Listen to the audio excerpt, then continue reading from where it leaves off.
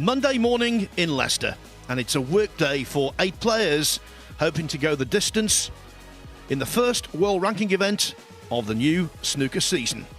Their task at the Mattioli Arena to reach finals day on Wednesday and remain in contention for the title. Welcome to day 19 of the BetVictor Championship League.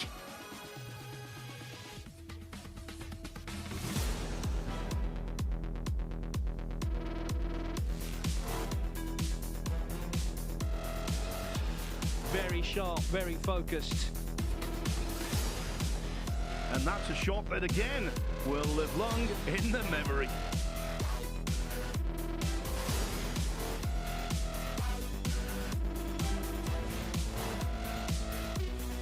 He's got the hot shots all to himself.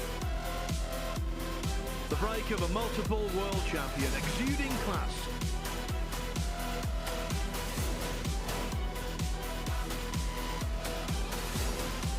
Absolutely magnificent shot.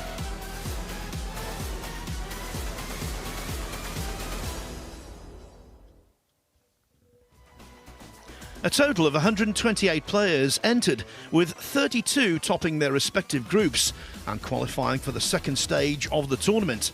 That is comprised of another 8 groups, the success stories there going through to finals day. All matches in the round-robin phase are best of 4, so a draw is possible. Every table topper moves into the last 8, which will be divided into 2 more groups on Wednesday. And those 2 group kingpins go head-to-head in a best-of-5 frame final for a payday of £33,000 for the champion, and of course, the same amount of ranking points. Already through to the last 8, there's Nopon Sankam, Dylan Emery, Lepe Fan and Hossein Vafai. As for today, the action takes place in second stage, Group E and F. Over on Table 2, Marco Fu and Chang Bingyu face off in the second match, but to get proceedings underway, it is Jack Jones against Mark Joyce. And don't forget, if you want to follow Group F, simply access the Matchroom Multisport YouTube channel. As for Table 1, what an attractive and difficult group it is to predict. China's He Guoquang will be joined in Group E by 3 experienced Englishmen. Former winners Ali Carter and Dave Gilbert, and the highest ranked player left in the tournament, Chris Wakelin. And Wakelin gets the ball rolling against He Guoquang. I'm Phil Yates. David Hendon will be in the commentary box later, and calling the shots on this one, it's Stephen Hallworth. Morning, Stephen. Morning, Phil. So the final stretch of this event, the last 3 days, it's been a marathon tournament again, but the winning line for someone is in sight anyway. 2 more days of phase 2 action to go before we get to the real meat of things on Wednesday. Yeah, you think the Crucible is a lengthy affair. 3 Mondays there. This is the 4th Monday here.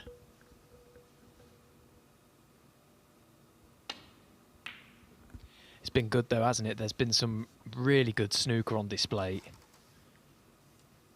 And I keep thinking about Saturday's final group, Dylan Emery coming through. I thought Dylan played superbly well in that evening session, particularly his performance against Stan Moody.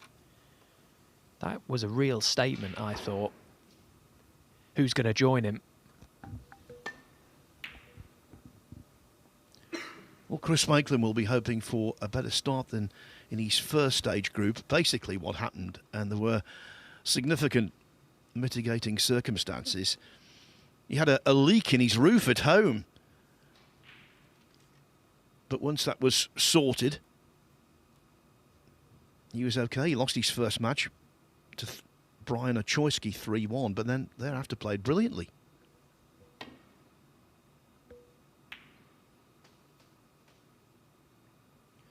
Well, that was almost brilliant.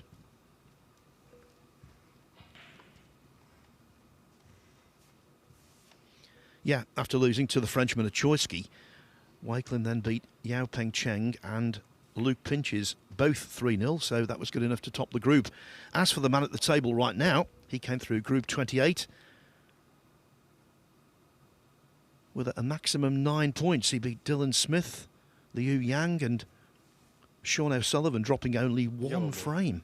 Made 6 half-centuries in that group, so he's very dangerous. He is, although the red that he's just knocked in, I don't think I'm having it that he went for that. Because why would you go for that red bridging over the brown? I can only presume the cue ball may have just drifted a touch. He didn't offer his hand up in apology, though. He would have left the world for Chris had he have missed it. Such a tough shot. Anyway, he didn't land on a colour, so it's as we were. Yeah, he's a good player, He Guo Chang.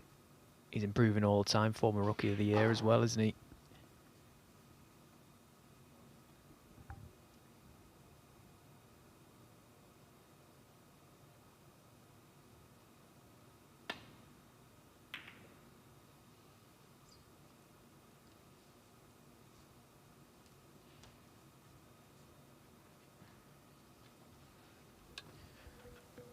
Yeah, when he came to that first red, I think the lack of acknowledgement of any fortune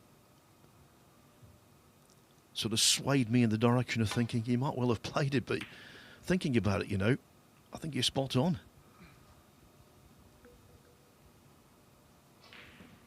He'll play this one.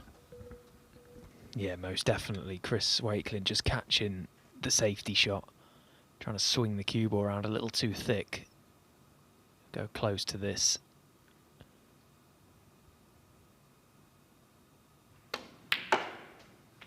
Yeah, good strike. One. And well controlled. It was a good end to the season last year, I thought, for He Guo Chan. Made it through to the Crucible for the very first time. He came up against the Rocket, though, didn't he? And I remember being in the Crucible Theatre that day when he played. He looked a little like a fish out of water, but you have to learn from those experiences, don't you?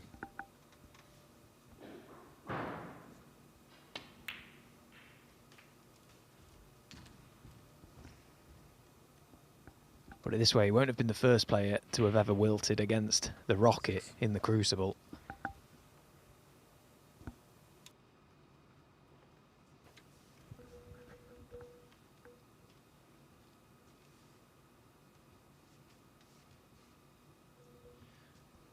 Now the red in the middle of the pack will pot, but this is full of danger.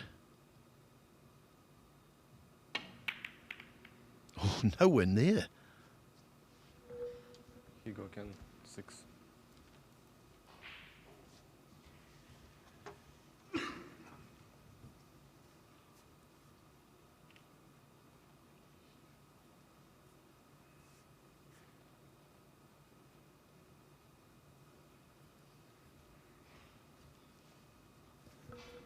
Well, having botched that red completely, the fact he's left nothing, what a slice of fortune that is.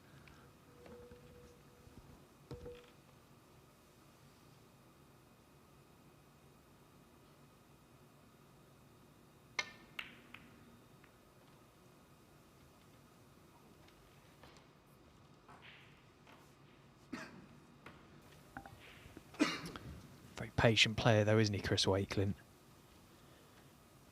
Followed up the disappointment of not being left the red with quite a telling safety shot. Now, He Guo Chang, it must be very tight as to whether he can get past this brown. Well, clearly the cue is raised, so a little trace of right to swerve round them. This could go wrong. Well, in fact, he's judged it particularly well. That is a very good shot.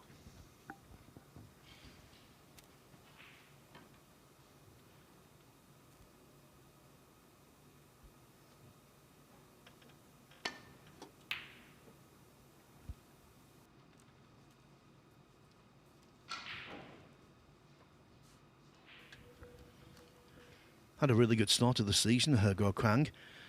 He didn't qualify for the China Open. He lost to his fellow countryman Yao Peng Cheng 6-2.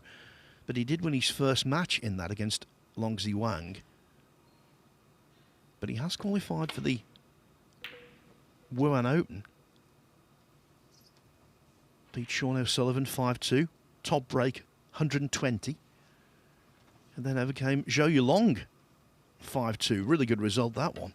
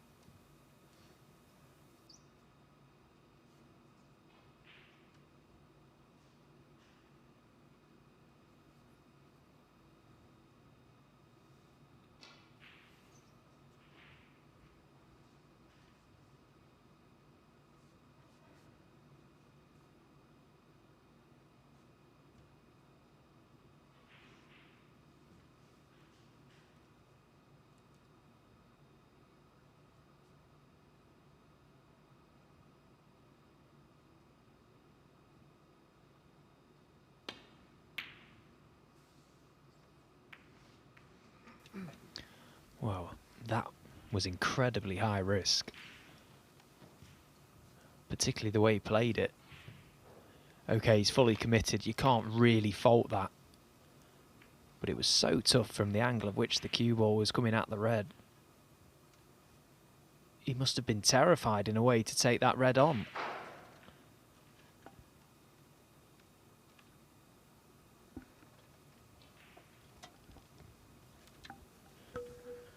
But not his first bold shot choice of the frame.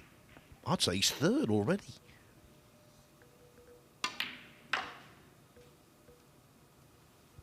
One. Yeah, good decision from Chris there. Okay, he's played arguably the more difficult red with the pace into the middle pocket. But his intention was to get that blue back on its own spot, because look at where the black is. That's out of play. But look at the angle he left on the blue. There was barely any at all. So couldn't get back down for the reds. Quite a cagey start to this opening frame. Awkward table now.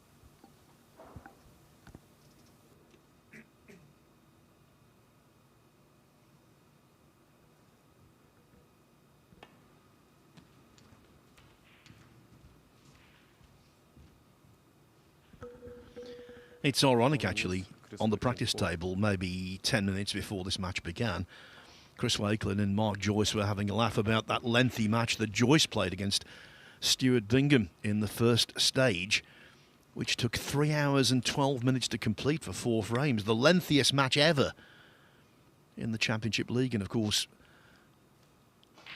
Chris was giving Mark some gentle ribbing about it, and now this frame could be a marathon. Well, it's nice to hear that Mark's managed to have a laugh about that frame and find the funny side. I tell you, one person that hasn't, Dave, upstairs. He's still in bits about it.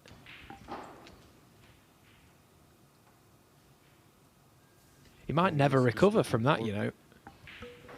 Well, it was simply remarkable because the average frame time for the match was 48 minutes. One frame lasted 73 minutes. But the thing was, Joyce had essentially won 3-0. But Bingham won the third frame after needing 3 snookers. And that was after Joyce had missed a black off the spot as well. So the whole thing might never have happened. But it did.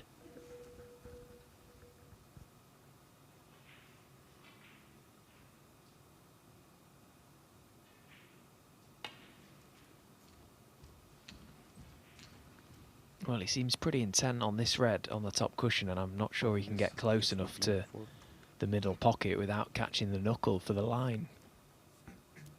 Clearly, there's just a touch too much slide. So back we go. This tournament has been played in very, very hot weather. It's been warm in the arena as well. Certain players have worn a glove when they don't necessarily do so. But I think it's a thing for He Guoquang generally that he's wearing a glove. And, of course, today he doesn't really need it because this is probably the coolest day we've had of the 19 we've had action at the Mattioli.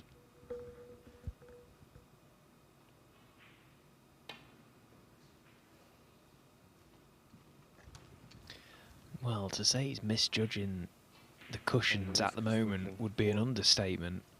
That cue ball is not in the same postcode as his target at the moment.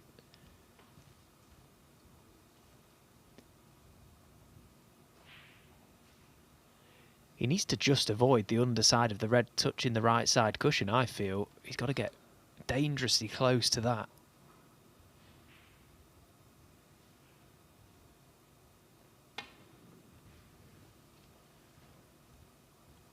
You see, it's still too wide. I'm not even sure it's on, you know. He might. The point of the second cushion he might need to hit is not too far away from where that red is, actually. Well, normally a snooker is a means to an end. It's a way of trying to force a chance to score. In this case, though, the penalties are being racked up.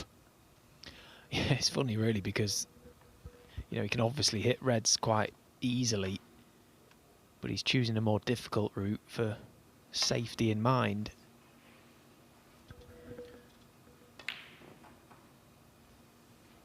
Very different frame on All in this respective table four. 2, where Jack Jones is 63 in front with 59 on against Mark Joyce. Joyce needs a snooker. Had that red gone in, the one we just saw rattle, that would have definitely been frame over.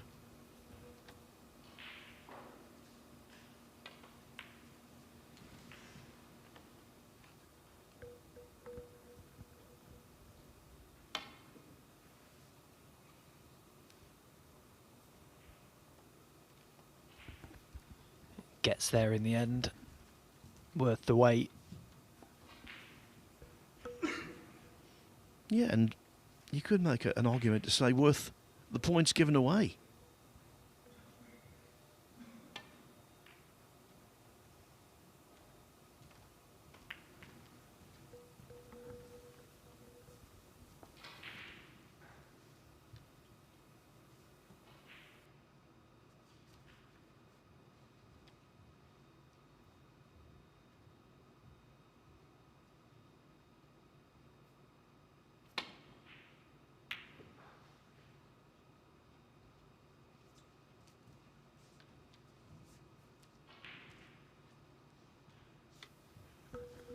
Well, this is a typical first frame of a match, first frame of the day. Very cagey.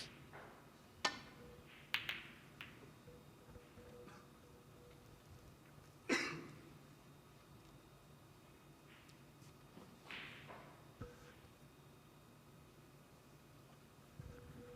it's not as though either of them is wary of the other because of past experiences. This is the first time they've met.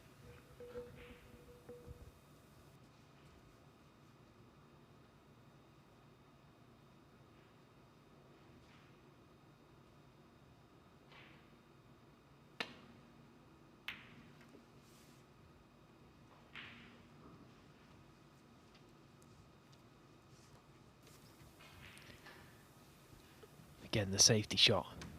Caught too thick. Tough to get perfect. That sort of shot when you're trying to come across the face of a red and catch the thin edge of it, the opposite edge. Oh, that's a handy little fluke from Chris Wakelin. He's just got him complete control of the table once again. Guo Chang may as well pull up a chair behind this yellow. Swakin 1. Yes, and if he gives away the same amount of penalty points as the original snooker, then Wakelin really is in clover.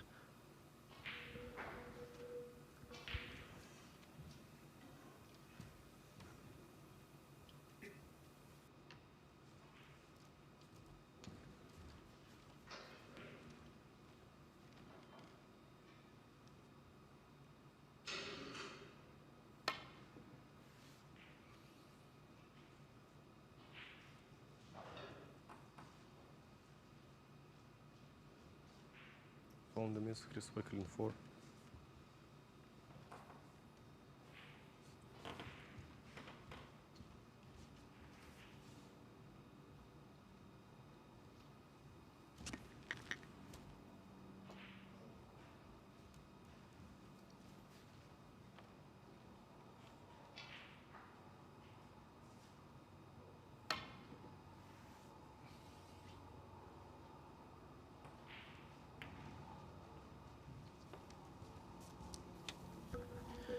Always a little bit pacey, that one.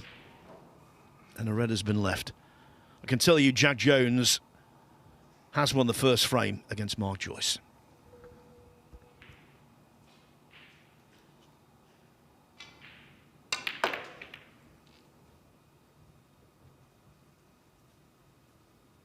One.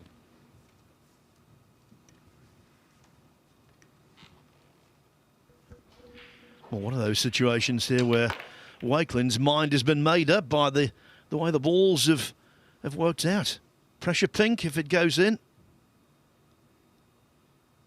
He's looking good. Oh, well played. Struck that superbly. Yeah, I think even to his surprise, caught it crisp. Cue ball raced away from the pink. Sign of a lovely piece of ball striking. Too good, in fact.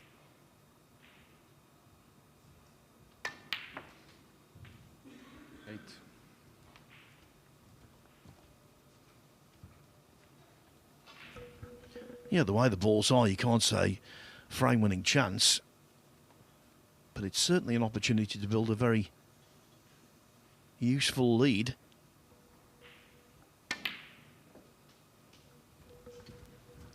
Yeah, even just 20 points in a position like this would be a big visit. 11. Chris will be doing his best to just chip away at the reds in open play. 12. And then with each red he removes, is basically 8 points that He Guo Chang can't get.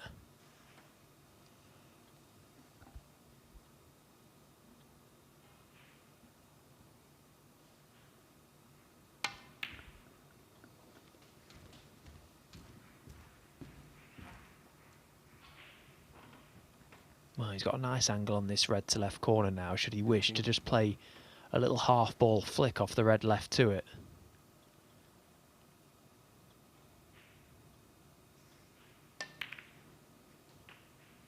Just pushes another out.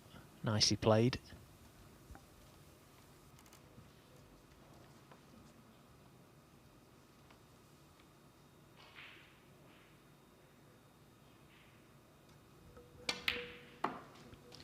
Yeah, in that first group, his mind was on mending the leak when he played Brian Ochoyski, but it was a tale of two sessions because he came back, plumbing issues had been sorted out, his mind was clear, and against Yao Peng Chang he made breaks of 70, 66 and 62.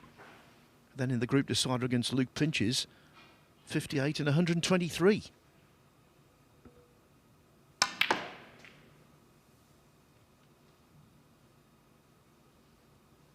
So I think he's in pretty good shape.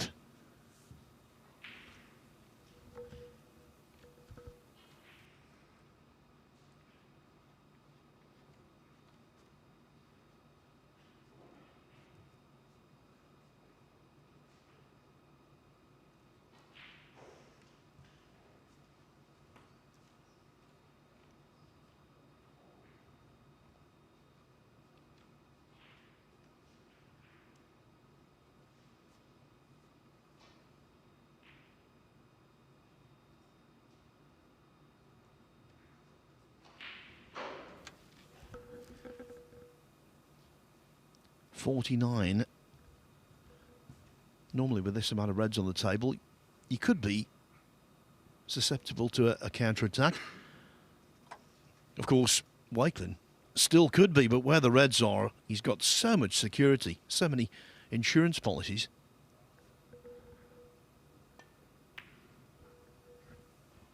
And just sensibly taking out another there. 26.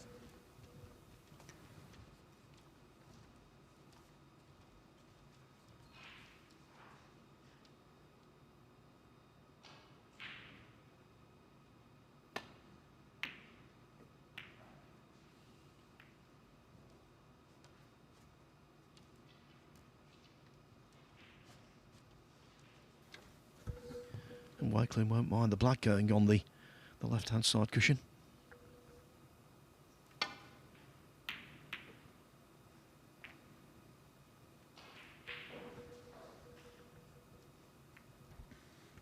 Oh, what a safety shot. What a safety shot he's played. Okay, it's such a big target. He won't be giving away any penalty points this time, but just a lovely line and lovely pace. And it just gets him, again, back control of the table. He can do anything now. He can attempt this red if he wishes. Play another good safety shot. Tough match play snooker this from Chris Wakelin.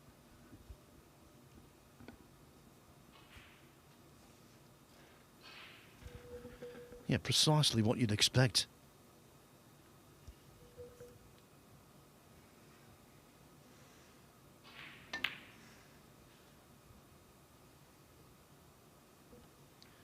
In this day and age, Stephen, you don't get to world number 13 without being a very talented player.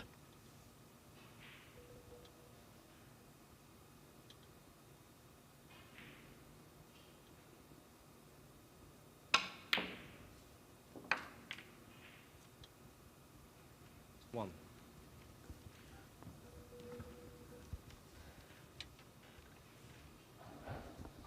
Well, it was a good double, so let's see what he can make with this chance. Pleased to get a high value colour properly back in play. And now, 7. well, he's on 7 and now the hard work starts.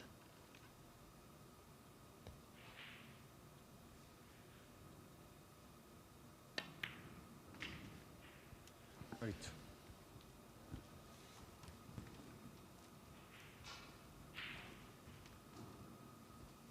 If the black was on its spot, the 2 reds towards this top cushion, no problems at all, but the fact he's going to have to get out for pink each time, it just seems so unlikely that he'll get that far. Won't be pleased with that positional shot either. 14. Much short of the mark.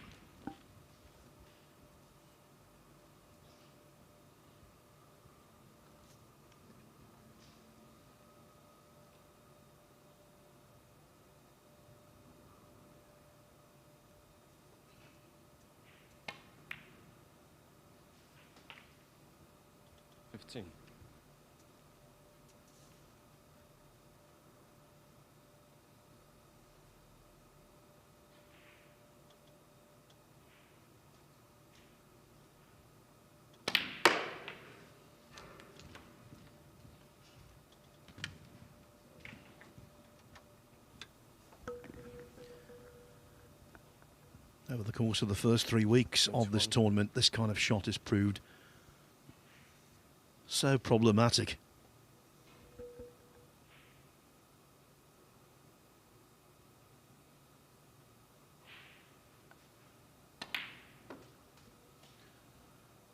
Well, at that pace, it was a really good shot. Very good shot. I don't suppose you know if the tables have been recovered this weekend, have they, Phil?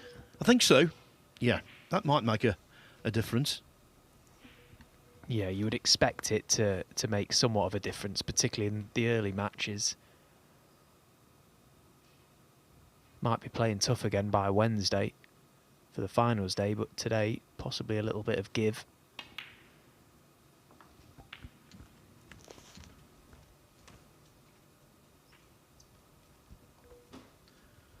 Well, Herguo Kwanga's done really well to get this far.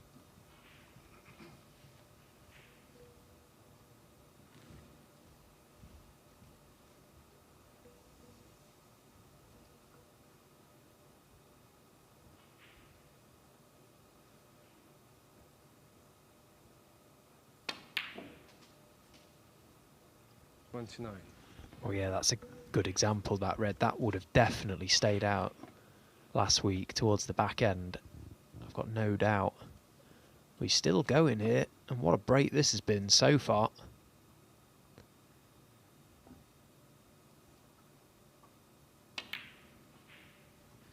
But doesn't get anywhere near that green, and positionally nice enough on this red. So Chris Wakelin 20 points in front. We'll just look to birdie this red, probably. Chip another colour safe or get in behind the black. Well, he's played it with pace, so maybe he's aware that the pockets might be a little more accepting today. That could be a good sign, actually, for the standard across the day and the groups.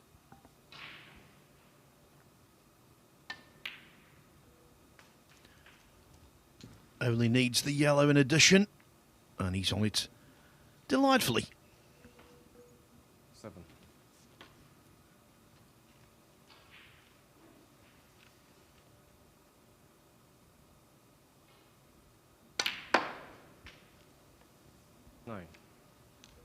I know it's been a fragmentary frame, this, but from what I've seen, Wakelin looks as though he's queuing really well. Could be an absolutely cracking group, this. When you consider waiting in the wings for our second match, it's Ali Carter against Dave Gilbert. Both with fine Championship League pedigree.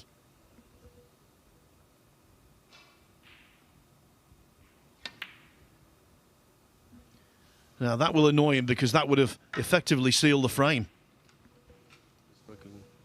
As it is, 29 Wakelin leads, 25 on the table, so only one snooker required.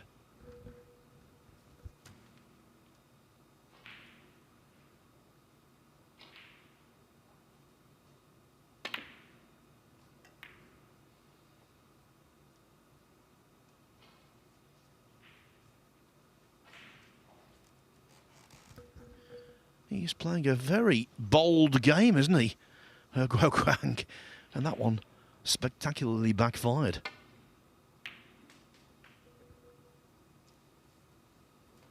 Three.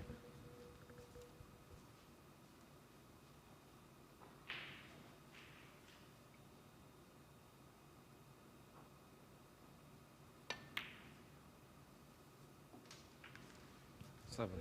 When it comes to potting bulk colours into the middle pocket, I don't think anyone's better than Chris Wakelin. What about the yellow he potted against Mark Allen at the Crucible?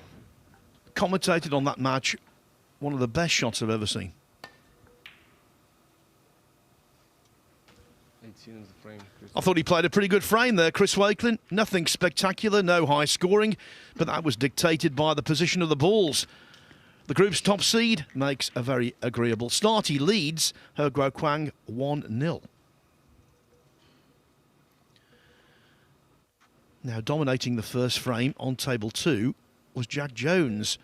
But Mark Joyce has got a really good opportunity early in the second. What a story, Mark Joyce.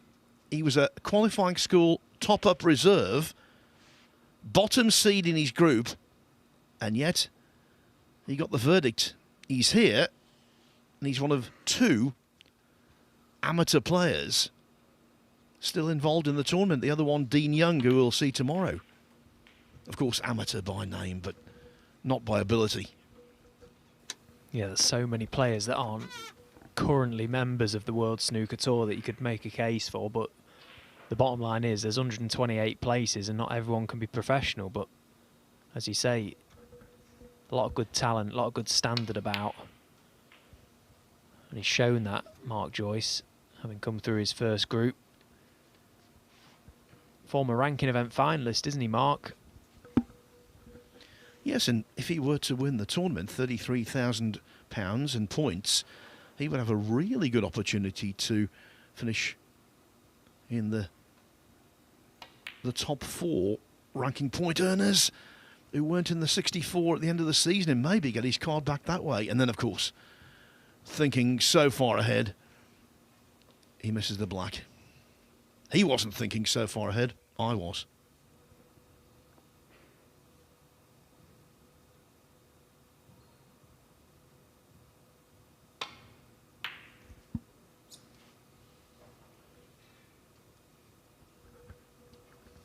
Well, what a shocking break-off that is from Guo Kwang. As soon as he hit that, he knew that he'd caught it much too thick. He played that break-off with plenty of side to swing the cue ball around. He's just misjudged the throw. And again, that's a good example of what can happen when the cloth is brand new. You're just not quite judging that cue ball deflection.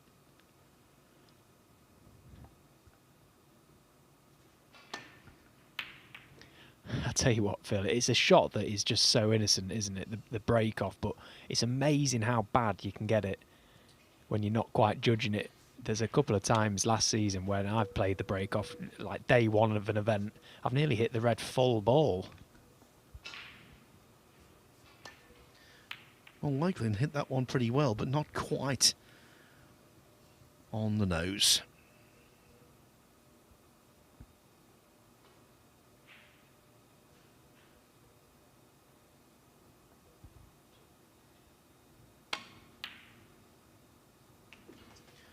There is no doubting Guo Kwang's game plan. he's going for it.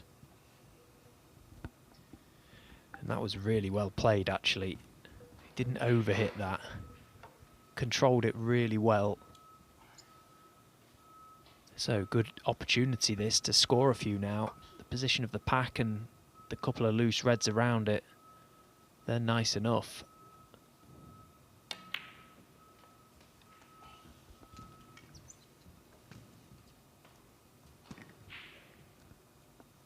Eight.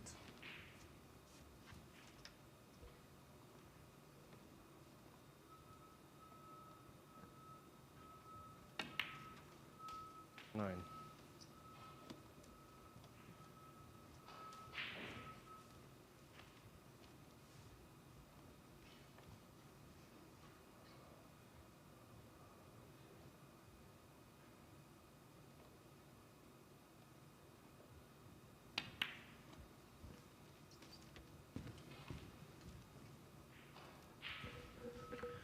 25 years of age, 16. world number 47.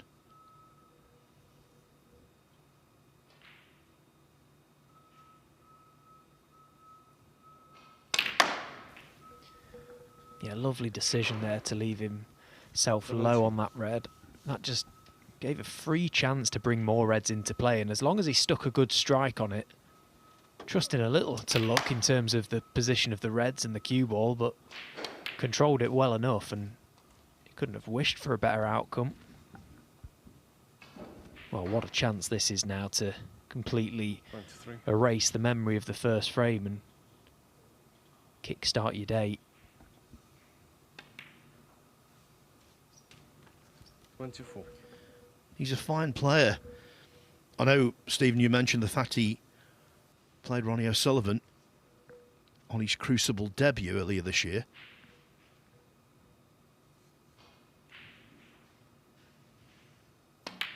How did he secure his place at the Crucible? Well, he beat Jack Lazowski in the final qualifying round. That underlines how good he can be. 31.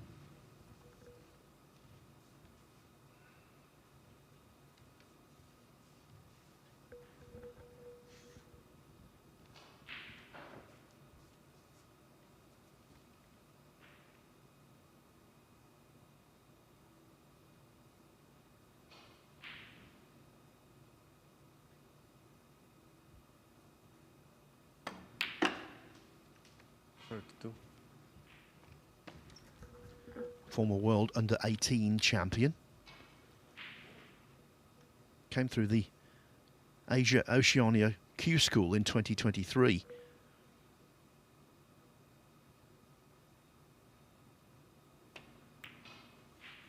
You know, it's amazing how fate can determine someone's life, and in this case, someone's snooker career. In that 7. Q School, in the final round, he was 3-1 down to Wang Yu Chen, won 4-3, and ever since he's been thriving as a pro.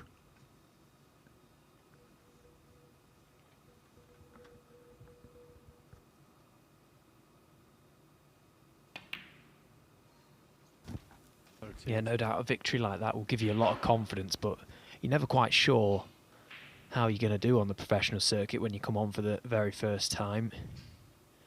Are you going to stand up and be counted for? And, well, he's answered those questions.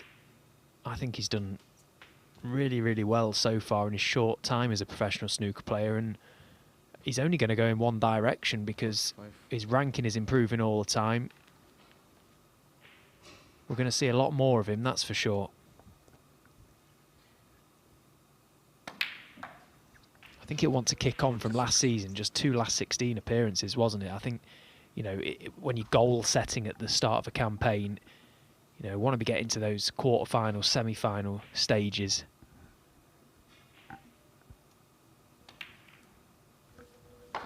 Yes, and he got to a quarter-final as a rookie, the British Open.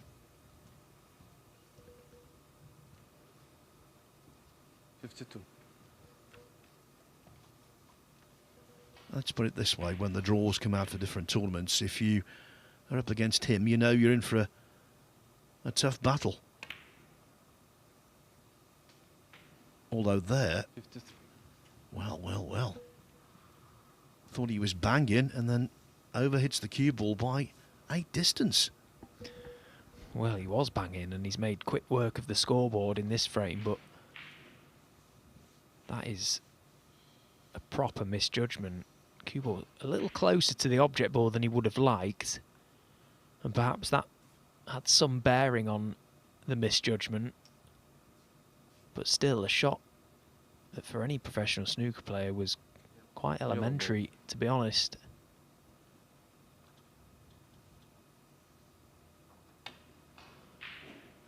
Good visit, but not good enough. Not yet, anyway. 53. Chris Wakelin with a lifeline.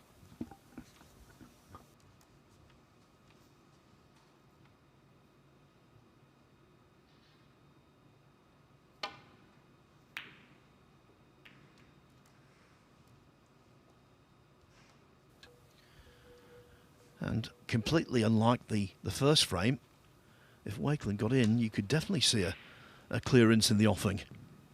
Yellow off its spot doing him no favours. One semi-awkward red, but that's a problem that could be easily solved. Yeah, He Guo Guang will be minding his P's and Q's here.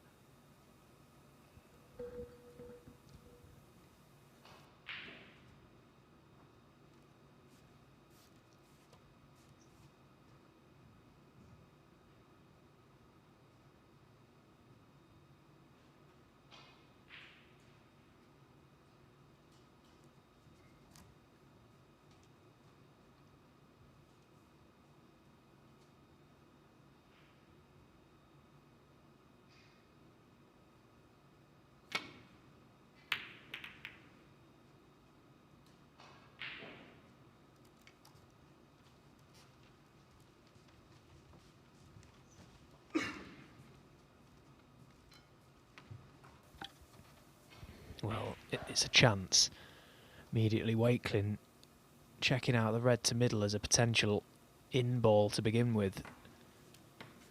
He'd love to get on the black along this top cushion into the right corner pocket while that red's over that left corner, but possibly too straight on the red to middle.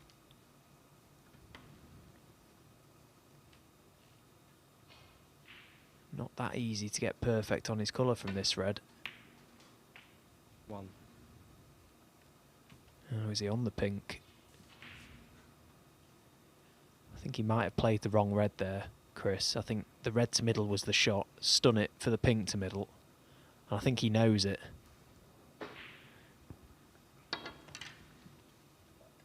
Black ball.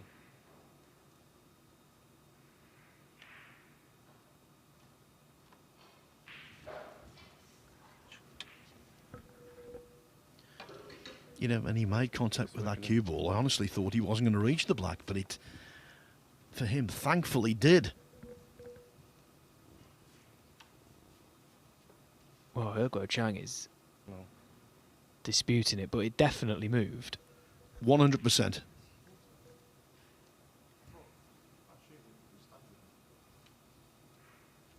Absolutely moved. There's no question about it. And it was a brilliant shot as well. You know, to nestle in behind the black, using the rest, or stretching as he was, a fantastic shot, brilliant shot. Yeah, I didn't think, as I said, the white would reach, but it did. And this is a world of hurt.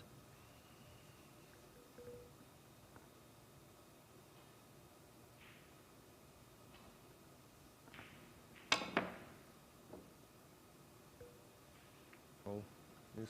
Chris Wakelin. 7.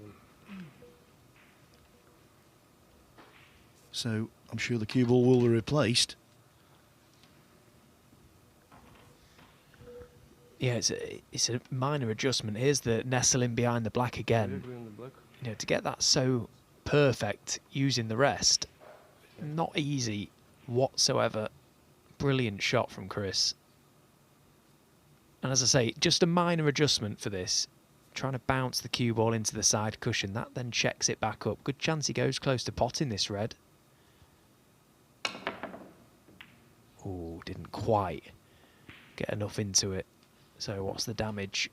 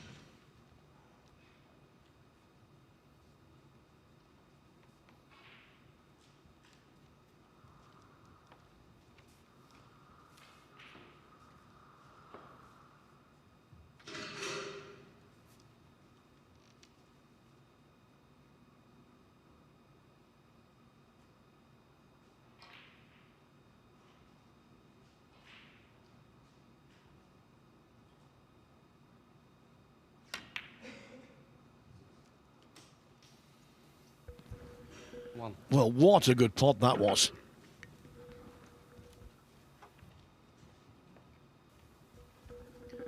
Wakelin missed a tough red with the rest. He Kwang slotted in. And now, surely, he's going to equalise. Yeah, Wakelin's red with the rest was missed. It was tough. It was badly mistimed, but it wasn't as tough as that red that He Chang has just potted to the green pocket. That was superb. And now should take out this frame, having had a bit of a mini scare a few moments ago when he was 7. nicely tucked up behind the black. Reds everywhere.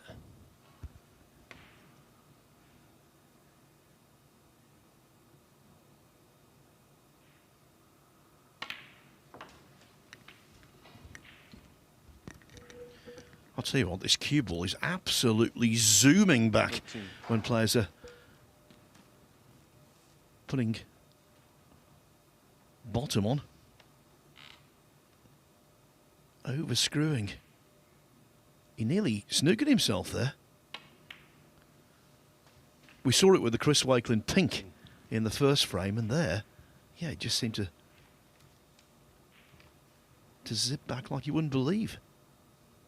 Not that it's an issue now.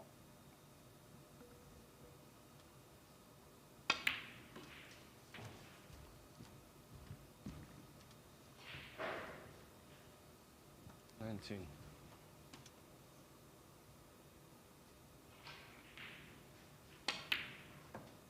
20.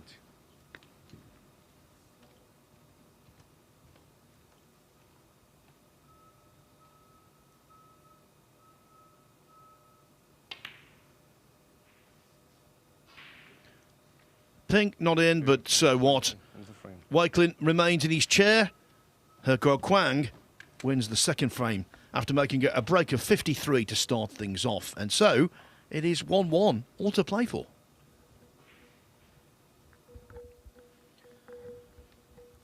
Over on table 2, second frame still in progress.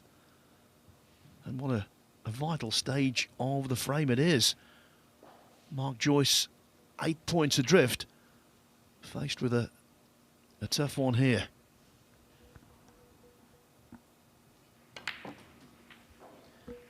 The evidence, to me, suggests that these pockets aren't quite as brutal as they were on Thursday, Friday, Saturday last week. No chance. No chance would that red have gone in at pace last week. Doesn't that just highlight how the tables can play differently from day to day, and how the cloth makes such a massive difference to the pocket sizes, or how the pockets seem? They're cut the same, but the cloth, that little bit of slide, it just allows them to slip in. And you get all these people online and in the media saying the pockets are big at certain events. They're not, they're the same. It's just the cloth makes such a big impact.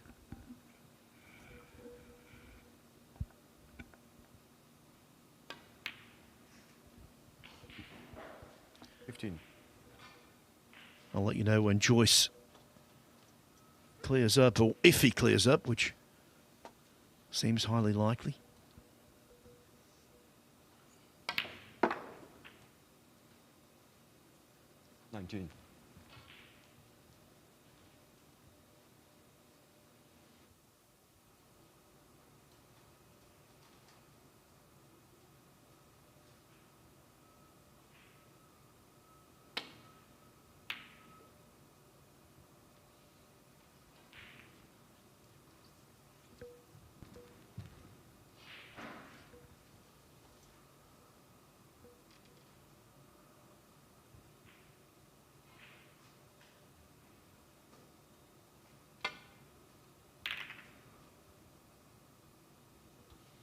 Cue ball limping back down table. Nowhere near far enough.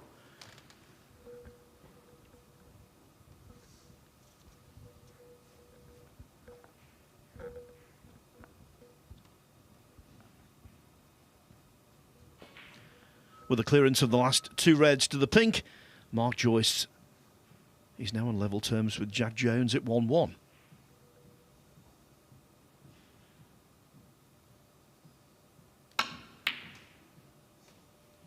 Look at this cue ball.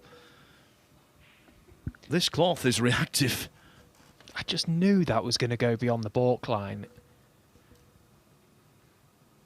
You could just see it happening from some of the shots that have already been struck in this game. Anything with backspin is absolutely racing away. They're both laughing, actually, because they understand what's occurring. I'm just wondering, is it a light white, maybe?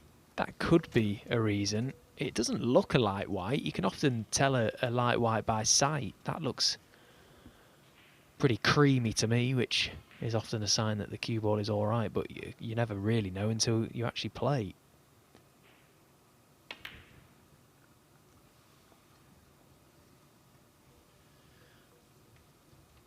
Well, He Guoquang was smiling after the screw back, not smiling now.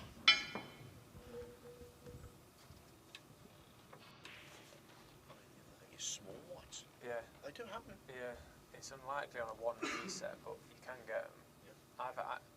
We've got a set of scales at the club, and every time we order it.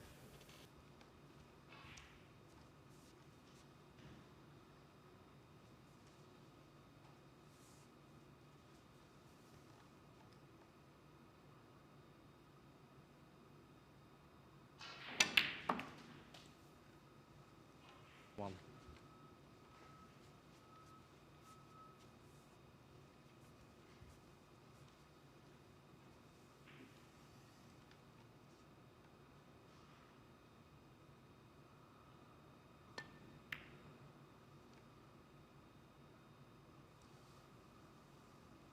Chris Wicklin, one. Well, it always looked a bit high, that. I thought perhaps the pace might just allow gravity to take over, but you catch that part of the knuckle, it shouldn't be going in, and that's good that it hasn't. Now, can he pot this red and screw into the pack? Oh, that's what he tried, but just couldn't get past the first red. One. I think if he wanted to, he could screw to Melton Mowbray.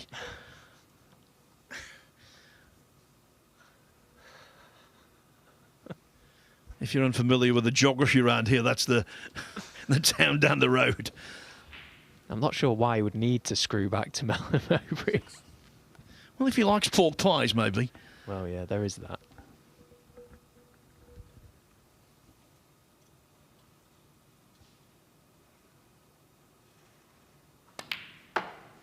Seven.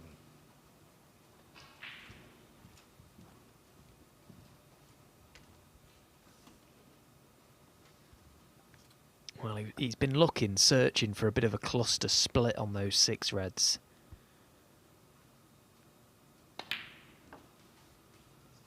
But in a position like this, you'd like to do it from a red, which isn't usually advised, but there's value in it because of where the brown is situated over this right corner pocket. He's running out of options to do that, though.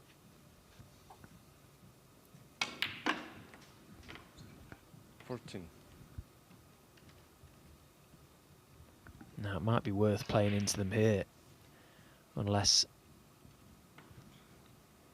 Well, he's got options, hasn't he? He's got loose reds. It's not guaranteed. If the red passes the pink to middle, just play on that. You've got the opposite red to middle too as a fail-safe.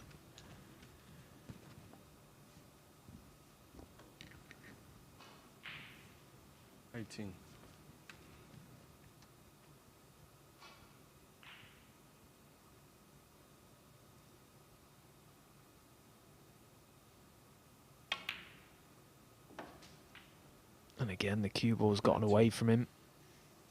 Going low. The danger, of course, if it gets in your head and you are a little too tentative through the ball playing a screw back, then there will be no reaction.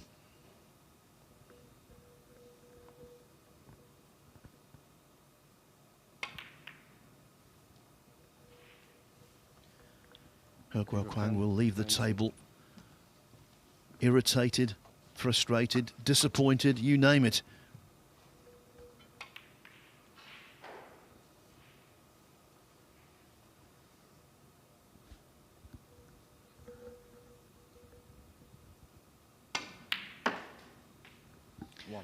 Yeah, it is plausible that the new cloth that's on the table is just a real good piece of cloth.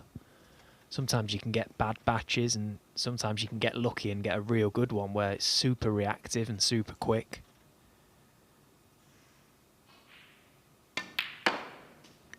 I think the players would quickly identify if the white was light or the white was no good. 3. And neither of them have suggested that that's the case. So I think it's just a real good cloth that we've got today. Yeah, I think you're absolutely right there. Just getting used to it, really.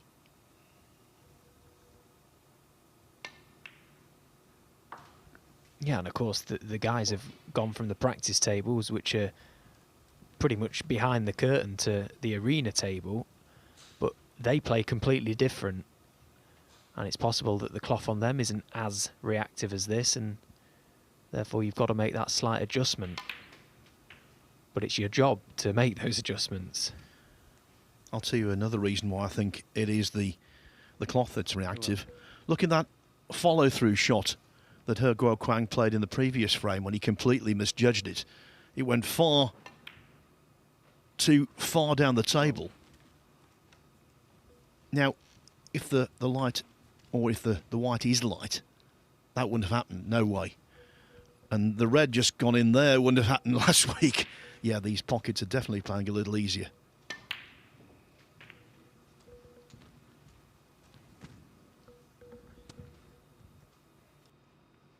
Nineteen.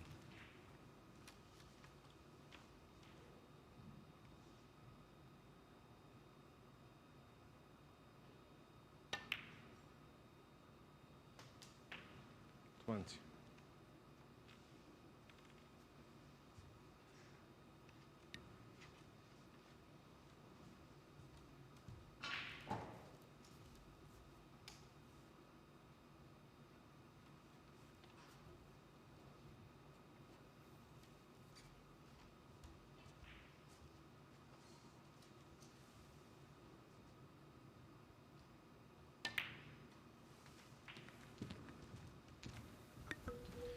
Big shot coming up now.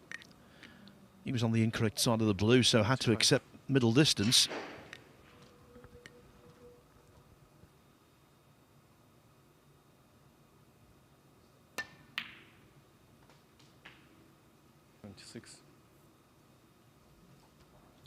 And again, the red just about wipes its feet on the way in.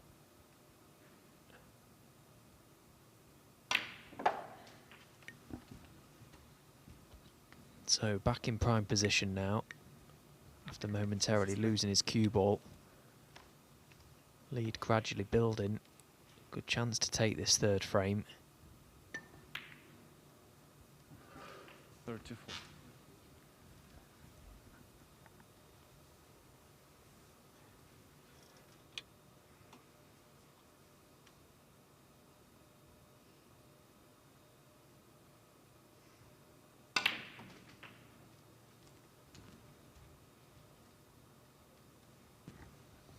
But that one's gone astray. The second he struck that, 41. you could just see he wasn't going to be perfect on this red. Okay, he may still pot it to middle, but can't get that close to the black. 42. He's just for the moment chasing his cue ball.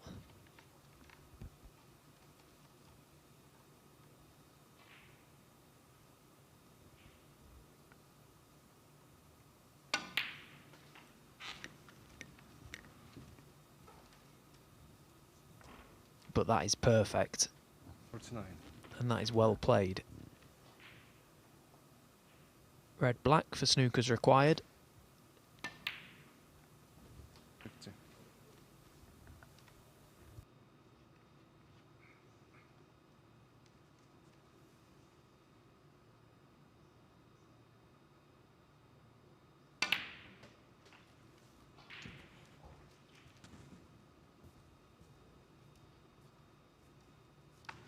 Seven.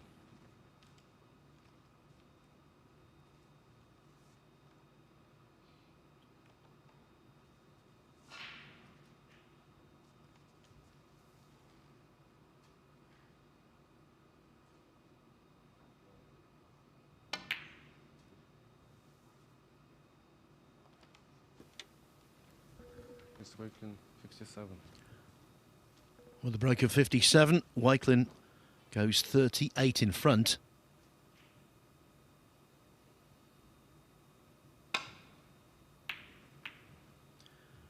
And now it should be over. Frame, Chris Wakelin. Indeed, it is.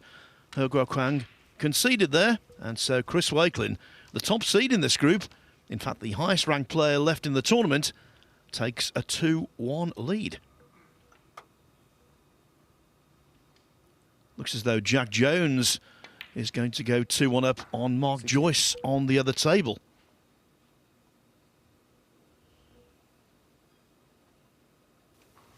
Yeah, he played a really nice shot a few moments ago from the black into the pack. Full pace, but full of control. Got the reds open perfect, and this has been the result of that. 66. Yeah, one scoring visit in this frame from Jones.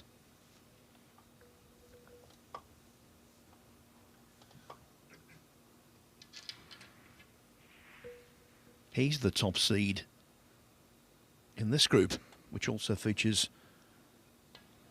Chang Bingyu and Marco Fu. 67.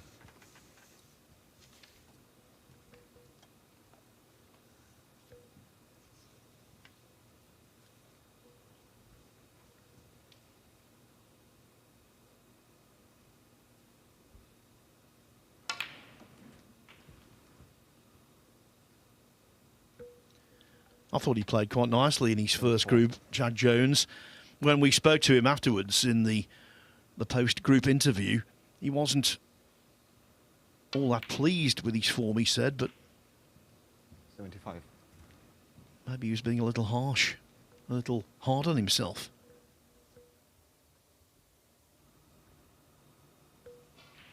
So it will be 2-1 to Jack Jones over there. It is 2-1 here. Can He Guo Kwang salvage a draw?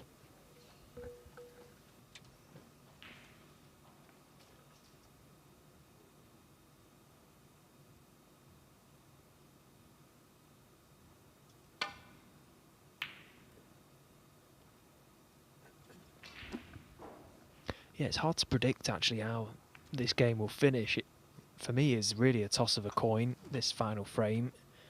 Okay, Wakelin's got the advantage, but both have made mistakes. I suppose the question is who's going to make less mistakes in this final frame. Yeah, based on the way they've played so far, I would make Wakelin a marginal favourite, but yeah, you're right. Very much up for grabs.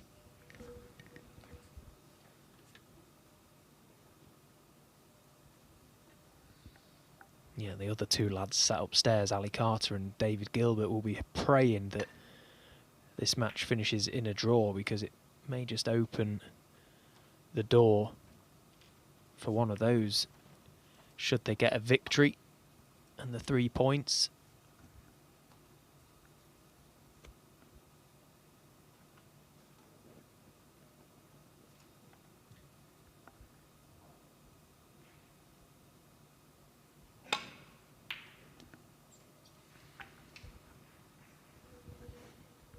In the second stage, we've had 4 completed groups so far. No one has won one with a maximum 9 points. Noppon Sankam was successful with 7.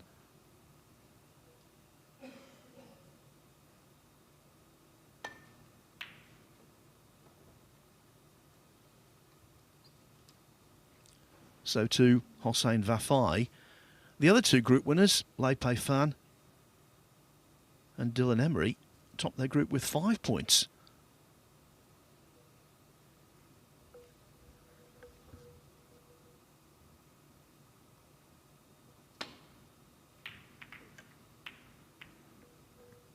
Oh dear.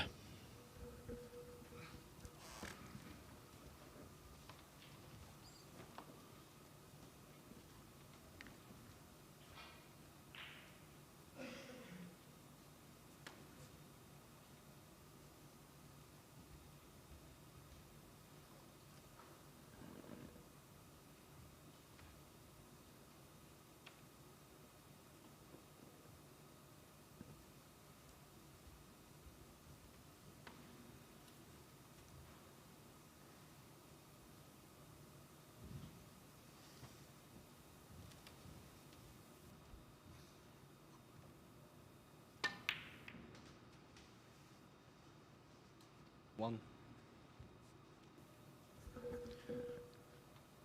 Good pot from Wakelin. These middle pockets always have to be respected, especially a shot of that nature, and he cleverly used the other red for position.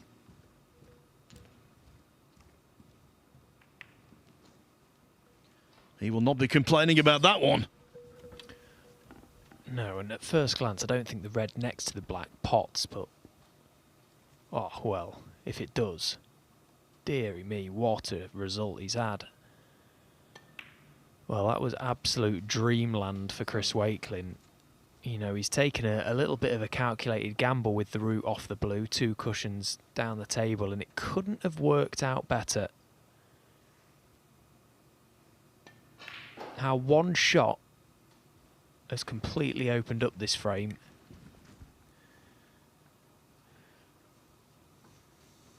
Routine.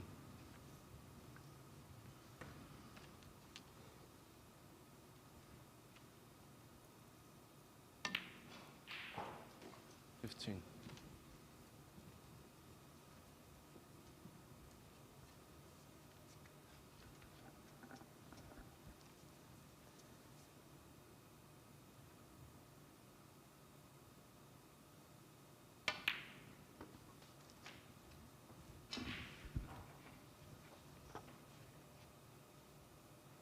22.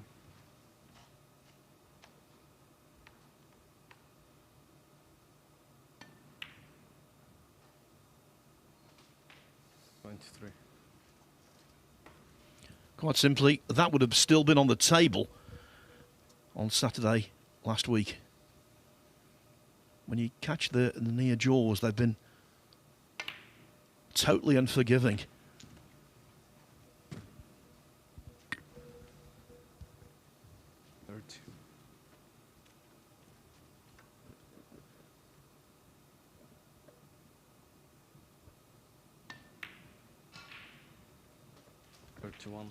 Yeah, and maybe that red just wriggling in has focused the mind of Chris Wakelin, because again, this break could have come to an end for no reason other than just lapsing concentration in amongst them.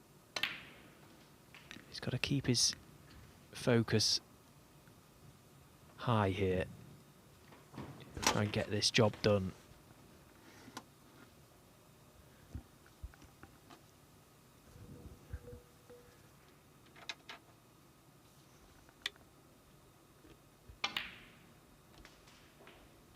Nine.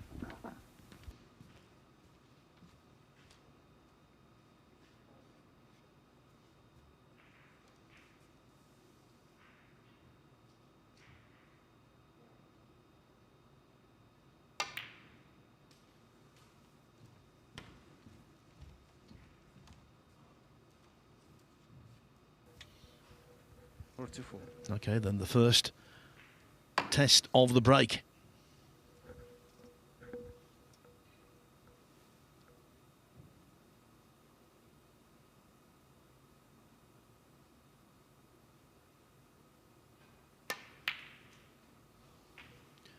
Passed with flying colours.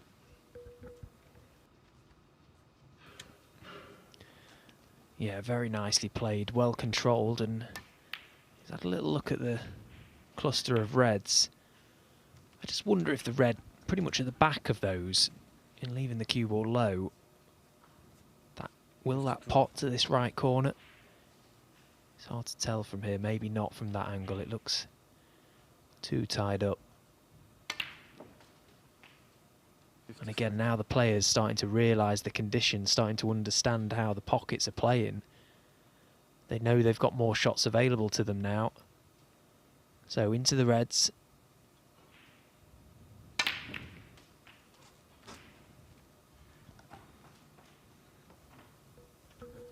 Yeah, we're not saying these pockets are generous. What we're saying is they're more generous than they were last week and the week before that and the week before that. Yeah, it's just a comparison, isn't it? That's all it is. 61. We've only got that comparison to make because they're playing on the same table. They're probably playing as they should now. You know, they were probably on the side of being too tight. But again, it illustrates how the cloth can affect the conditions massively. And look at this. 68. Chris Wakelin has arrived at frame ball.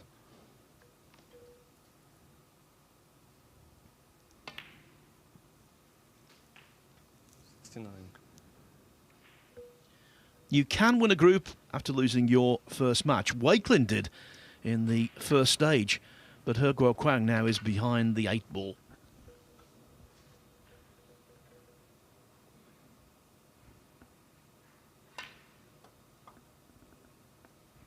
Don't start bringing your pool terminology to snooker, Phil. Yeah, sorry about that. 69. This is a proper game.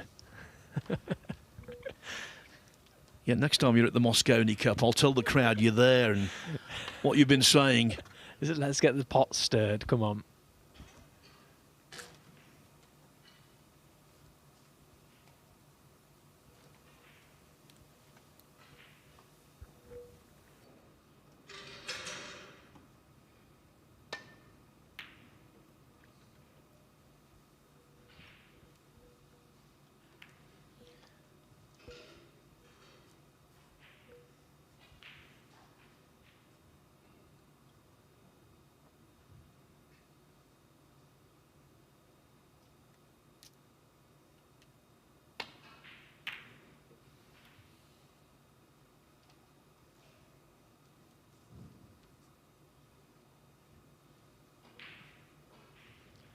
Wakelin won't feel safe yet.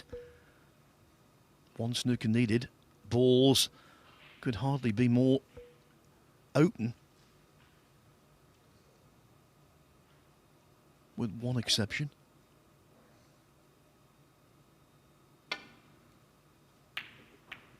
He Guo Kwang's hopes not quite quashed just yet.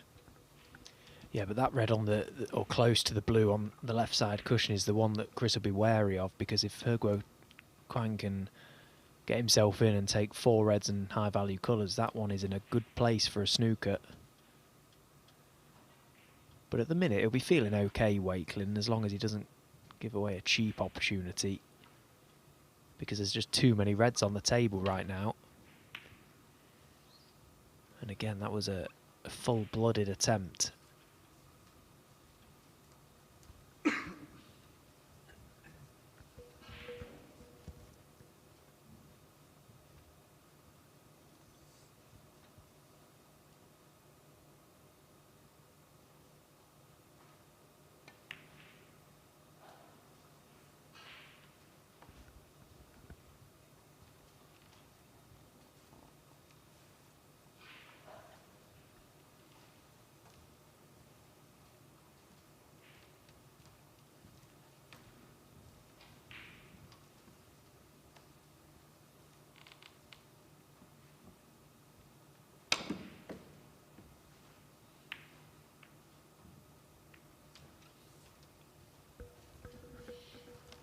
What a great way to contain. Extraordinary. Just had a whack at that.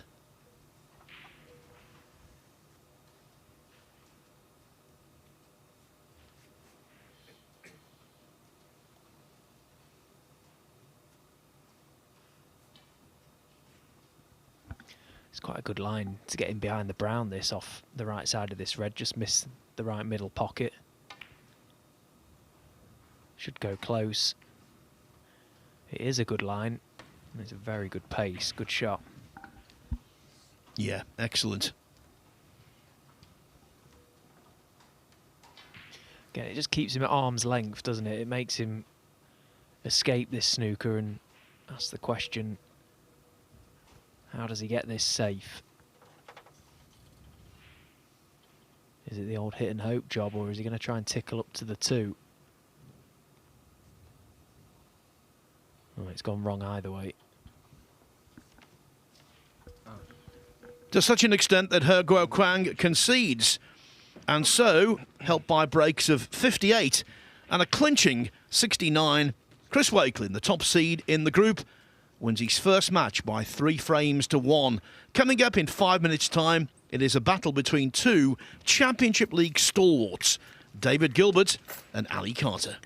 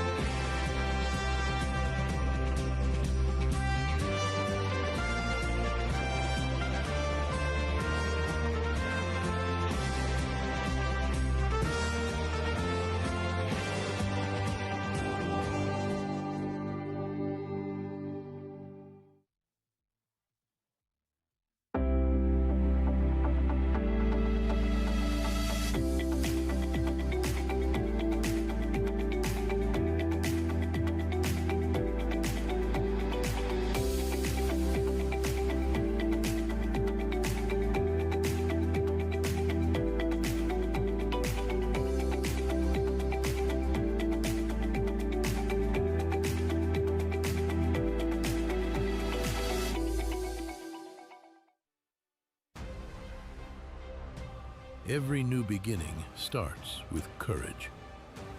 And round here, we have that in spades.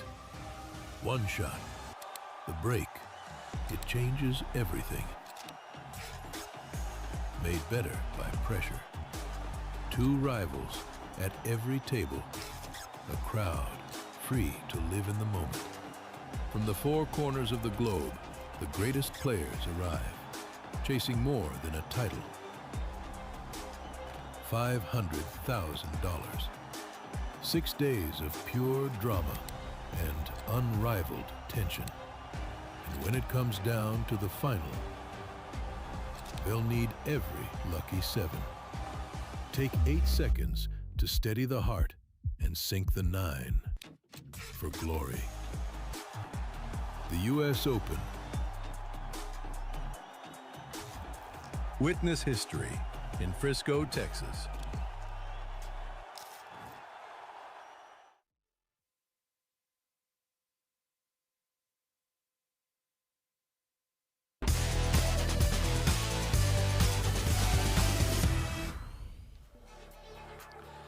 Well, this Championship League ranking event version is difficult to win. There's so many short matches over, of course, 3 stages. But coming up, 2 men who have won it. Ali Carter against Dave Gilbert. Just confirming the 2 results. Chris Wakelin beating He Guo Chang 3-1 on this table. And just finishing 2-2 Jack Jones and Mark Joyce, which I guess is good news for Chang Bingyu and Marco Fu, who are going to follow them very shortly onto table 2. But yes, a lot of experience between these 2, Carter and Gilbert. Dave Gilbert, the winner in 2021. Of course, it remains his only ranking title to date. Ali Carter, 2024.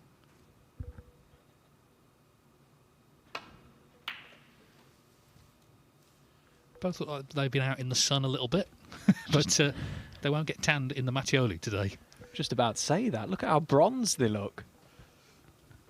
Mind you, it was that warm in this commentary box last week. We probably all got a tan.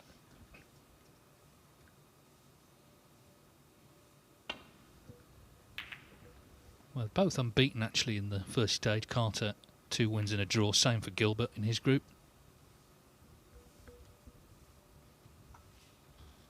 And of course, Gilbert also qualifying for the Wuhan and China Opens, so yet to lose a match this season.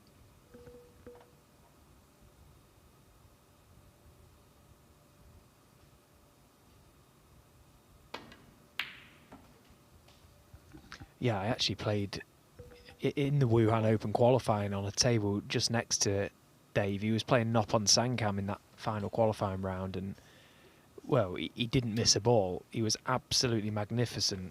There was balls crunching the back of the leather for a couple of hours, and Noppon had very little to say in that match. Dave was pure brilliance. But that's what he can do, isn't it? You know, we maybe don't see it as consistently as we would all like, because we all love watching Dave Gilbert in full flow, but it's in there.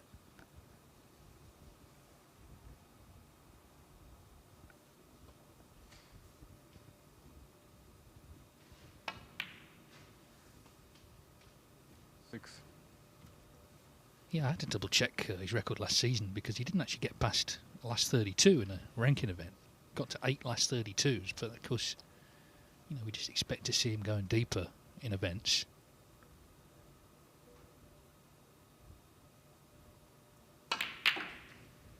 Well,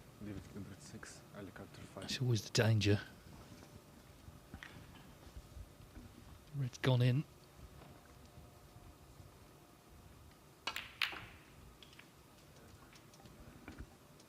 Yeah, I'm with you just on his record from last season. That looks like a terrible season on paper for someone of Dave's quality. Something he'll be looking to put right quickly this year.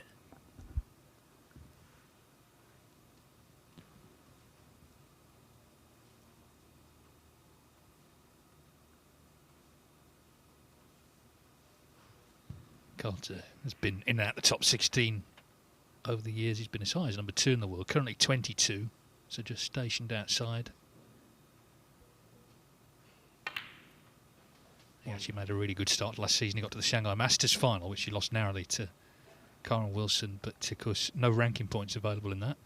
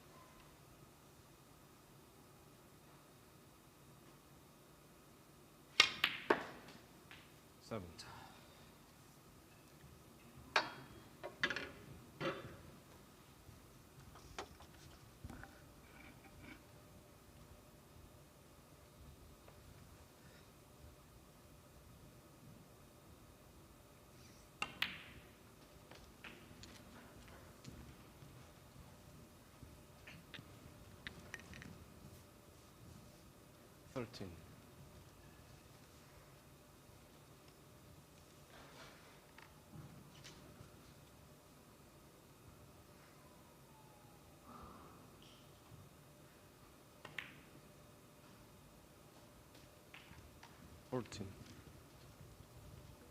Two heavy scorers. They've made 7 maximums between them, over 900 centuries between them in competition.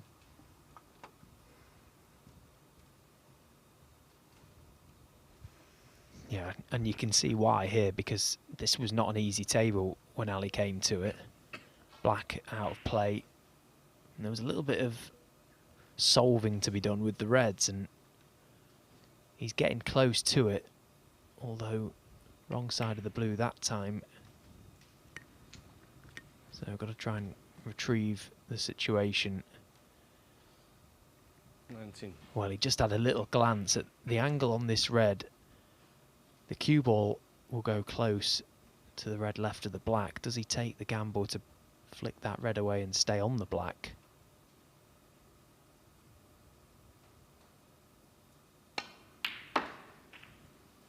Well, perhaps not as played, but what a result.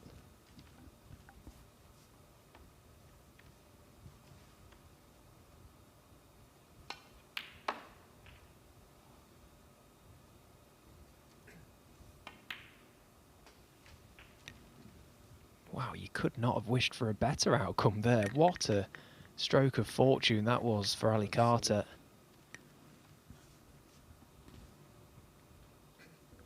Yeah, and in Gilbert's mind it's multiplied because, of course, he went to split the reds off the blue, one went in.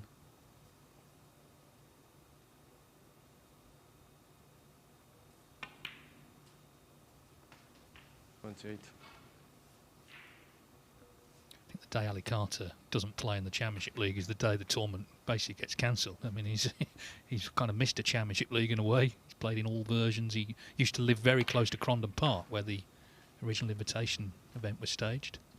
That red has just run on close to that side cushion. He's coming round to see if he's on the one to the left corner. Yeah, these are the guys that just love playing the game, aren't they? It doesn't matter where the event is or what the format is. The likelihood of them being involved in the tournament is very high. 35. And of course, they appreciate the opportunity they've got to earn good money playing snooker, so why wouldn't they?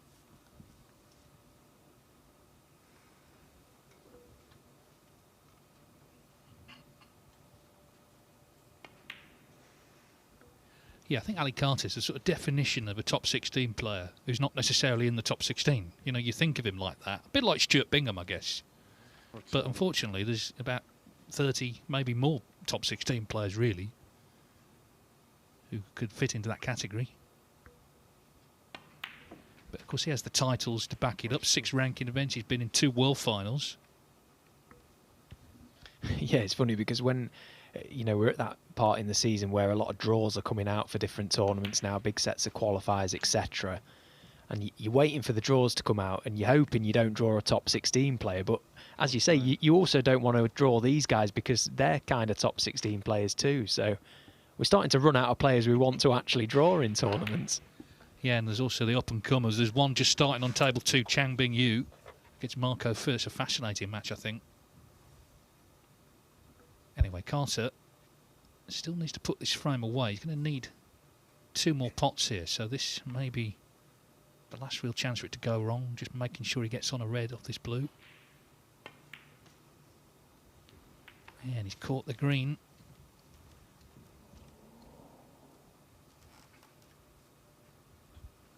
Yeah, it was quite badly misjudged, actually.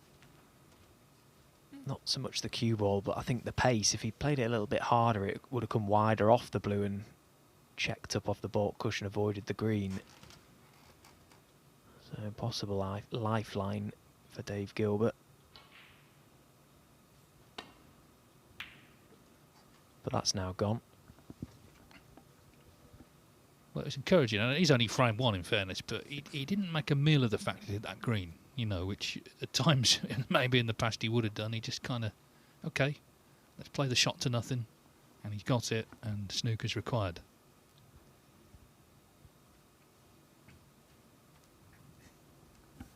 Yeah, it'd be looking to try and chip a colour towards a cushion here for a bit of insurance, but he's not played the Ella for reasons that are quite obvious. To get distance between them would have been difficult. Carter 56. And he may have left a tempting long red for Dave.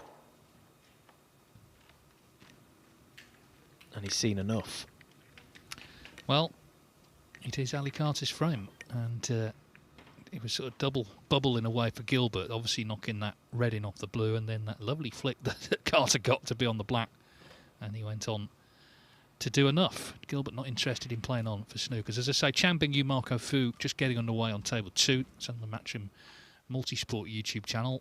Chang was very, very impressive in the first stage. In fact, he's been very, very impressive the last year. But Marco Fu as well, you know, he's got all the experience in the world.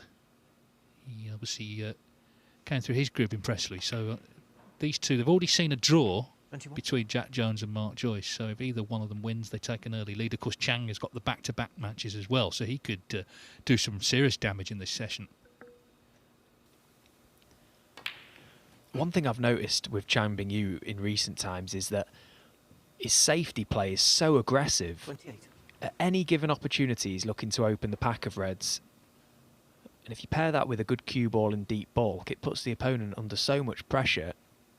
But there's a high-risk way of playing snooker, because when you get your chance, you've got to score, and that's what he's doing at the minute. So all areas of his game are in fine tune right now. Chan Bingyu is a proper player at the minute. So back to table 1. Carter 1-0 up already.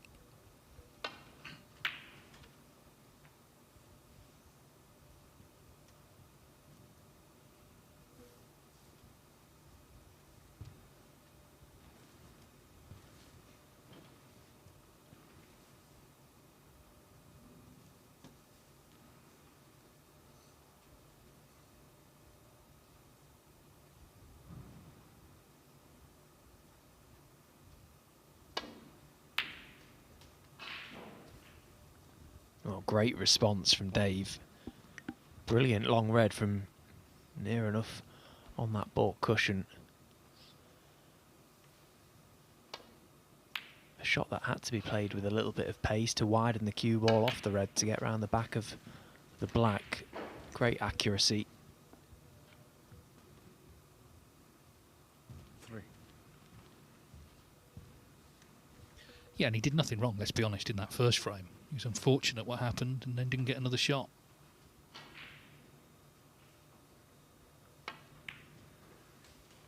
Four.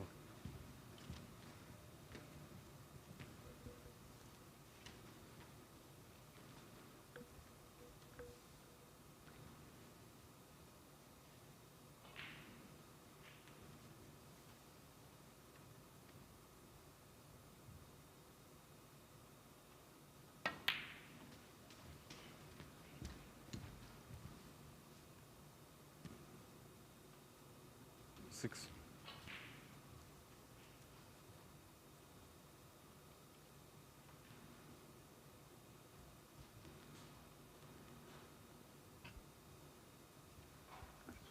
Again, just studying this table before rushing into anything. You could see him eyeballing the black spot there, how to take these reds, what order. Does he want to play on the black just yet? 7.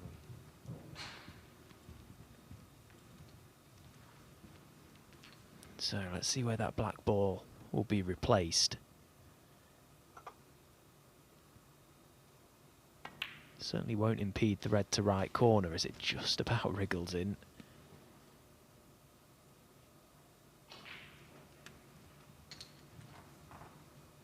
Well, being directly beneath its own spot, as close to it, isn't bad either, because the red just above it should still pot to left corner. 14. Yeah, no problems. The black might even go as well. If it doesn't, up for blue, then back down for that red.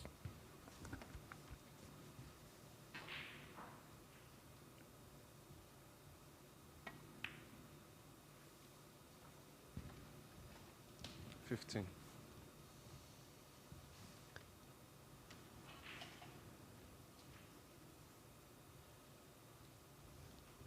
He's got options here. I think he thinks the black pots, but he's okay enough on the pink. He could play that.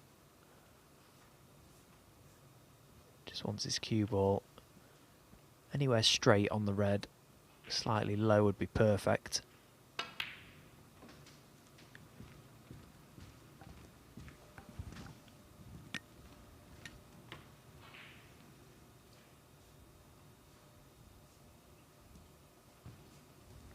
Well, some breaking news from table 2, Dave. Chang's won a frame in one visit.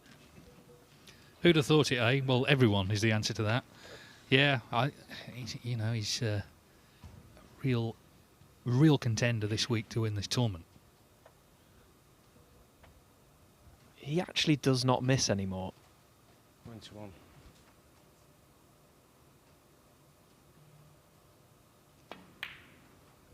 He's also the king of the power nap up in the players' room. Basically just has his half an hour, wakes up, goes out, makes a century. That's the way to do it. These kids, eh?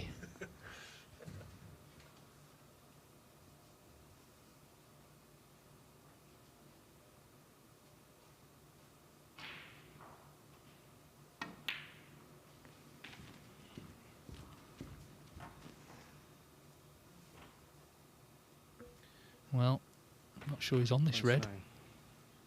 He's having a good look. But it looks like the safety.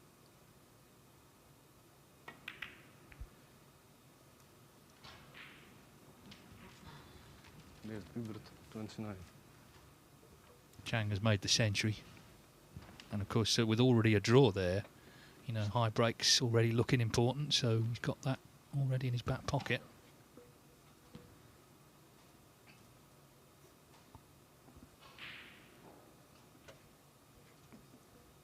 Good example of Dave's safety play there. It wasn't a difficult shot, but getting it right was important. And he got that cue ball tight to that baulk cushion, but goodness me, what a pot Ali Carter has found there. Dear me, how has that red gone through the gap between the single and the pack? Just enough to squeeze it in. Great vision.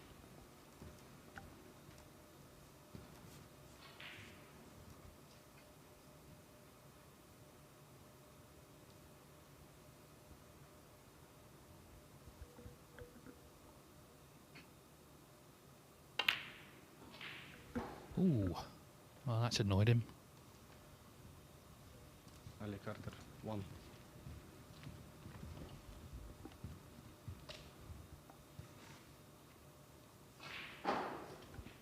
Yeah, and if Dave gets this next red right, it might have lost him the frame. You can use the pack as a guide to get up for blue or yellow.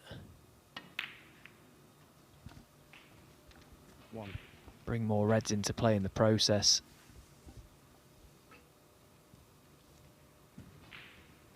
Well, Chang Bing-Yu, a 139 total clearance to start that match with Marco Fu.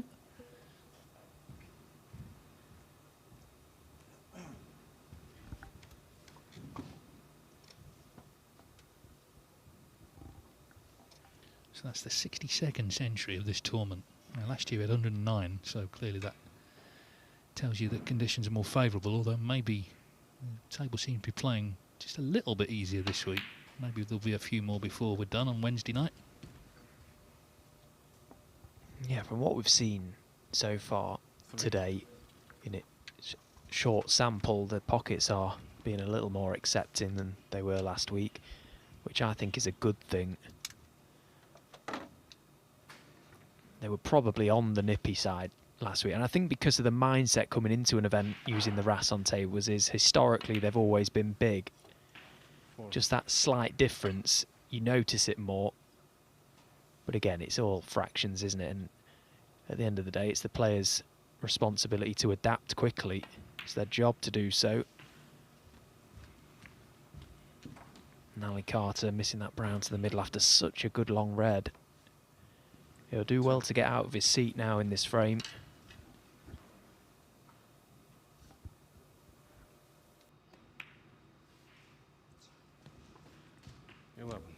Yeah, it was such a good red that Carter potted after what looked like a good Gilbert safety.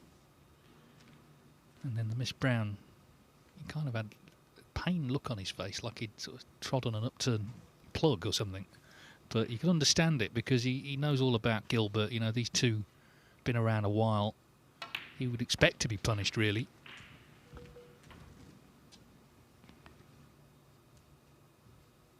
18.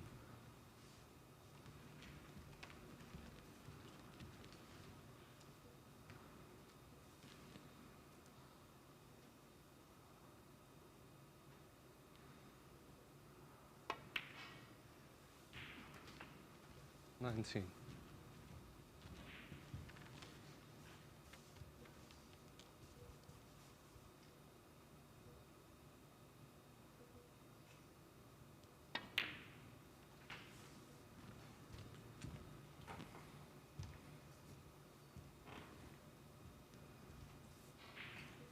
$26.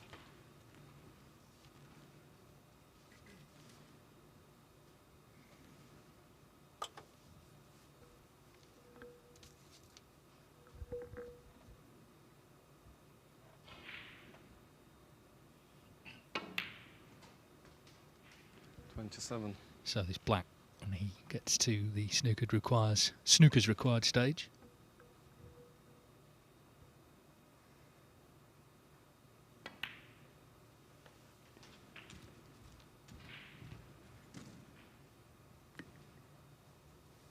$34.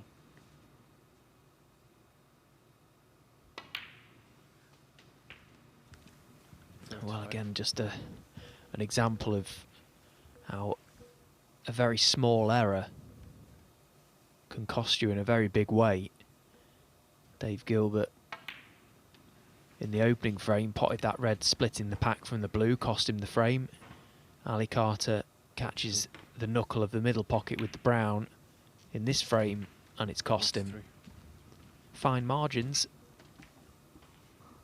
Makes for potentially a very good standard to this group. Players look to be nice and sharp. They're on it today. 50. 51.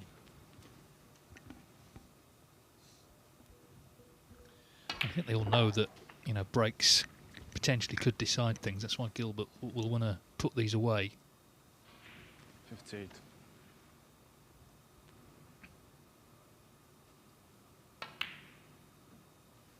Well, he's not done that, but 58 more than enough to win the frame, and so in no time at all, really, the match stands level at 1-1, which of course guarantees us 2 more frames. So Chang Bing-Yu 139 against Marco Fu in that opening frame. This isn't going to be a long match either, is it? You know, Chang Bing-Yu, he's a very quick player, very instinctive, very aggressive in his shot selection at the minute. And Marco Fu, he's down at, what, 13, 14 seconds a shot probably nowadays. Well, it was Chang's 7th century break of the season, so that puts him top for now, over 2 players, of course, who were already through to the last day. Dylan Emery and Hossein Vafai both made 6.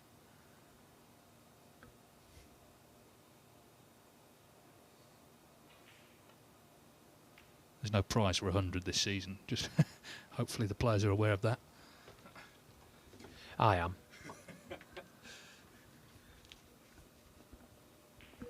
Well, Marco, of course, he was in the group that included Sergio Wei, who would have been favourite there, top 16 player to come through, but Marco Fu was the winner of that group.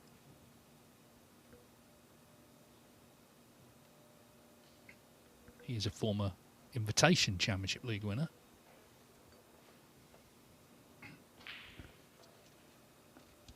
So 1-1 on table 1.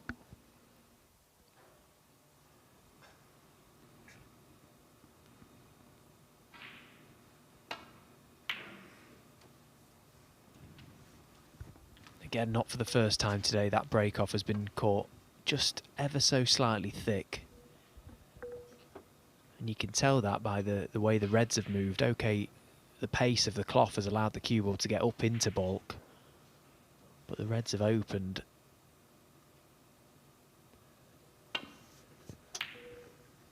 And at this level, that can sometimes be enough to lose the first chance, but Carter unable to see home the long red.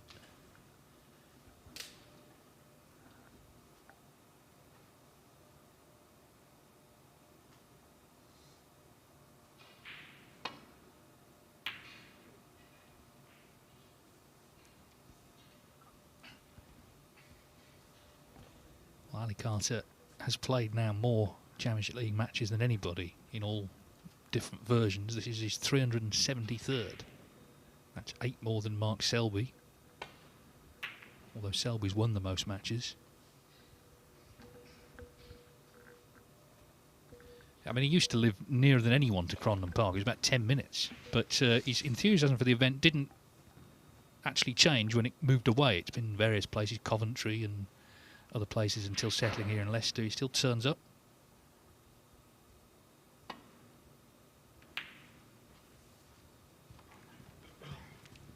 In terms of the ranking event version, though, the man who's played the most matches is his opponent. This is Dave Gilbert's 50th match in the ranking Championship League. And he has won the most as well, 27.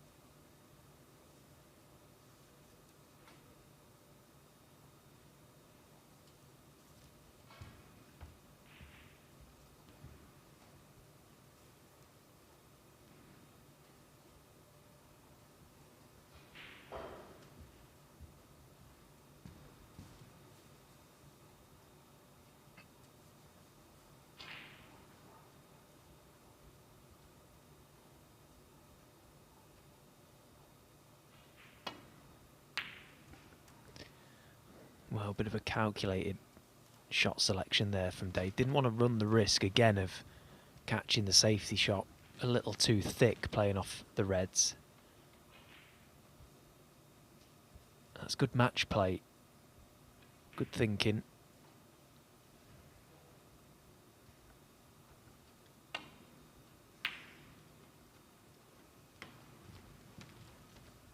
Happy to try and be patient.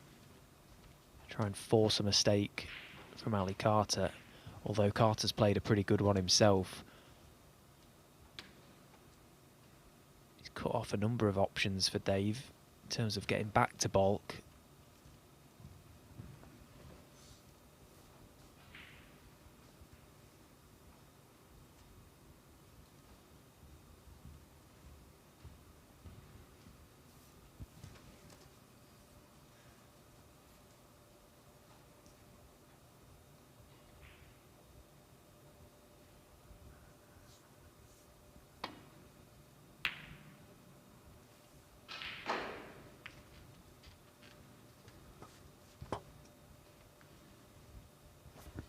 Oh, that red very nearly was left hanging over the middle pocket.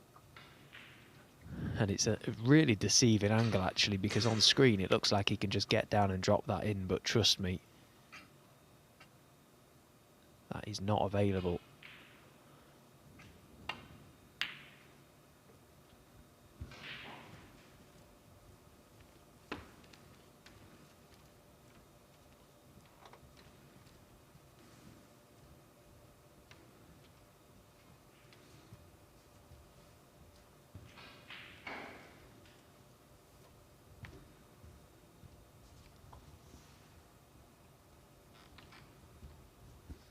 Again, a situation where Dave has got very few options.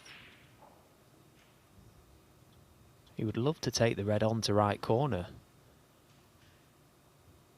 but it's fraught with danger where that red is along this top cushion. If he drops it in for the black, might try and play this with a bit of pace. Get back up the table.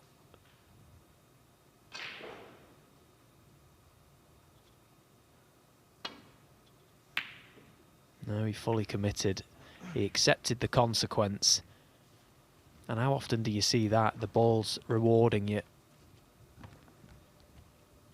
What's he left?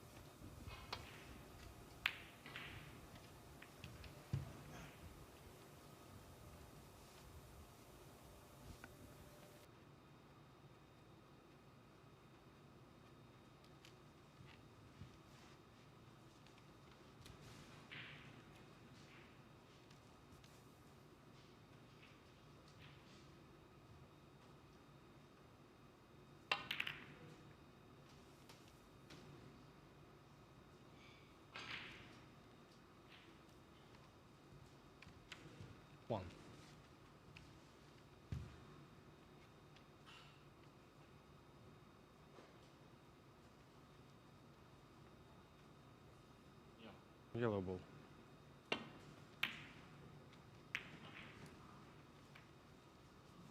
Ali Carter 1.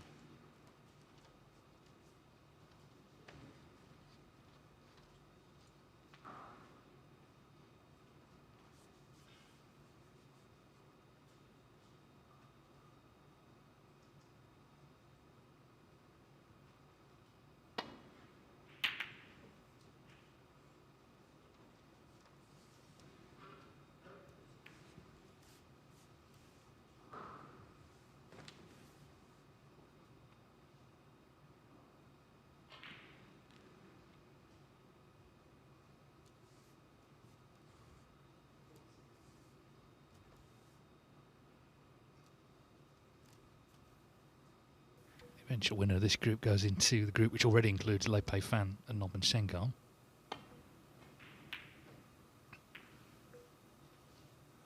Saying behind Dylan Emery at the moment in the other group. So we've got 4 players through, 2 already have won ranking events, the other 2 looking for their first. Of course, both of these are ranking event winners, as is Chris Wakelin, Marco Fu in the other group. Anyway, this red has gone close to this left corner.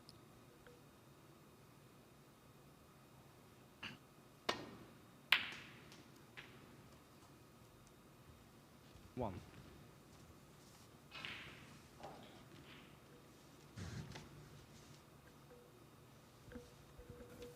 Cue ball's just travelled far enough up the table where Dave can just let the cue ball drift past the green. 2 cushions, get back down.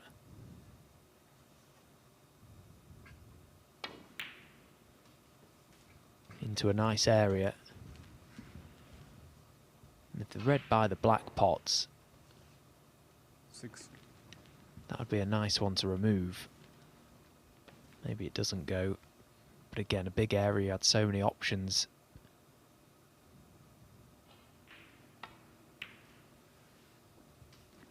Seven.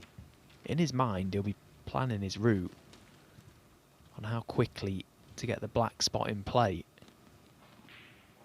Because at the minute, that black is out of play.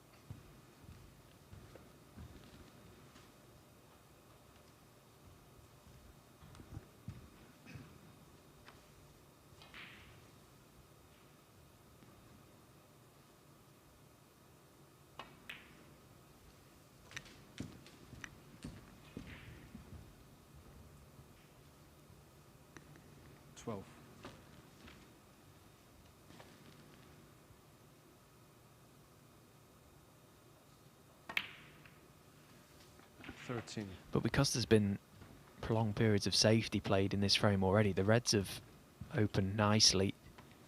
Pink being available into one of its corner pockets is a big help, which it is.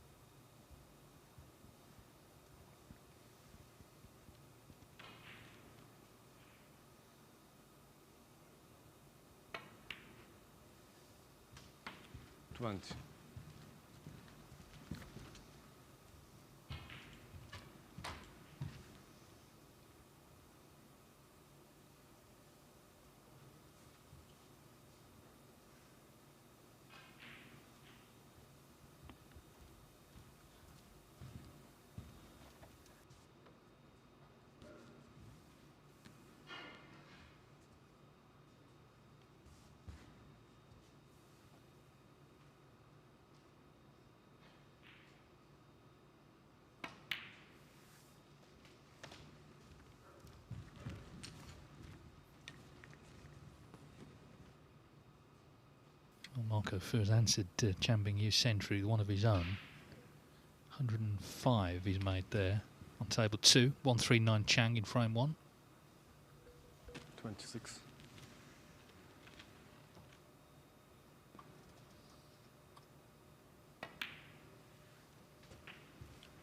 27. Just slowly unlocking this table now. Red just beneath his hand, covering this left corner pocket, is the one who will play this time. That frees the black up for a few shots time. 33. This whole break has been around that red really, because in removing it, it opens the table. 34.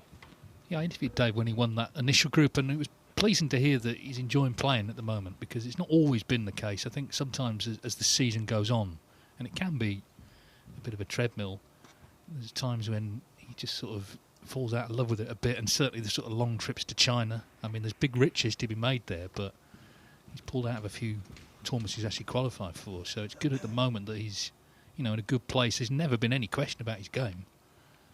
39. But sometimes the other side of the sport doesn't always appeal to him.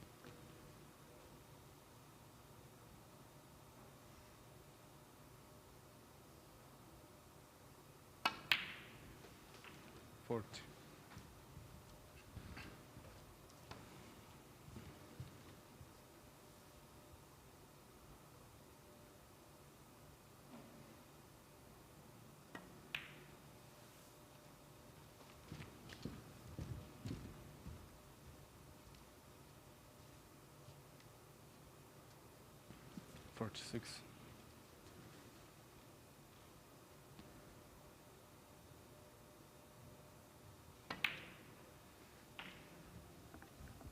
Well, it's been a great game so far, this, in the 2.5 frames we've had. Proper snooker being played, great safety, so much respect for one another's games, and once they've got their chance, they've been pretty clinical with it.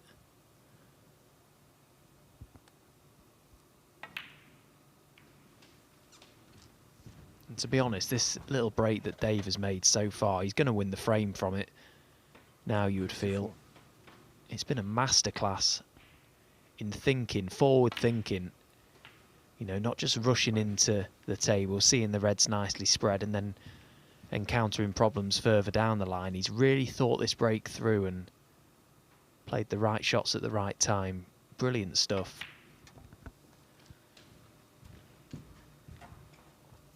And it's so pleasing as a player when you complete a visit to the table like this, because it's a real feel-good break. Makes you feel like you can play the game, which obviously Dave can. 63. Should be over the line now.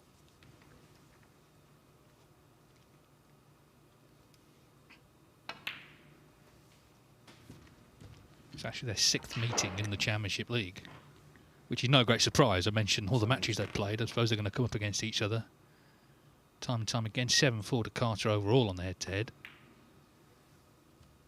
But Ali Carter, who's done not a lot wrong in this match, is now going to be battling for a draw and a single point.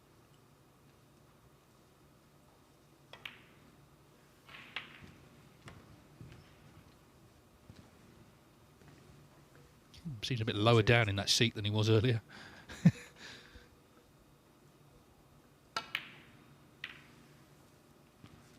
$79.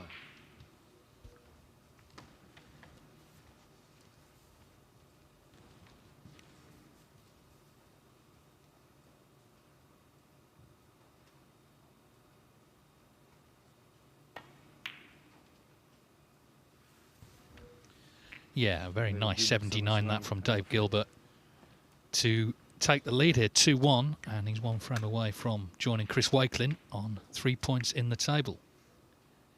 Big frame coming up for Carter just to stay in touch. Of course, he does stay on either way to play He Guo Chang.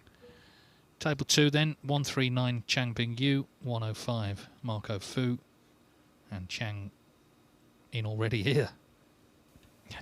We just missed it before we came to this table. He played such a good shot on the red to bring all the reds into play and controlled perfectly back for the black.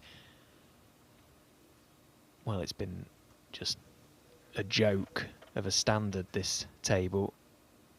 It's like a computer game watching these two.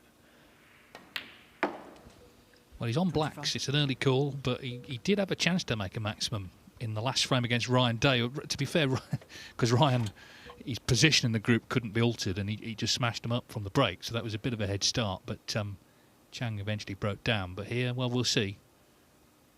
Of course, he made famously maximums in the UK and World Championship qualifiers last season to earn the bonus of 147,000, which is also now gone.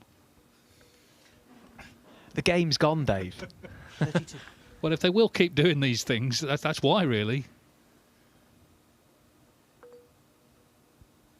Yeah, listen, the standard's so good now. There's only so long those 33. sort of incentives can continue on for before they just become a bit of a guarantee that they're going to be bagged. Well, Carter, last time he broke off, he did leave a long red on. He didn't lose the frame directly from that, but he was concerned he would do. And, of course, now it's the point of no return for the captain. We'll just keep Chang on the screen there because, this is, let's be honest, this is a good chance.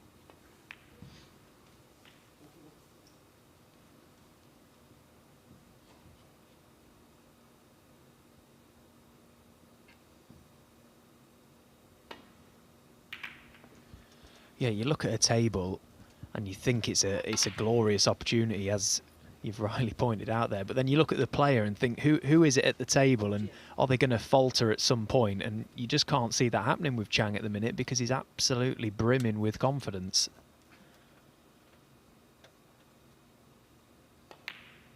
And if there was a difficult red on the table, it was that one, and he just knocked it in with his left hand, or his right hand, sorry, his wrong hand.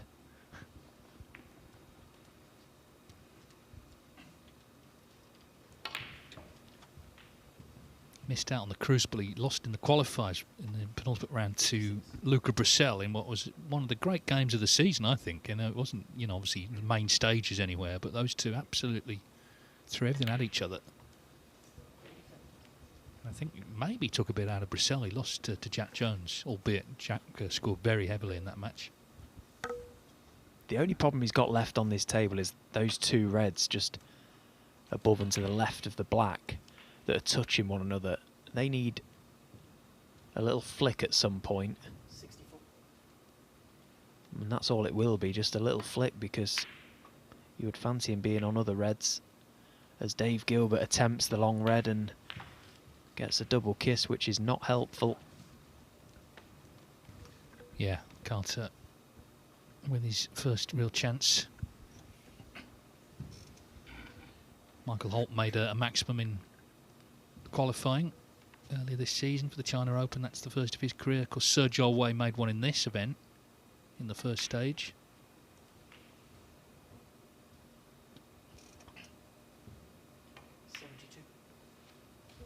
This red for Chang is going to secure the frame.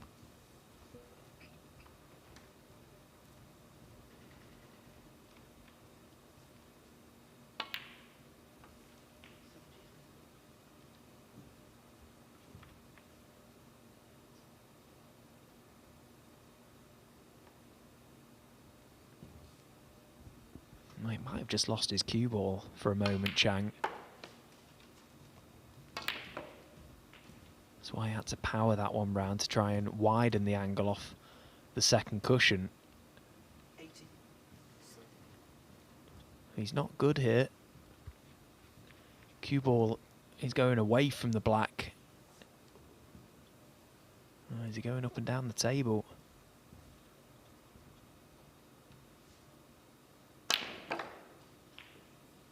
Perfect. Absolutely perfect. Lovely bit of left-hand side on the cue ball. That just widened the angle, made it such a bigger target. Meanwhile, Ali Carter has missed what for him as a sitter, and he'll be concerned with where the balls are. But yeah, that shot from Chang. There's always a couple in 147s where you've got to recover. Oh, that's no good though. 88. Yeah, those two reds close together were the problem balls from the start of this break.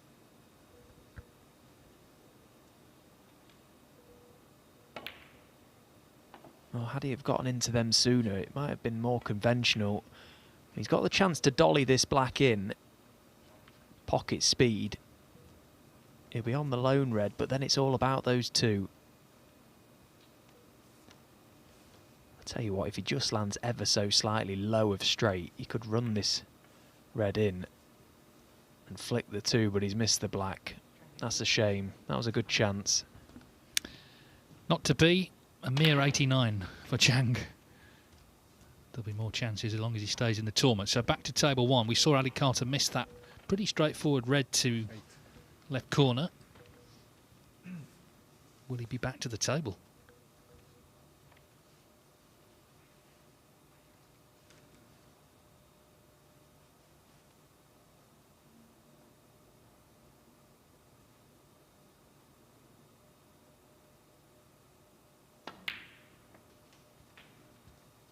No.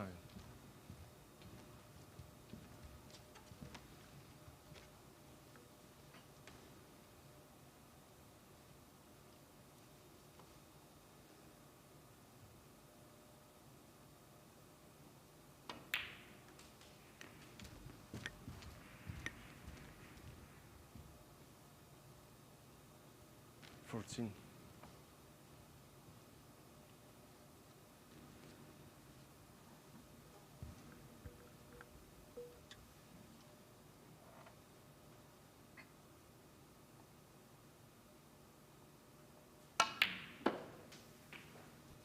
$15.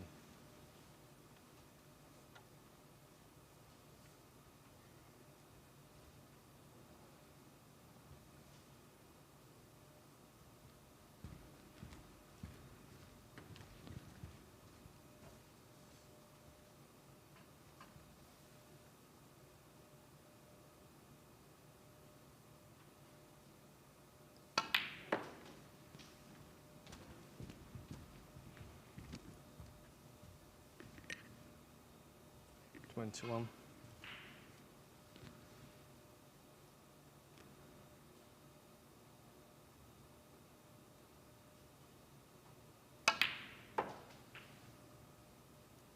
$22. Yeah, that was well played. That was a real controlled screw shot there. Had to just delay the reaction to widen it off the red to find the right contact point to the cushion and avoid flirting with the in off. Very well played. Now, clearly wants to get himself in business down this black spot, but how does he get there? The red left of the black, the one right of it, are the 2 that are causing him a headache currently.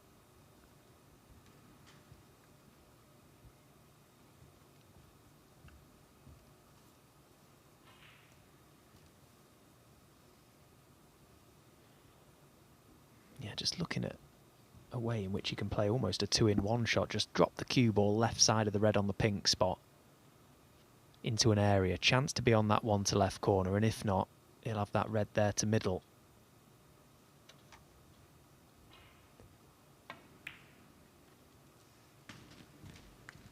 Didn't quite catch it perfectly. 27. Ever so slightly just slowed up on delivery there. Could have done with 6 inches more on that cue ball.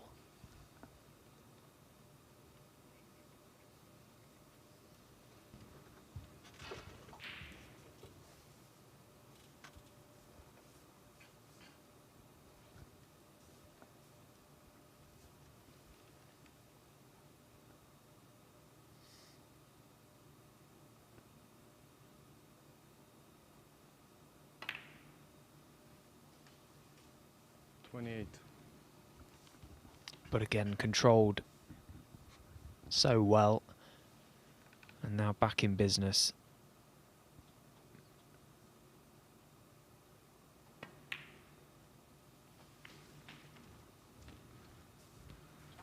And that little shot there to just flick the red away from the top of the black might have just won him this 25.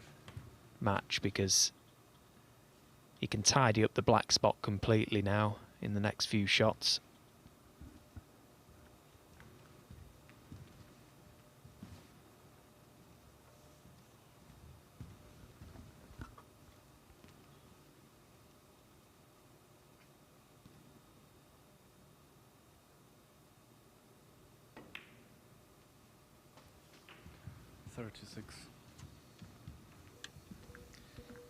Yeah, in the early frames, it wasn't taking much to lose them, but in this one, there was a clear mistake from Carter. He missed that red to left corner when he was in, so these could have been his.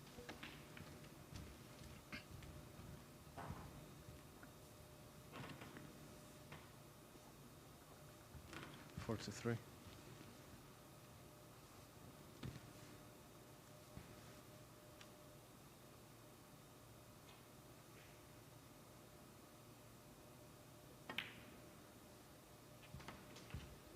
$44.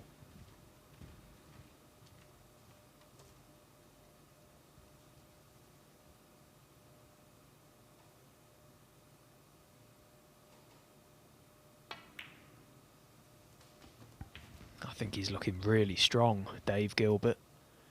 All departments of his game are looking in top condition. And also just 50. the demeanour. He looks like he actually wants to try, which sounds crazy, but at times he doesn't often give off those vibes. He looks properly dialed in today. Yeah, well, it meant so much to him when he won this tournament, didn't it? 5 years ago, his first ranking title. It stands at the moment as his only one, but that feeling that he had then, he would love to get back, I'm sure. So every picture you saw him in for the next sort of month, he was with the trophy. Anyway, needs one more red, and it'll be a really good win, this. High quality. And he puts Carter on the back foot. He's going to have to win his last two matches, but also he's in that position where he might need other results to go his way as well. 66.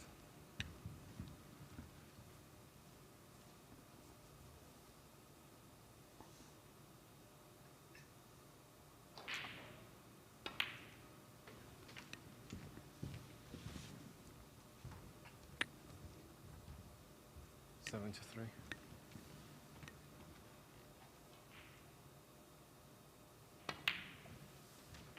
74.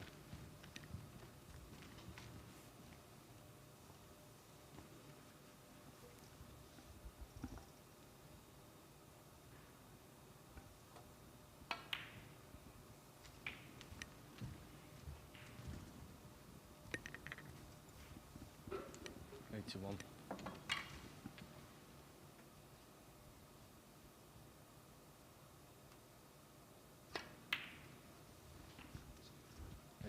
It'd be nice actually if you could convert this visit to a century break to finish things off, because this has been a brilliant performance from Dave in this whole game. I just love how he's gone about these breaks, and they haven't been straightforward when he's come to the table. That's what's made them better. He'll take a lot from this, I think, because this has been a proper display. Yeah, against a quality opponent as well. I mean, there's no easy matches now, clearly, and now we're into stage 2 of the Championship League. You've got to be on your game throughout. 95. And Gilbert certainly has been here today. Even the frame he lost, he was unlucky, wasn't he? Because he potted that blue, went into the reds, not one in. 96. So this blue will be for career century number 450.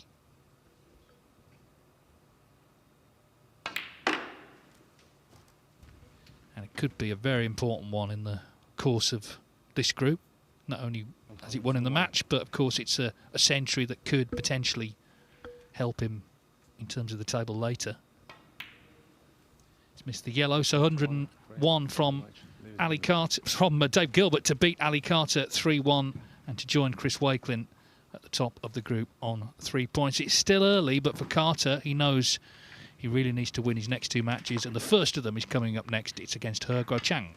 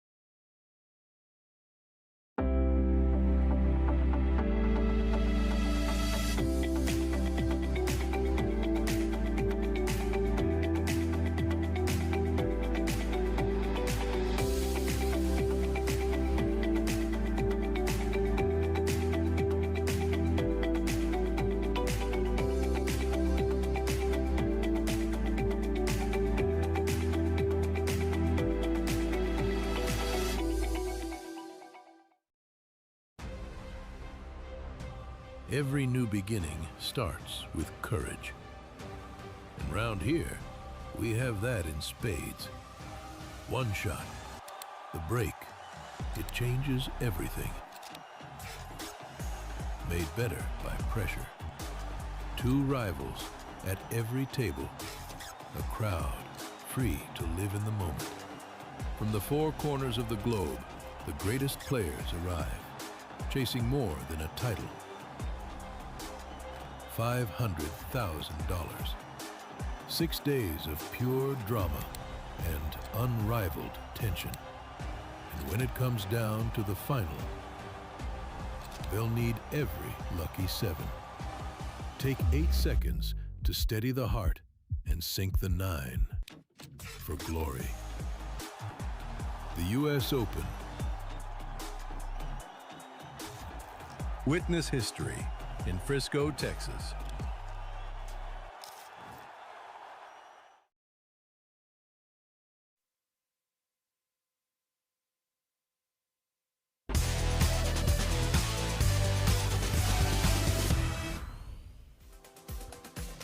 Early days in Group E of the Stage 2 of Championship League Snooker, but clearly a great start for Chris Wakelin and Dave Gilbert. Have each won their first matches, putting pressure on the two men who've been beaten, Hergo Chang and Ali Carter, who are about to play each other. So clearly, well, if one of these two loses, then they can't win the group. A draw's no good to them either. It's about winning. So clearly at the end of this match, one or possibly both players are going to be on a bit of a sticky wicket. I didn't think Carter played it all badly there, but Gilbert was very impressive.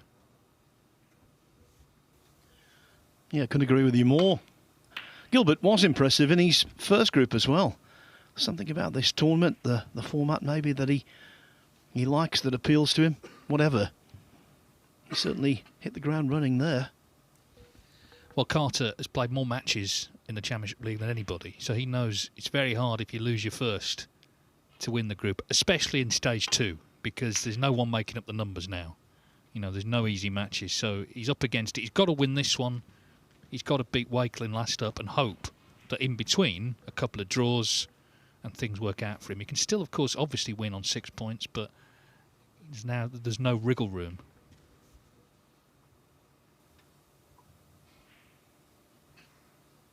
Same goes for his opponent, of course, Ergo Chang, who's still got Dave Gilbert to come.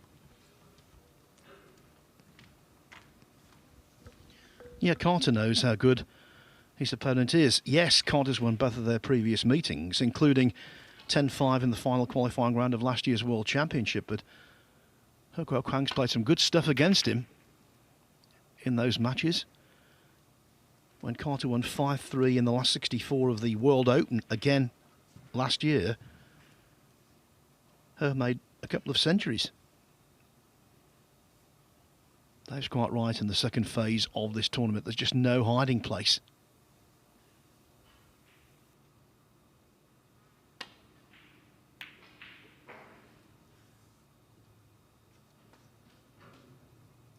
One. And stuff like that helps. Would have been perfect to get a little flick on the brown, not to be, but he can play the roll up to the green.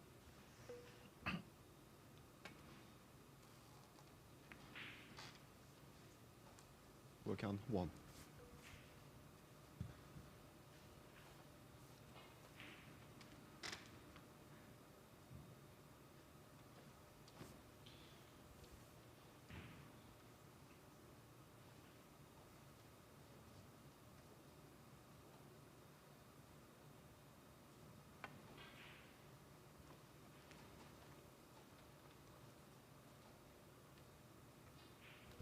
It was nicely judged.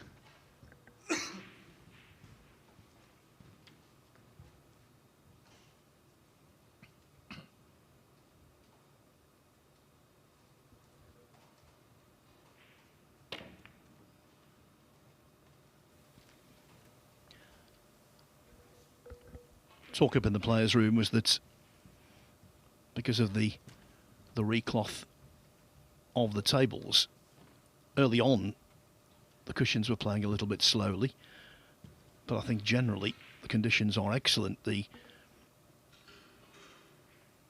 balls are very responsive, as we saw in the first match. The overall standard so far today has been absolutely top notch, and I can't imagine it would be downgraded as the day goes on.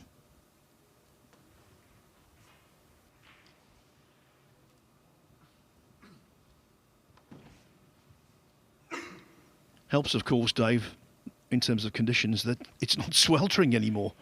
At least not for today. Not yet, anyway. Yeah, it's much cooler out so far on this Monday afternoon.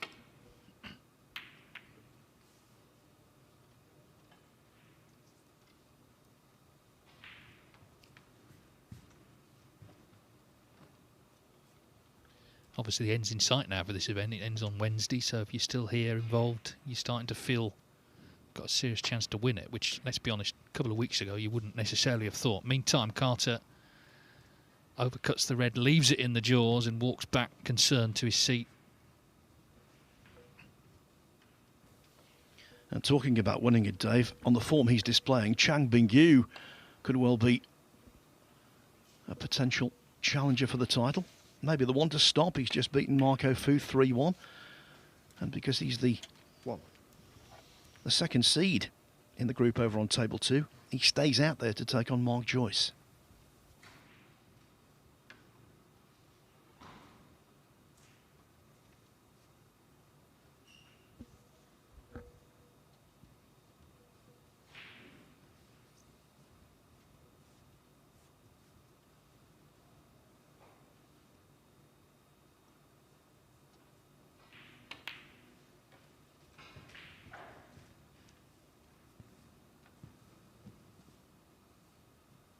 Seven.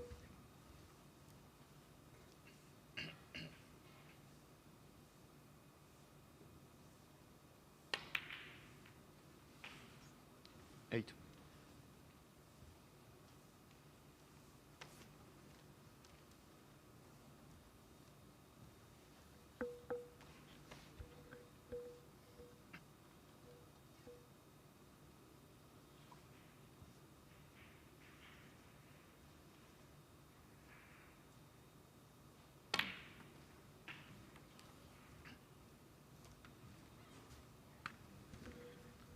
Referee just had a look at the green spot there, and it appears it is free.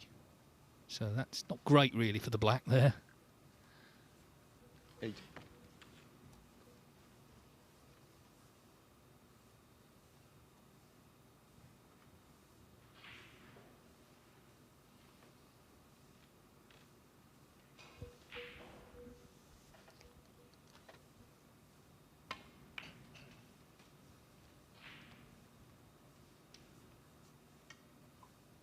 Nine.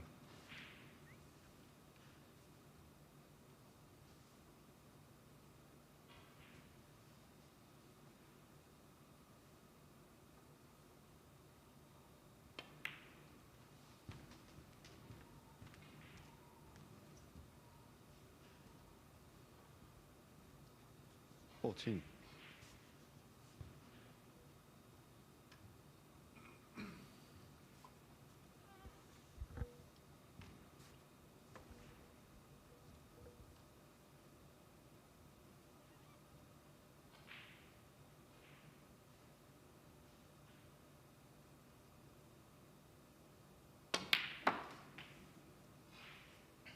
$15.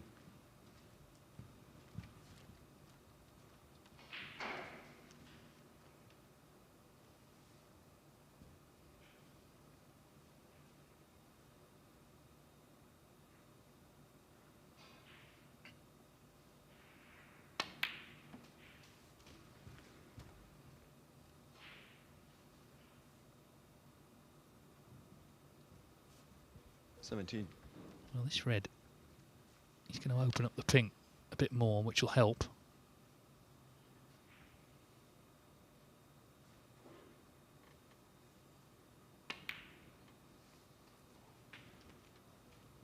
$18. Of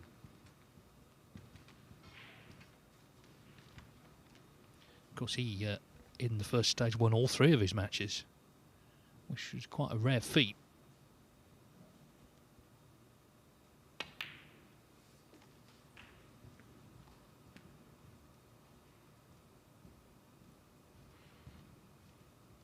$24. Of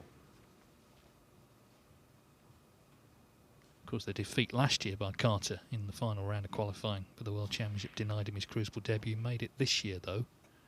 Drew Ronnie O'Sullivan, which was a bit of a nightmare draw. I thought O'Sullivan played well, but struggled. There's no doubt about that. And, of course, that's not unusual on debut.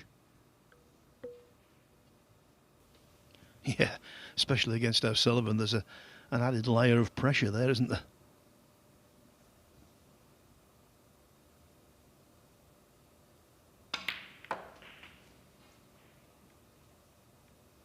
$25. Well, he's kept this going well because early on in the break he was having to travel for smaller colours. But as I say, the pink now available.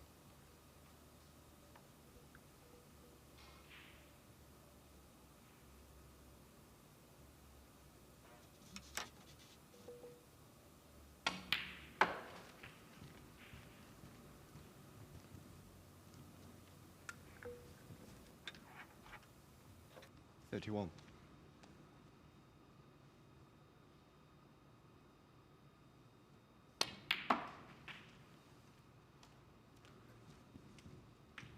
$32.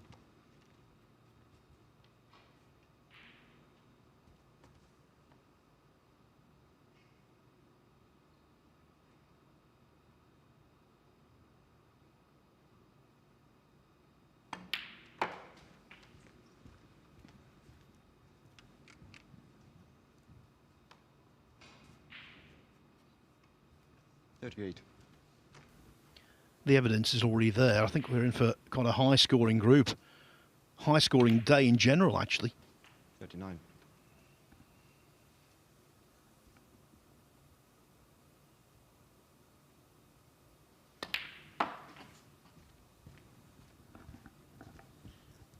Yeah, let's be honest, this tournament, and Ali Carter can tell you this, it's very hard to win because the matches are so short.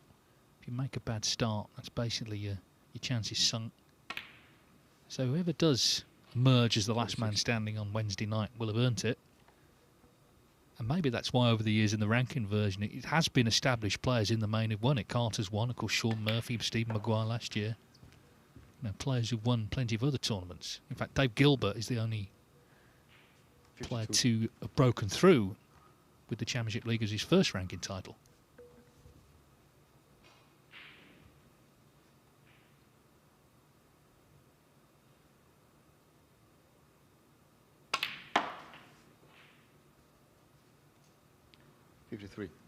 Not been straightforward this break. Now he's looking, now that he's played on the blue, for one more red.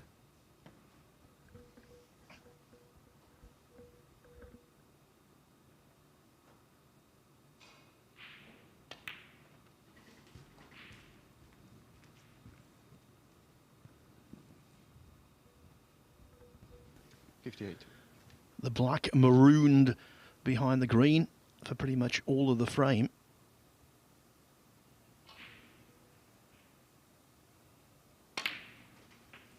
But Herkwell Kwang has found a solution.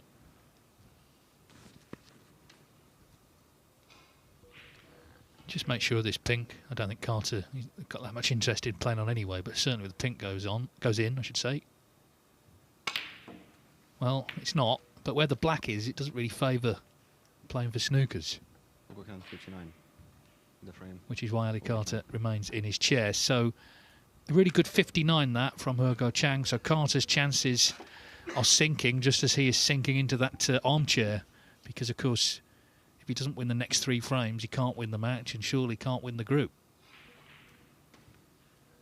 Chang Bing-yu very much looking good on table 2. He's already of course beaten Marco Fu 3-1. He had a 1-3-9. He was on the way to a maximum as well, broke down on 89 but got the win most importantly, and he's in already against Mark Joyce, who of course drew with Jack Jones. You talk to the other players, and 36. so many of them believe that the sky's the limit for Chang. He's left this awkward.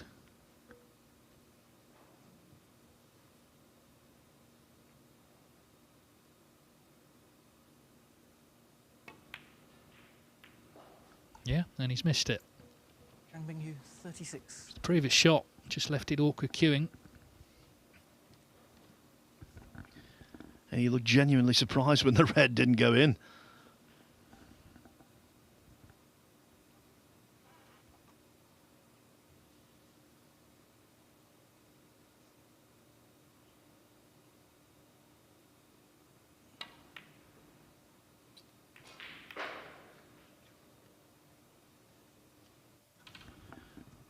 Well, Chang, despite the miss to the middle, back in amongst the balls straight away.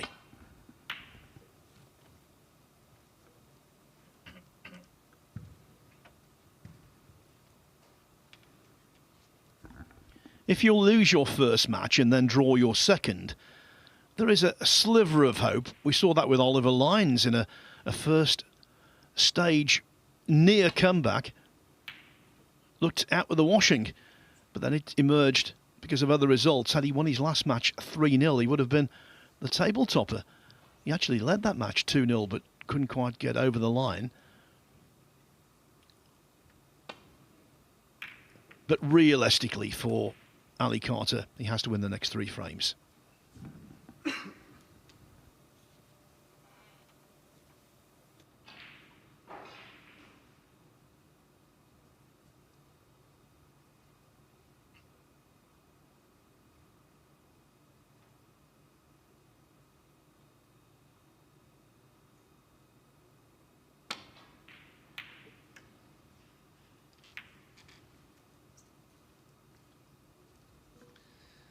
Well, caught the blue, but could have finished worse.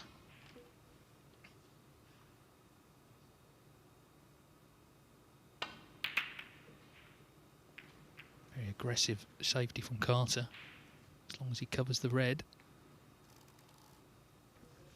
which it doesn't look like he's done.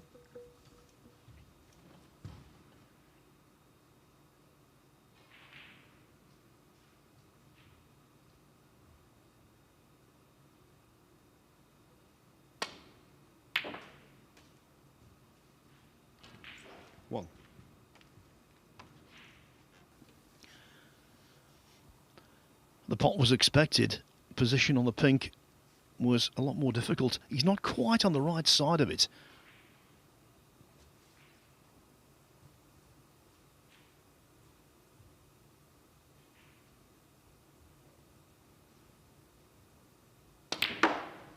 Well, he was manufactured an angle, and well, it's the same story as the first frame. The black out of the reckoning. This time, though, the blue not doing He Guoquang any favours.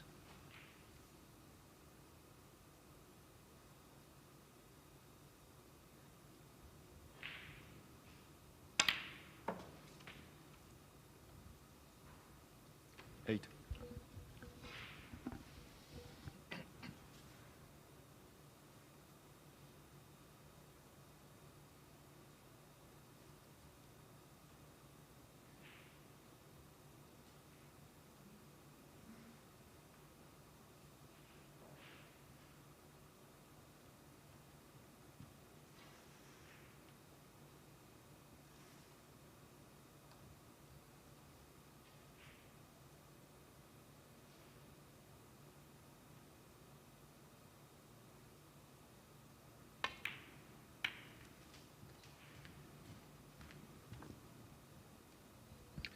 Doesn't look too promising first glance.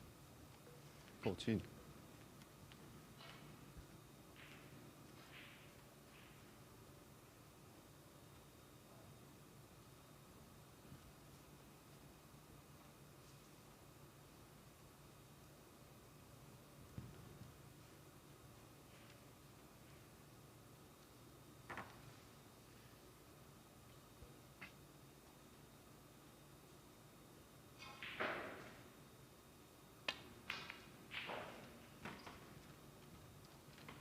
Working on 14.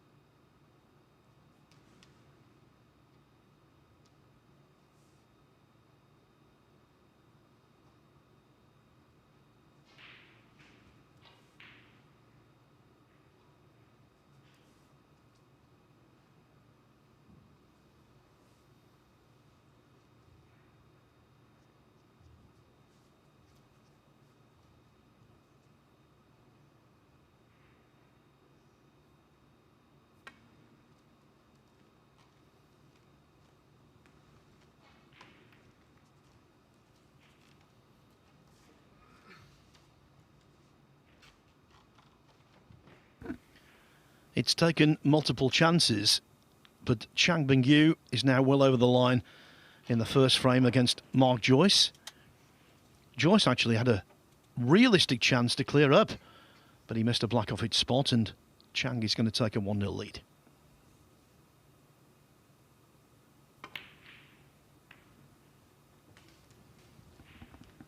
One.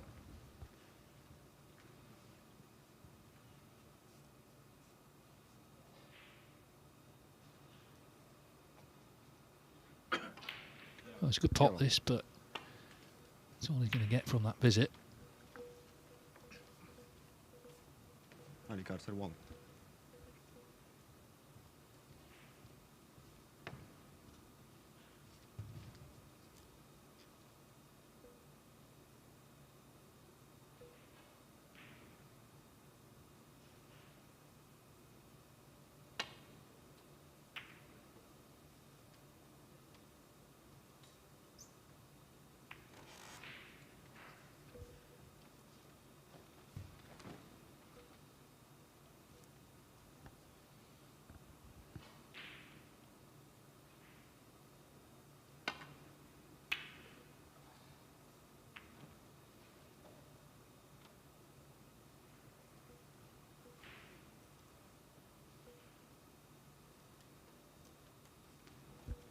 Well, he's smiling because I think he fears he's left a plant here, which Hergo Chang is now studying.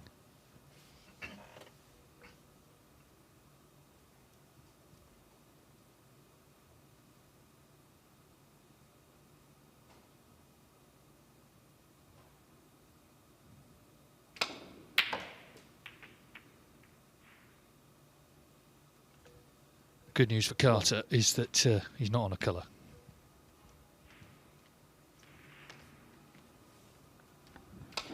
Yes, and he can only see one colour directly.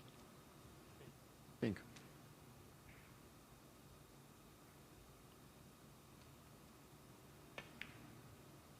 Could see the black, but that was no use whatsoever, so Working on that one. was his only choice.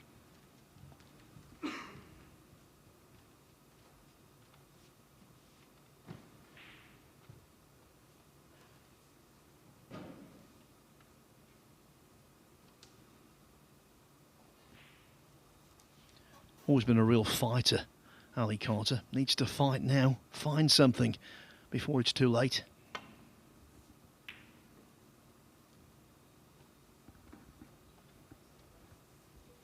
Yeah, and it's going to be too late, you think, after this frame if he doesn't win it. So this really is high jeopardy for him to try and dig out the result in this match, and then, you know, it could be that against Wakelin later he could still win the group.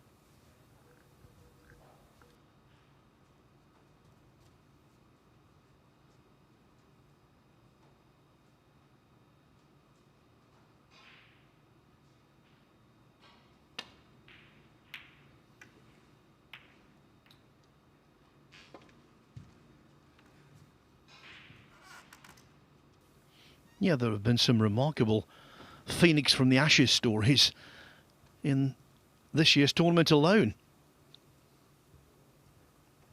People you think, yeah, that's it, he's out, and suddenly at the end of the day they're on top.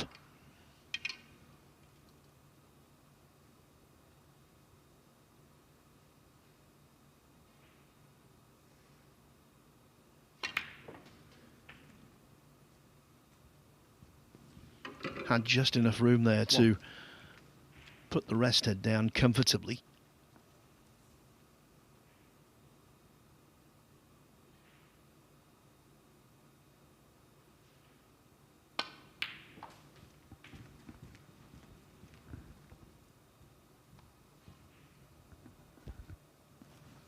Seven.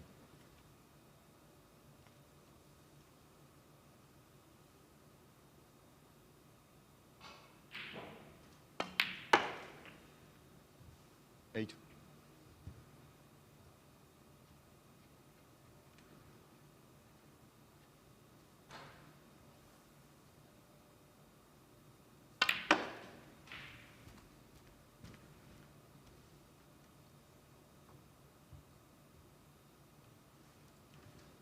Ten.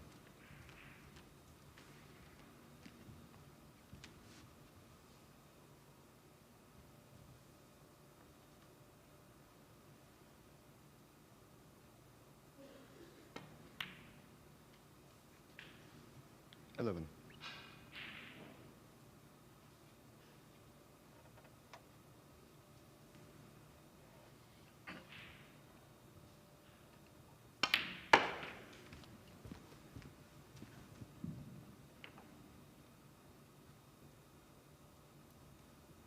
$17. One of many reasons why the top guys are so good at this game. They can build breaks with access to just a single high value colour. Certainly when they've got two, that's ample. So the black being out of commission in and of itself shouldn't be an impediment. 24. 25.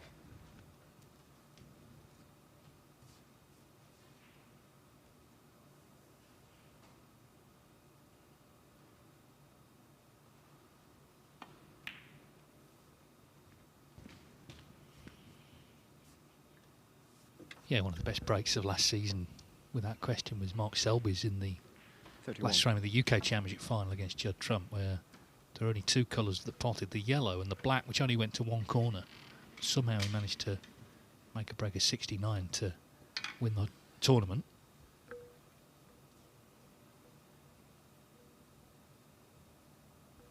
It's not always the number, it's you know, where the balls are all configured. 32.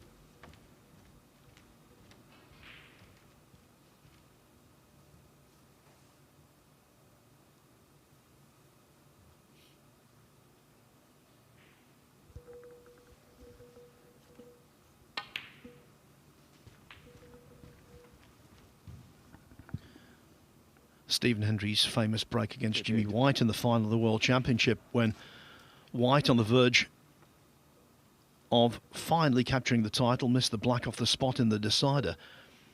Hendry's break in response to that featured an awful lot of pinks. 39.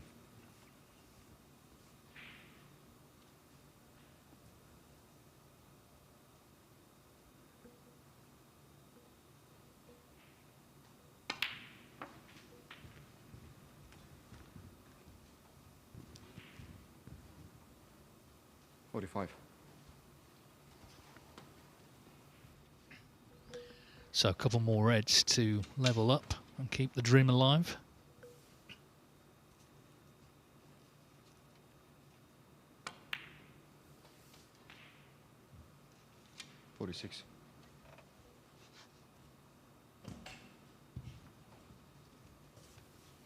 Yeah, I can tell you this. Both Dave Gilbert and Chris Wakelin will be hoping for a draw.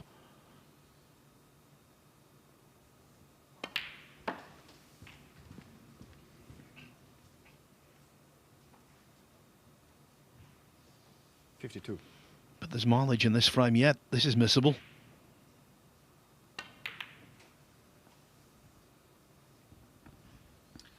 .38 in front, 51 available. Alicante 52.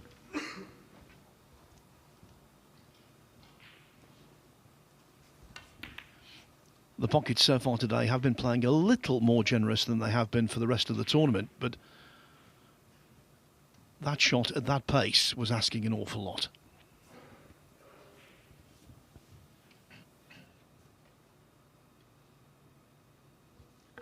It's a thin cut, this, to the green bag.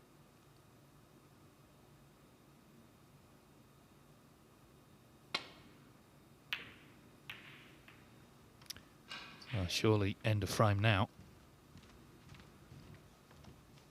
Cards will be very relieved. And it's shots like that, you know, that can define a day. That goes in, the clearance could be on, that could be Ali Carter out, but as it is, he's still in there fighting.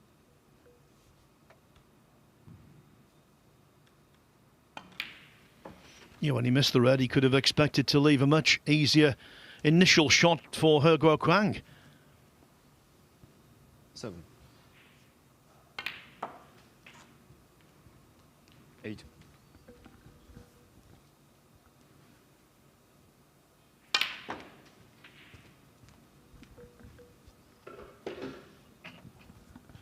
Well, we're getting our money's worth here because 14.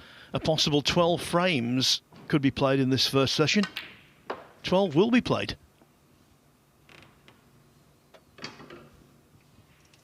15.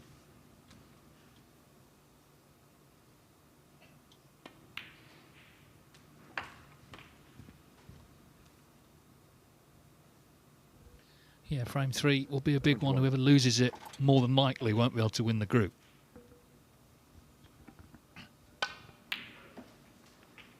23.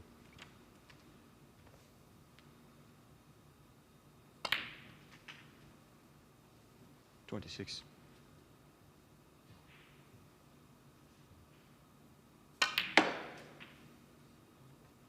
30.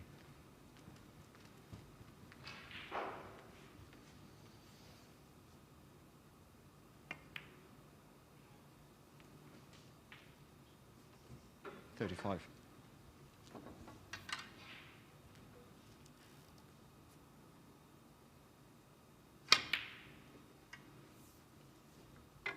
So Ali Carter, importantly for him, wins frame 2. levels the match at 1-1, and he's still in with a chance, of course, of winning it and getting to 3 points. Remember, both of these players have already lost a match, so anything other than victory, you feel their chances would be sunk. Chang Bing-yu 1-0 up on Mark Joyce. Of course, Joyce drew with Jack Jones 2-2. Chang, though, beat Moko Fu 3-1. 14. It was a sketchy end to frame 1 for Chang. Didn't look his usual convincing self. And early in this frame, same thing. But now, I think it might be normal service resumed.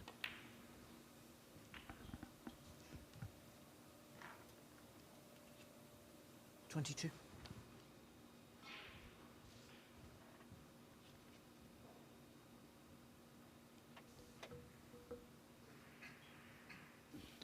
It's all subjective, of course, but of the 32 first stage group winners, I think to win their group, Chang was the most eye-catching.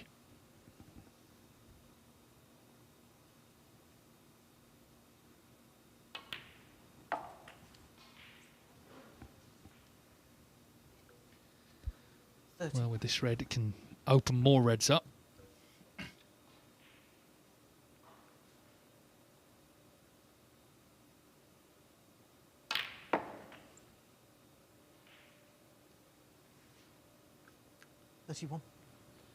Well, where the pink's finished hasn't done him any favours because it's blocking the blue, so to continue it'll have to be the green.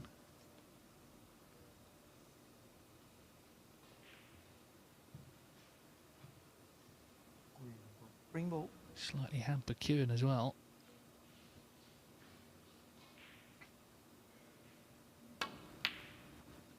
No problem. Just a bit concerned where this cue ball is going to finish. 34. Anyway, we'll let you know, but let's go back to table 1. 2 frames remain here. Ali Carter and Hugo Chang level at 1 each.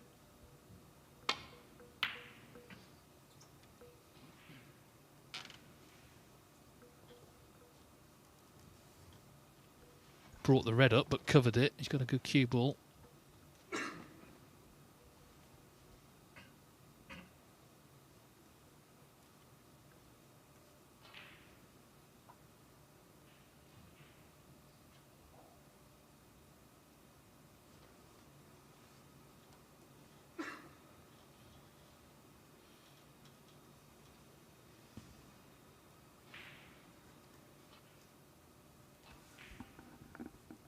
When we left table 2, Chang was left with a really smelly red. He didn't fancy. He took his time, got down, knocked it in, sweet as a nut, and now he's in absolutely prime position again.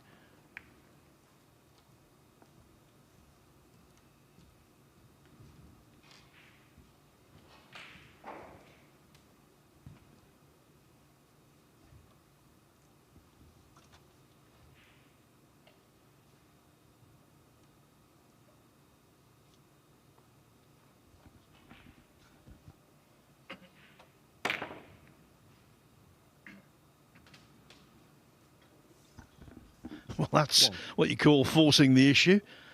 Wow, and look at the position on the black. He left a plant in the previous frame. He left another one there. Hence the smile that has a sort of sick quality about it. Smiling on the outside. Not smiling on the inside. So plant in frame 2, unlikely a red 9. to open them up in frame 3, and Hugo Kwang absolutely bang in.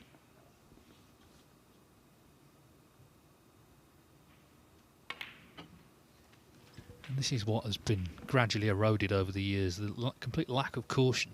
You know, I mean, the red he went for, if he doesn't get that, he's leaving the world on, but none of those thoughts seem to enter his mind. 17.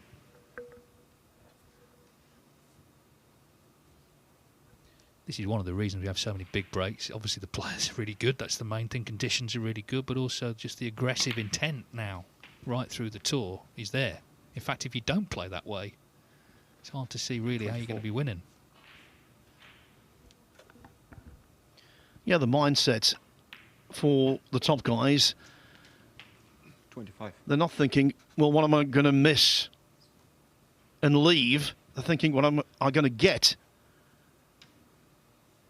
that will lead to big things?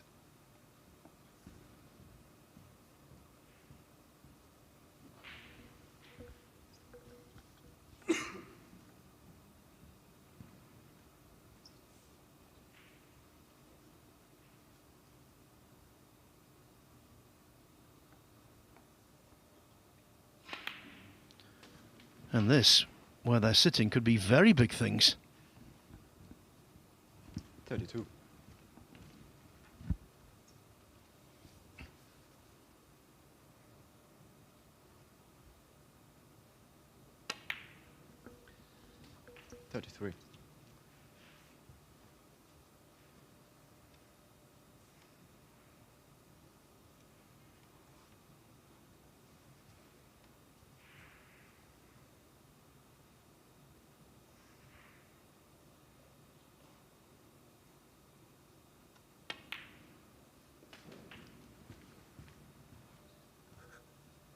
Yeah, he's on blacks. It's 40. work to do in terms of 147s. Of course, I was thinking, has anyone made a maximum in a glove? But of course, Ross Muir had one, didn't he? Our colleague in a qualifier years ago. I'm sure he was wearing his glove that day.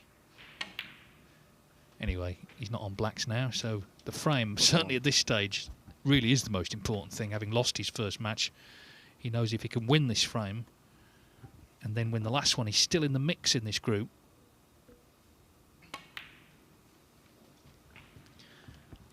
Yeah, given the temperatures during this tournament, certain players have been tempted to wear gloves because it's been so difficult to cue. But He Guoquang wears one all the time. So does Ross. 48.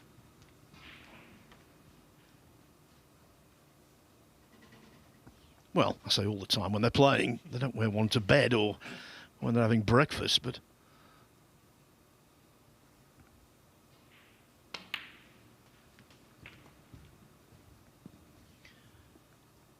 Chang Bingyu going about his merry way. He's made a 73 break. He leads Mark Joyce 2-0.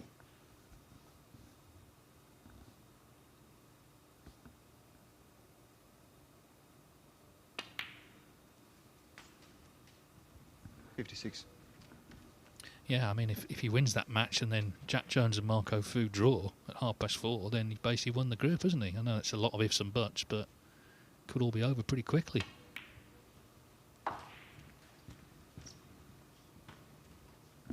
Yeah, now here the motivation for He Guoquang is to 61. try and better the high break in the group so far. 101 from Dave Gilbert.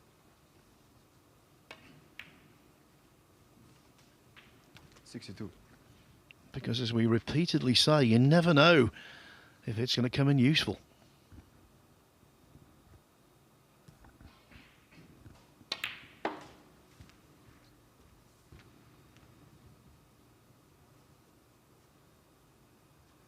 $67.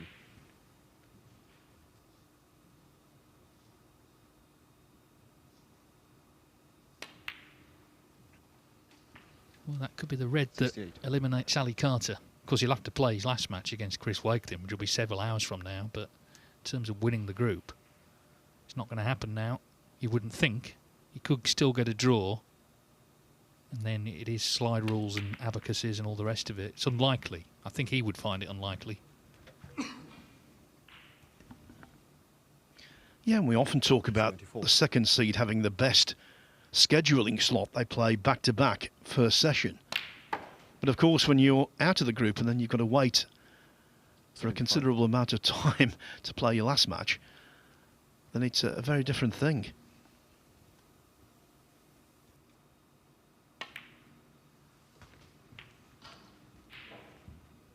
Well, he grabbed the bull by the horns, didn't he, right at the start with that ready tuck on. He was going to be leaving something if he missed it, but he didn't miss it. And he's ploughed on. He's played a good match, I think, here. He made a good break in the first frame. 81. Playing a lot better than he did against Wakelin. And for him now, clearly, the objective is to get all 3 points and still potentially in with a chance of winning this group.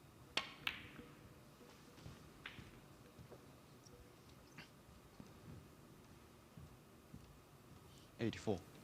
Yeah, Wakelin knows you can lose your first match and still win a group. He did it in the opening stage.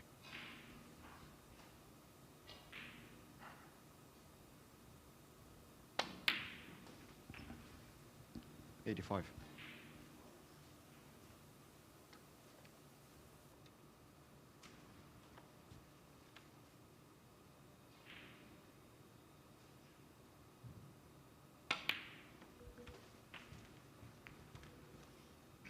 Well, wanting to come past the blue ideally for the double. 91.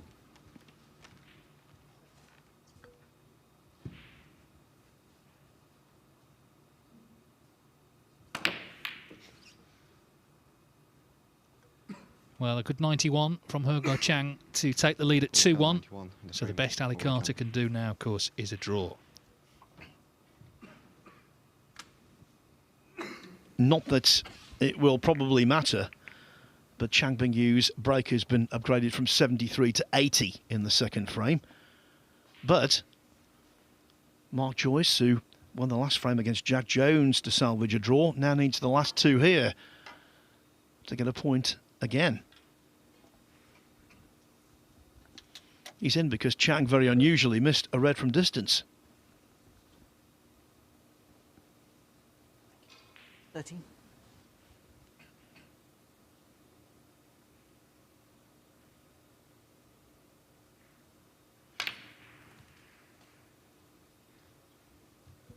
Joyce, of course, one of two fourth seeds to win a group. We'll see the other tomorrow, Dean Young, in the last day of stage 2, before it all concludes here on Wednesday.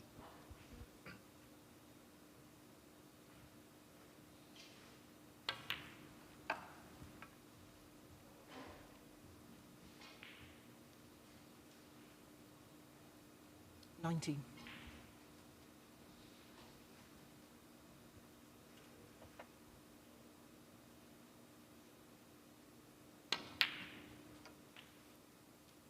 $20. So last frame of the session. Can Ali Carter force a draw, or will Hergo Chang get the 3 points?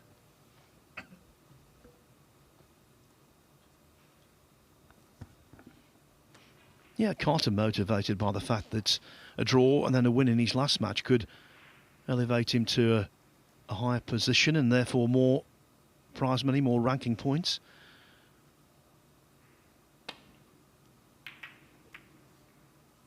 And Dave Gilbert and Chris Wakelin hoping that motivation kicks in.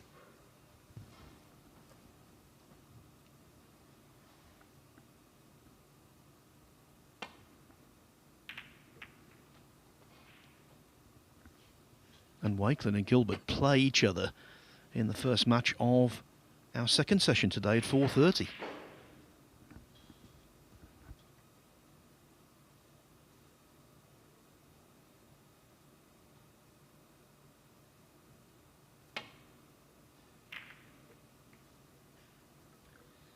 Various players already booking their journeys, of course, out to China. Big month coming up, and we had news, Phil, last week. The China Open. This is a new era for sponsorship. It's being sponsored by a window cleaning robot, or the company that make the window cleaning robot. I do wonder at the presentation at the end, does the robot go out and present the trophy, or is he too busy cleaning windows?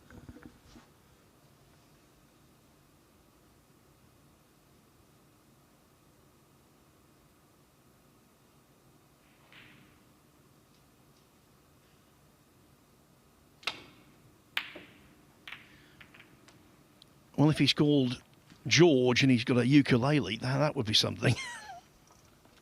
Contemporary reference there.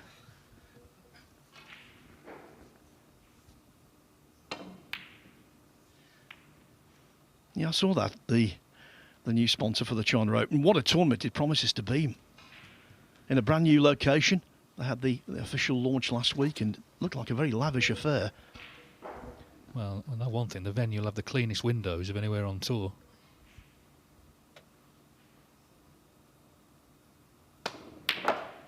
Oh, that was pretty clean. What a pot that is from Hugo Chang. What a noise it made. 1.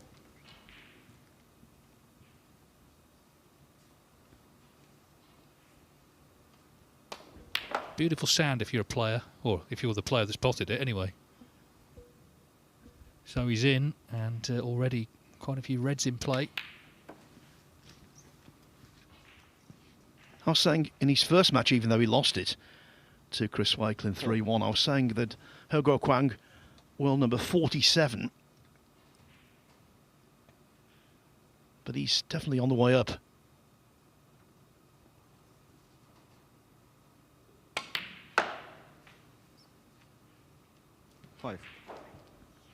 One of those players, and there are many of them now, who backs himself.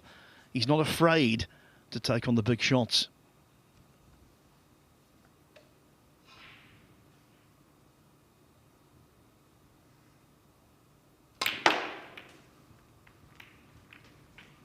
Well, that can happen if you go into the bunch at that pace. It's always a possibility, always lurking in the back of a player's mind. Very unlucky, mind you. Nearly potted a red into the top right-hand pocket, but one did go into the top left.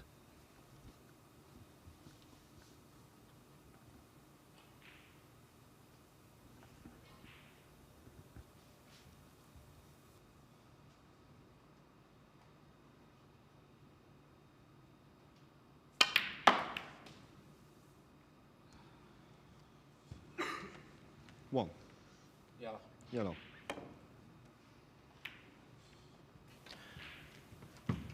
Carter One. simmering.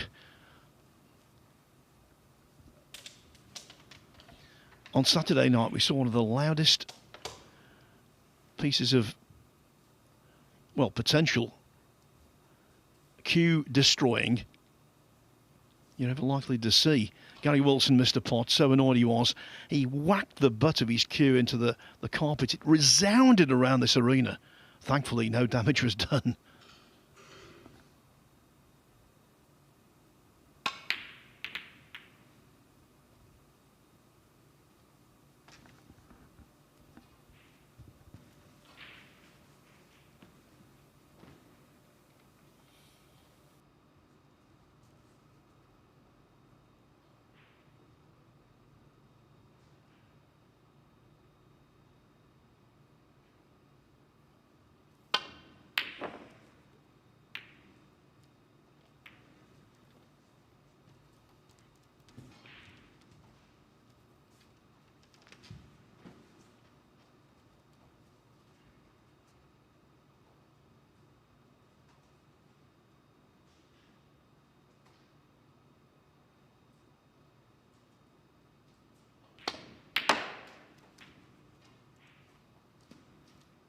One.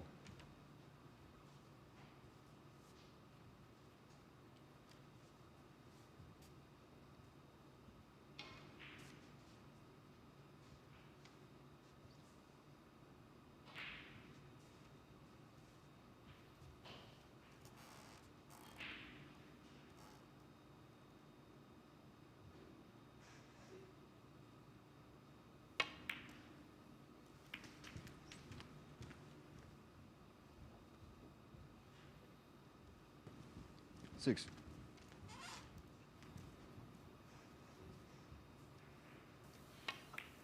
Not bad, a little more deft in terms of the positional cannon there.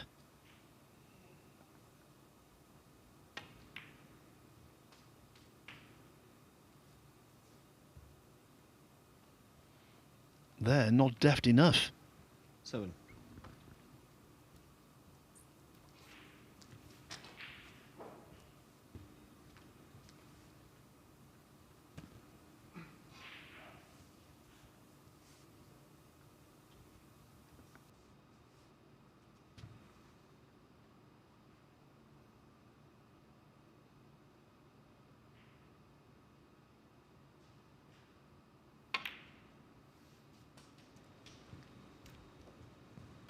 The brown is in, and Chang is in to win. One more pot required for a 3-0 victory. That after beating Marco Fu 3-1 in the previous match. Dave, he's playing some lovely stuff. Yeah, and I repeat what I say. If Jones v Fu is a draw at 4:30, then Chang's won the group with 2 matches to go. Well,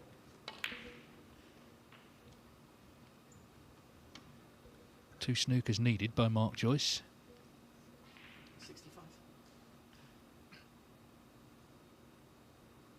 He's going to be in one surely himself.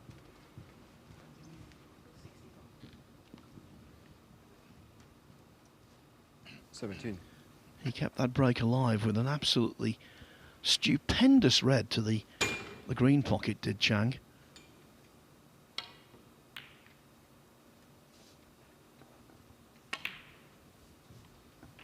It might be a while before he gets over the line, but it would take something to stop him doing so. Meanwhile, Hugo Chang, his compatriot here, looking to complete victory over Ali Carter 25. and keep himself in the reckoning.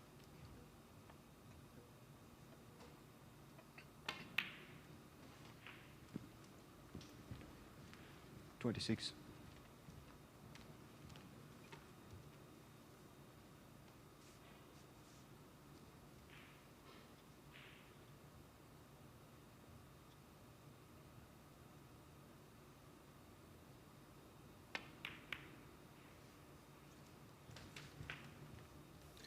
Unlucky when he was in the balls originally to split 33. the bunch and knock a red in inadvertently. But he did get his second chance and he's making the most of it. Yeah, 32 in front, so these 3 open reds with big colours, you wouldn't need any of the safe reds. 34.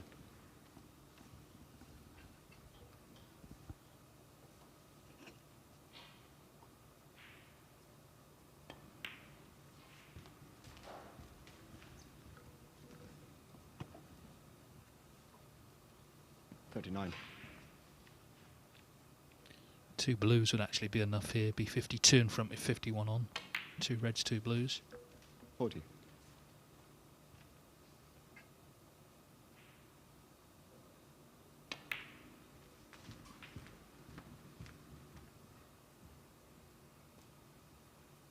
$45.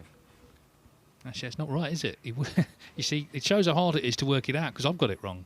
It would actually be 50 in front with 51 on. So ideally he needs a black here. But it's played on the blue. So still needs another 46. red. Yeah, good angle on the blue to go and split those 2 near the top cushion up. If they are caught right in the middle in the join, if you like, they will open nicely.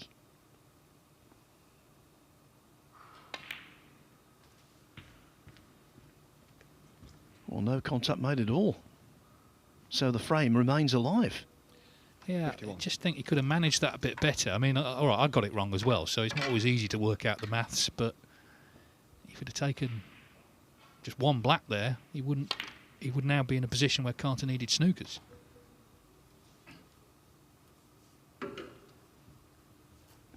Overcount 51. Still a little bit last chance saloon for Carter, though. 50 behind, 51 on.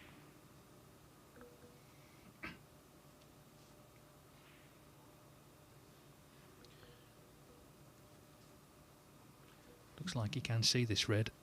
And if it goes in, I suspect the handshake might come.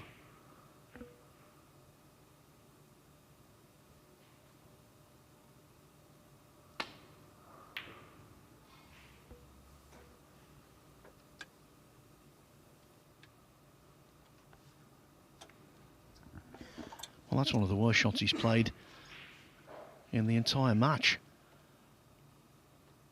And Carter has seen enough snooker in the Championship League over the years to know that miraculous escapes do happen.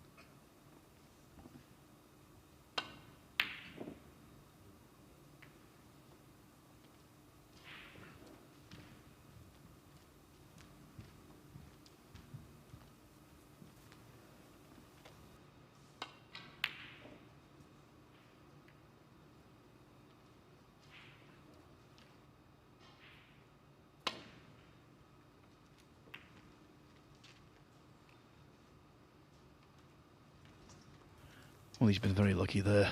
Caught that red completely wrong and it went safe.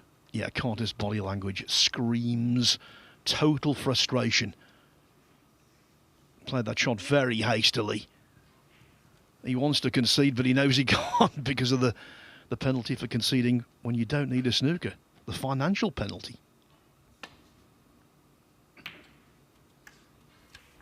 Well, he was walking to shake hands there, but the red's not in.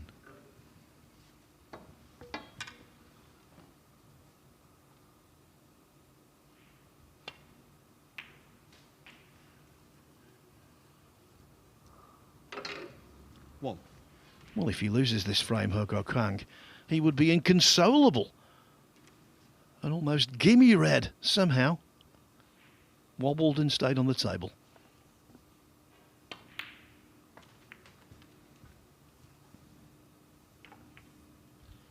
Carter needs blacks, of course, here. 8. He's already looking at the last red. And then it's actually a good chance.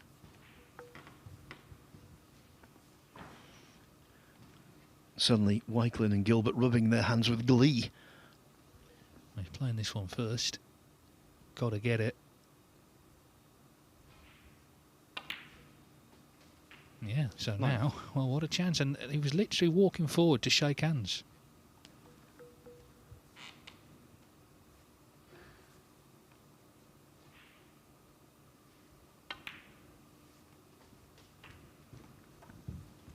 And as is always the case with these groups, 16. every frame is so consequential, and not for the players out there only. 17. All 4 players in this group directly affected by what happens in the next few moments.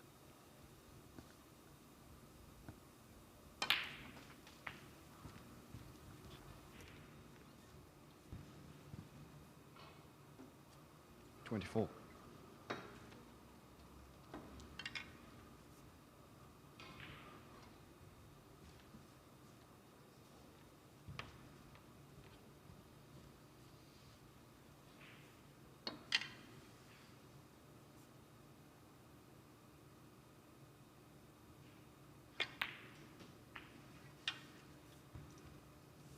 Very quickly on table 2, Mark Joyce has got the 2 snookers he needed, so he can still win the 3rd frame. Well, 2 frames that looked over. Maybe not.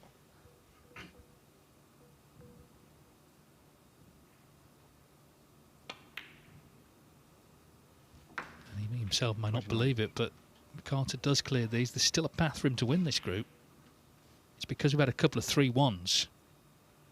If the next match was a draw, Wakelin Gilbert, Guoquang beat Gilbert 3-1, Carter beat Wakelin 3-0, he'd be the group winner. There's a lot of, I know there's a lot of ifs and buts, but the point is mathematically, he still can win the group. 33. 3 massive balls coming up. The blue, I think we can give him, but that said, we could have given He Guoquang the red he missed.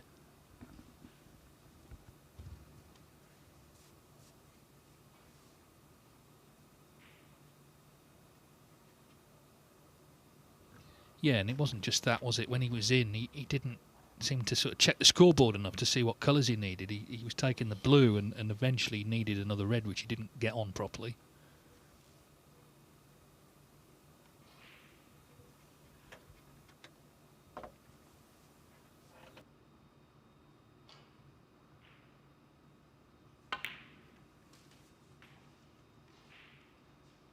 $38. He's gathering all this stuff together there, ready to shake hands. Now then, this is still needs some attention, this pink.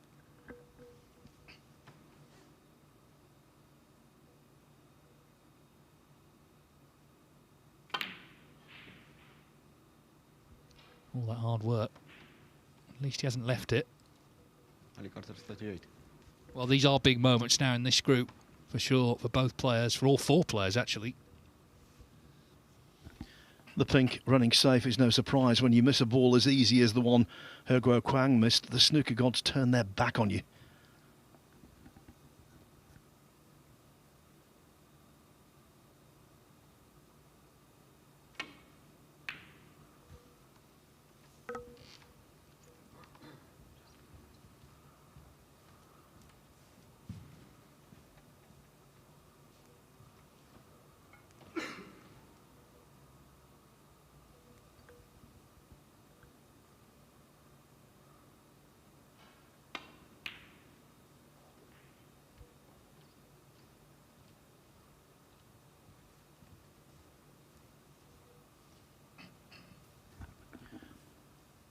What about coming off the ball cushion with right hand side? Leave the white where the pink is now.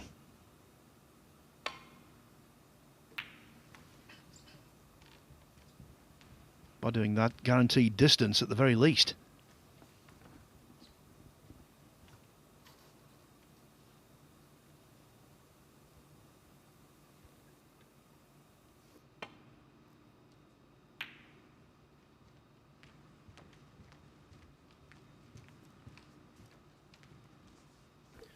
He's not averse to going for a double, He Guo Kwang. Knocked in a couple already today.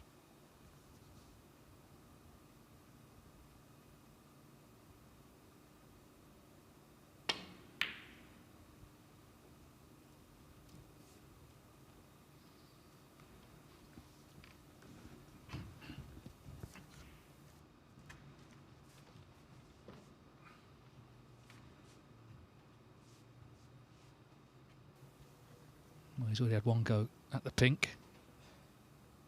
Carter needing both balls to salvage an unlikely draw. Oh, that's quality. That really is. Needs the cue ball just to hold up a little. It's just running on and running on. This could have been easier, this black. But it is for the draw. A match that he looks certain to lose 3-1.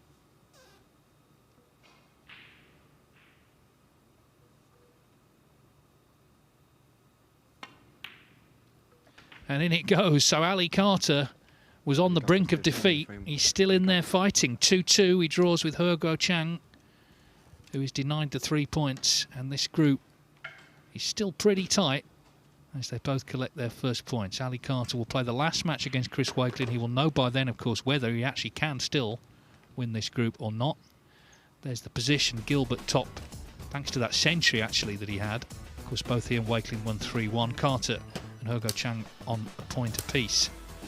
I won't repeat the permutations, but there is a path for Ali Carter and indeed He Guo Chang to still win the group, even on 4 points. But of course, Wakelin and Gilbert, they play each other at 4:30, so that match will tell us plenty. Carter and He Guo Chang there, they need that to be a draw.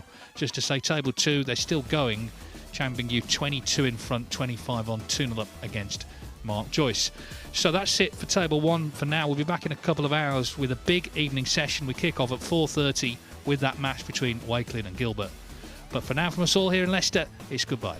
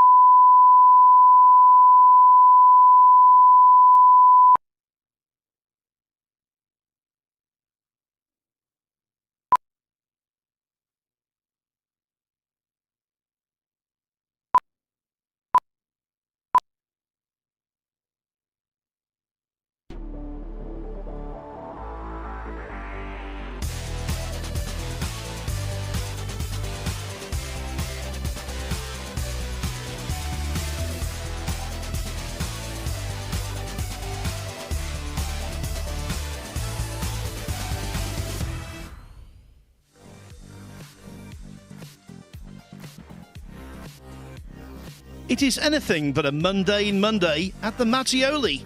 Today, this arena in the heart of Leicester is playing host to some terrific snooker as the season's first world ranking event builds to quite a climax.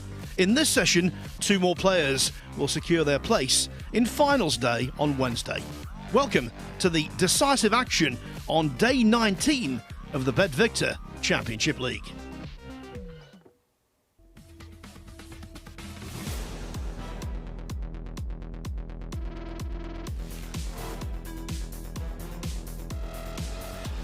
Very sharp, very focused. And that's a shot that again will live long in the memory.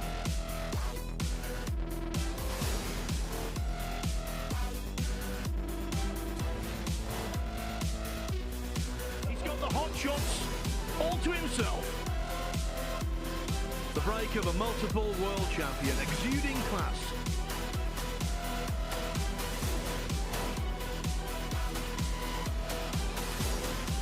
Absolutely magnificent shot.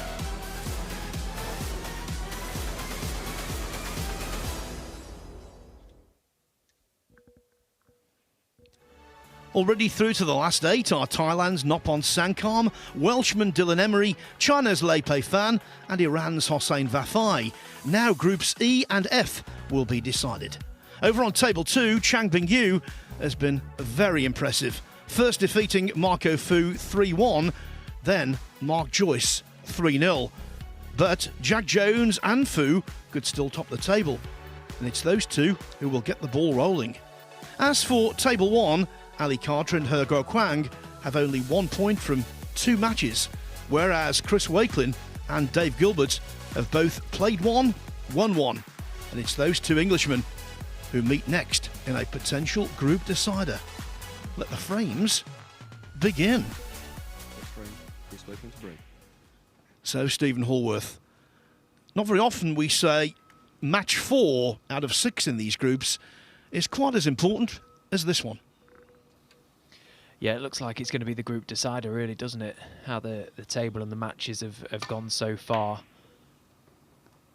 Just quickly crunching the numbers in my own head. If either player was to win this 3-0, I think they will have won the group, won't they? But for a high break. Yeah, and of course, other results will have to go very much against them. Not just results, but precise scorelines.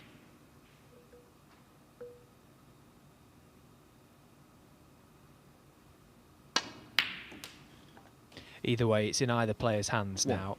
If either get the win, they've still got the game in hand, and it's still within their grasp to control this group pretty much. So, big match, and Dave Gilbert has produced a big shot here. What a piece of cueing that was. I thought Dave was brilliant in his opening game against Ali Carter. Ali didn't do that much wrong, to be honest. When Dave got his chances, he was clinical. And that's what he can do. 3. Just another couple of revolutions on the cue ball and he would have been right in there. Yeah, if this match is won 3-0 by either Wakelin or Gilbert, basically, that's it. David Gilbert 3.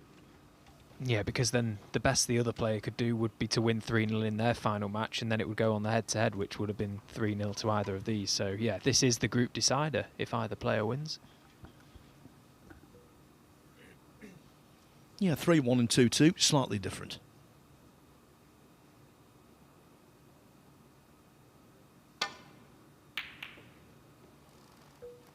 The worst thing you can do, of course, is to think about permutations when you're out there. Just play snooker, try and win frames,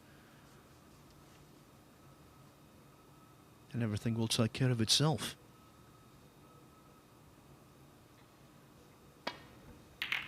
Yeah, Dave Gilbert knows that, doesn't he? Dave Hendon already alluded to the fact that he's played the most amount of matches in the ranking version of the Championship League over the years. He's won the most amount of matches here, so he's well aware of how this all works.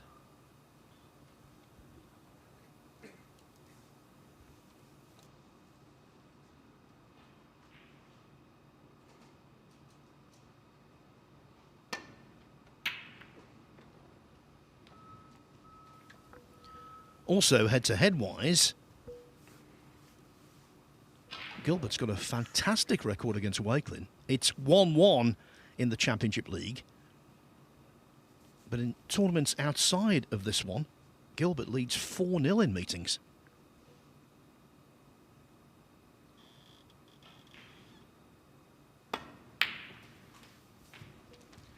And he looks to be striking the ball with great authority. He's found his range, hasn't he? You know, short game in amongst them is pinpoint, but his long game has been magnificent as well today. Do you know, I played in my final Wuhan Open qualifying match a few weeks ago, and I was on the table just next to Dave as he misses the black because I'm about to blow smoke up him. He played unbelievably well against Noppon. Noppon barely got a chance, barely had any impact in that game. Dave was devastating. Seems to have carried it on. But never underestimate Chris Wakelin.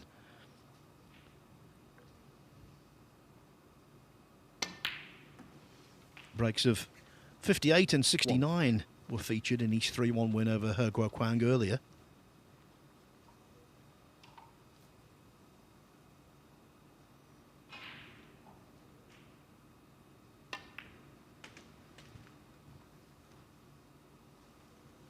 And I think today, after the recover over the weekend, the way the pockets are playing, the way the table is playing in general, I think conditions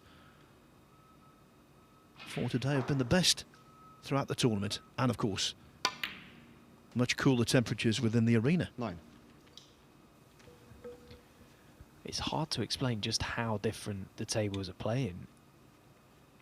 Even the practice table, I was having a knock earlier on, and the comparison to the conditions on Saturday 2 days ago, it's like a completely different board.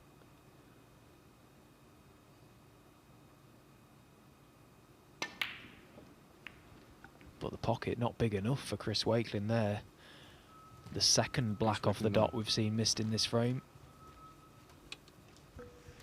Indeed, although Wakelin's was a little bit easier than Gilbert's. That was really surprising. Yeah, he won't miss too many of them all season, Chris Wakelin. Massive let-off for Dave.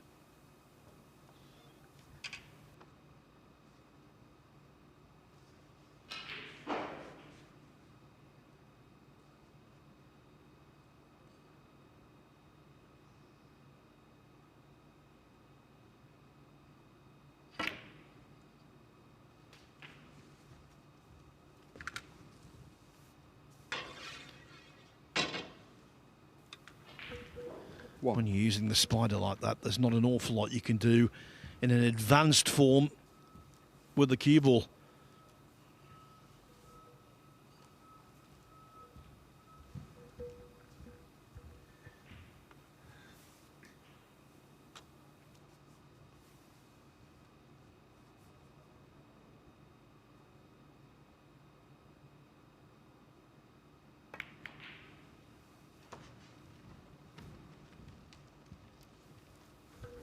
Yeah, I was saying about Gilbert's excellent head-to-head record against Wakelin. And of those 4 meetings he's won, 2 of them have been very high profile, actually.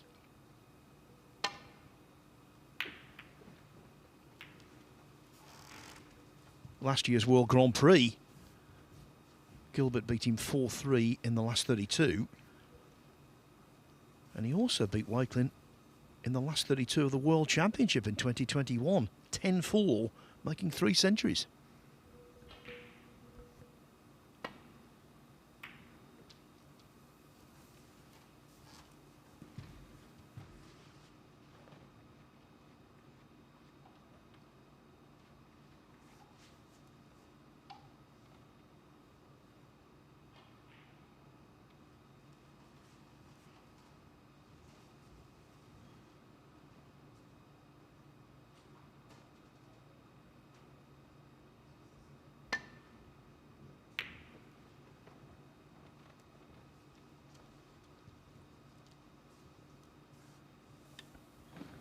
Lovely weight on the cue ball, look at that. Very nearly the perfect line as well.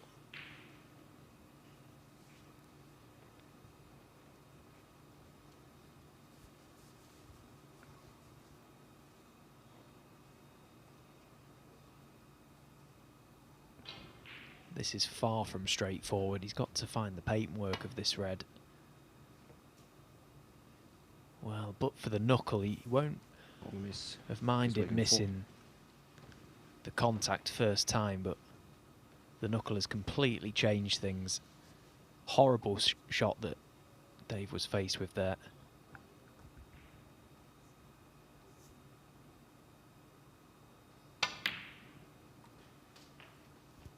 One.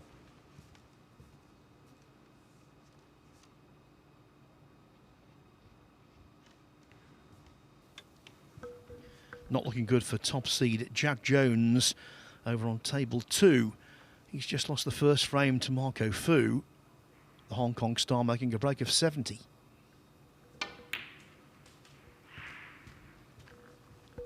Bear in mind, Jones only drew his first match 2-2 with 6.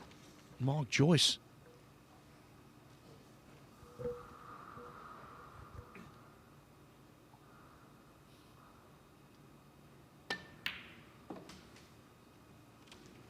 Seven.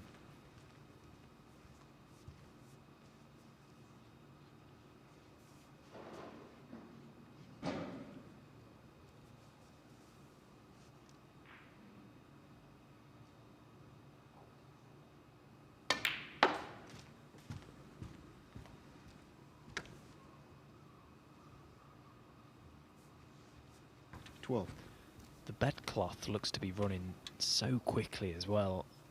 There's been a couple of times Chris has played a few shots already in this frame actually where I've thought he's well short of the mark there. 13. But he just kept rolling and rolling. Yeah, Chris was telling me earlier on that in his first match he thought the cushions were a little trappy, as they say, a little slow.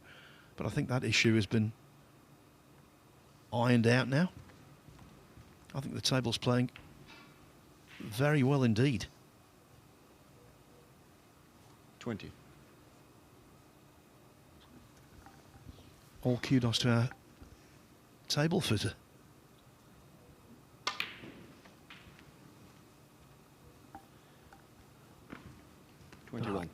Time the cue ball just pulled up any further and this would have been a horribly difficult shot for Chris Wakelin. He can just maybe nudge the red away into a potable position from the pink. Oh, it's all gone wrong. It didn't look much, did it, the red to middle that he just played, but he's overscrewed it by, let's say, 3 inches there, and what a difference it made. Yeah, that was another thing I talked to Chris about, because in the first match against He Guo Kwang, they were both overscrewing on a regular basis. And he did confirm that that was the case, that the white was very lively.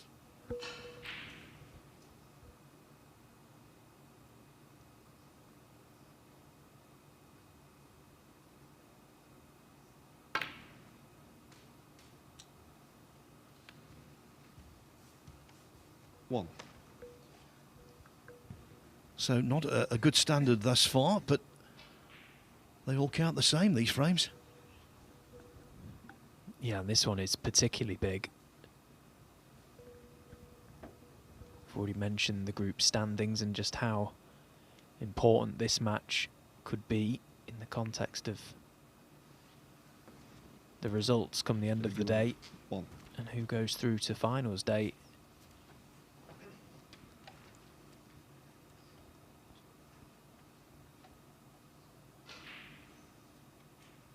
But if this match finishes a draw, it completely opens up the group once again, so again, it keeps us all interested, doesn't it? Right to the very end.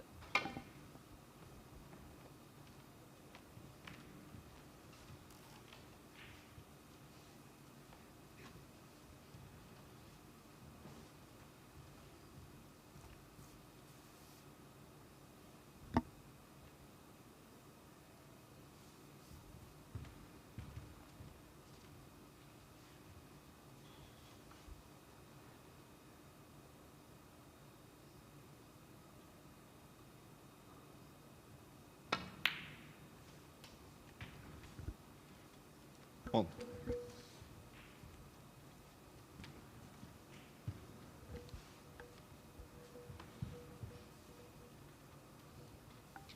I just wonder if he's got the perfect angle here to drop this cue ball into the reds along the top cushion.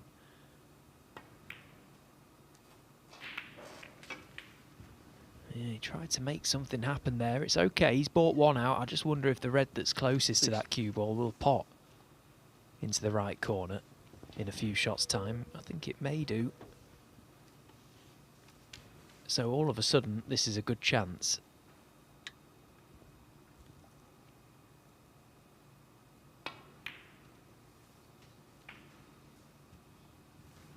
Seven.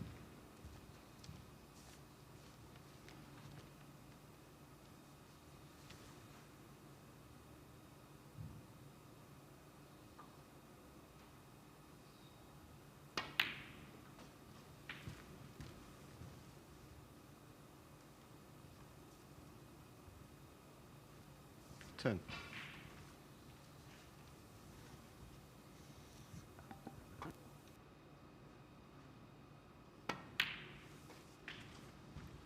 $11. Very stylish, Dave Gilbert.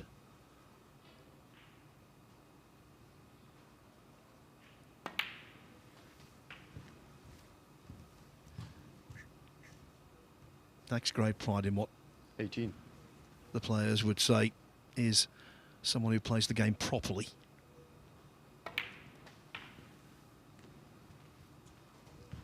19. And of course his great asset is scoring power.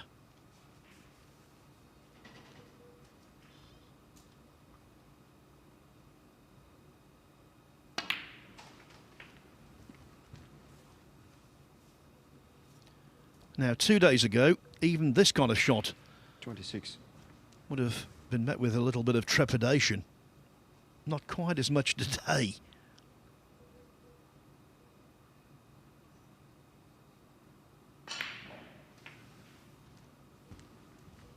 $27. Yeah, he should be okay here, Dave. You can just stun the cue ball 2 cushions round the back of the elet. Brown being off its spot helps. Bigger target. That's perfect.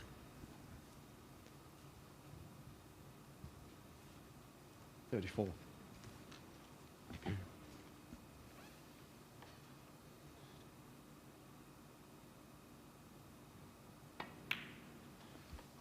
And now just needs up to and including the blue 36. to take the first frame. Well, it was the miss black initially from Dave Gilbert off its spot that we thought maybe could be quite heavily punished, but Chris Wakelin didn't make much of his 39. opportunity first time out. He also missed the black off the spot. So this is the key shot now, brown to blue.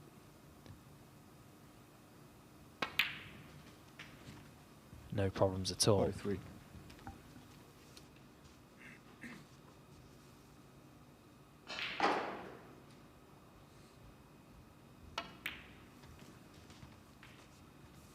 $48.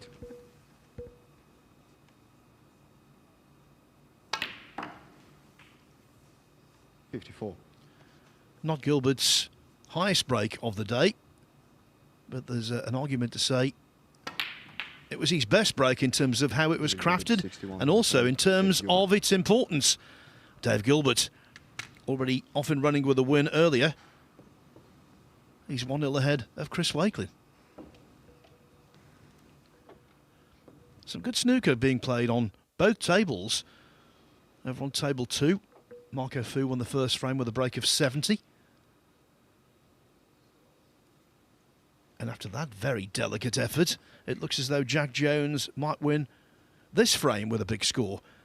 Currently on a break of 57.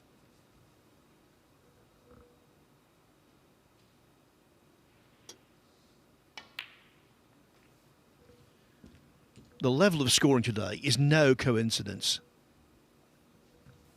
No, absolutely not. The players have quickly identified that the tables are playing, you know, maybe a touch easier. Still tough, but compared to last week, easier. Bedcloth is reactive, the balls are moving. You know, it's the perfect storm, really, for heavy scoring. And Jack Jones knows all about heavy scoring in the Championship League, doesn't he? So Jones will equalise, no doubt about that.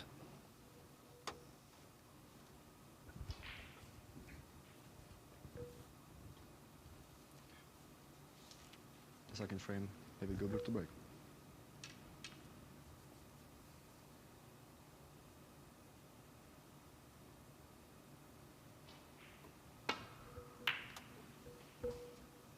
What a start of the season David Gilbert has made. He won Group 21 in the first stage. Got 7 points to do it. Beat Ricky Walden 3-1. Panchaya Chanoy, the Women's World Champion, 3-0. And had a 2-all draw with Mahmoud Al-Aridi. And he also won 3 matches out of 3 in China Open and Wuhan Open qualifying.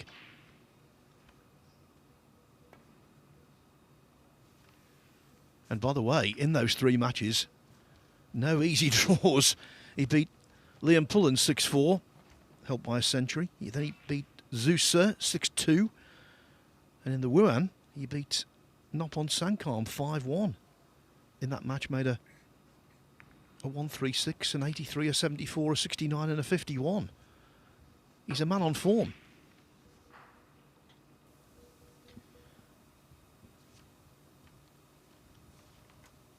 He most certainly is. And he needed it, didn't he? Because last season was, by his standards, woeful. Never made it past the last 32 of any event.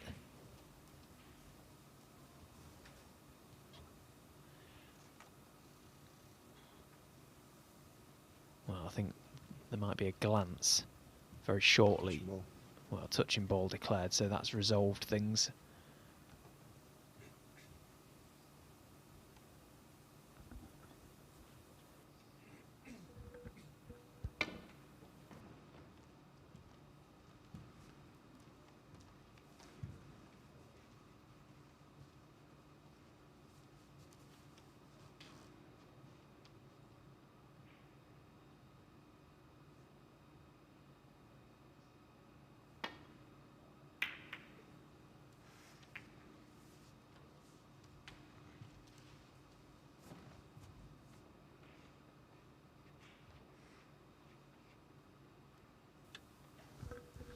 The final tally for the Jack Jones break on table 2, 102.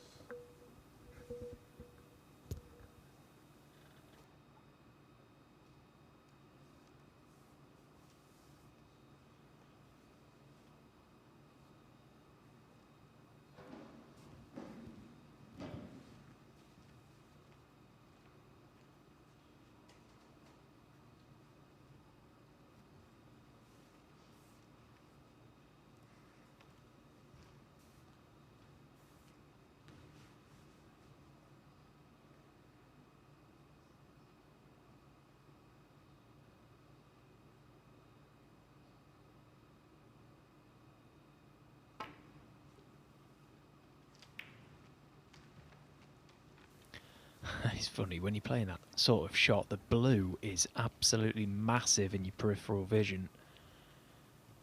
You're trying to work out the little thin edge you want to find on the red, but you just can't find it to miss the blue.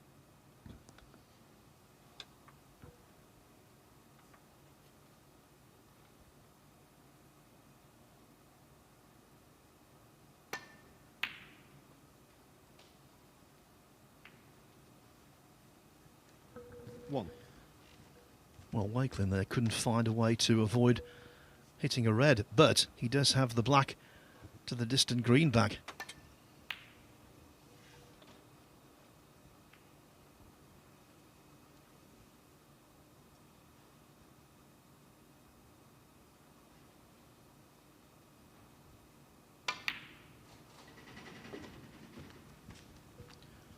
given the situation. That was a pressure ball. 8.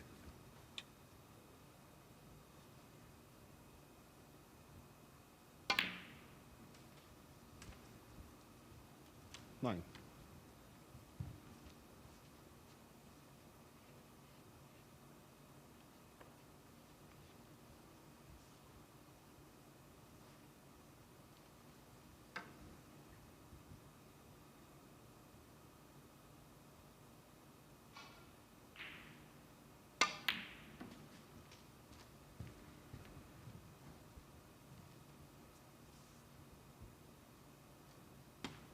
11. He's played into an area there, Chris, to try and navigate his cue ball back to that black. Well, it's landed in the worst place possible. He's on nothing. If it bounces half an inch off this top cushion, he can birdie the red along the cushion and get back on that black.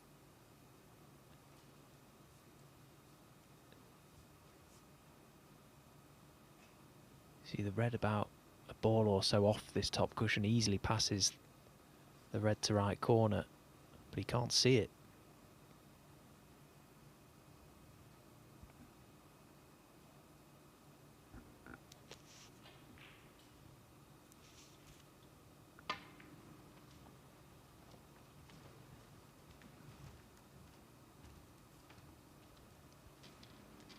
But what about that for a shot?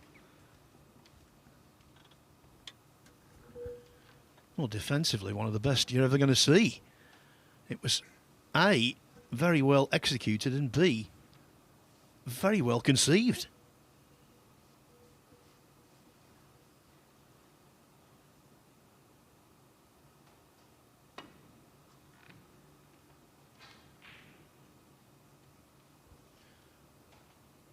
Well, the cue ball came off the second cushion very differently to what Gilbert imagined it would. And me, to be honest.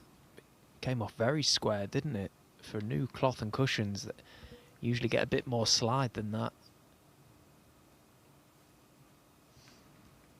I just wonder how much bearing that will have on his second attempt now, Chris Wakelin choosing to have the cue ball replaced. Does he go too far in the hope that it squares up again? Or does he try and find the path he thinks with a minor adjustment to see it happen again? Dave not pleased just yet with the cue ball's position. A similar shot he's going to play anyway. But he might not know where to aim. Again, that has come off a little squarer than I thought, but he's managed to make the adjustment. Good shot.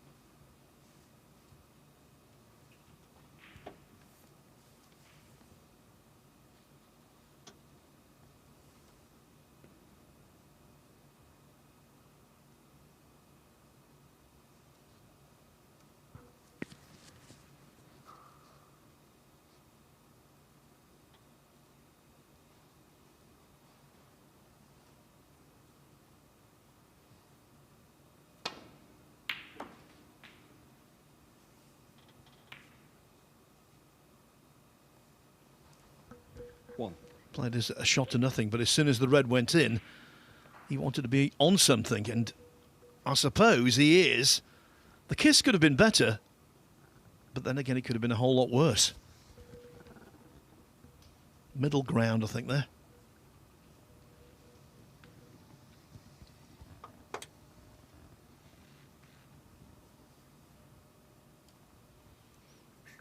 He's so good in amongst the balls. If he starts knocking them in from distance, which he has done in this match, then he's very dangerous indeed. Yeah, he really wants to take this green on. He just needs sight at one red. Presumably the red just right at the pink in open play. That may get him to the black.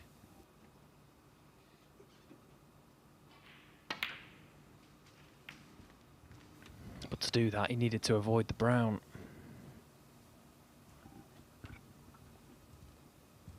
Four.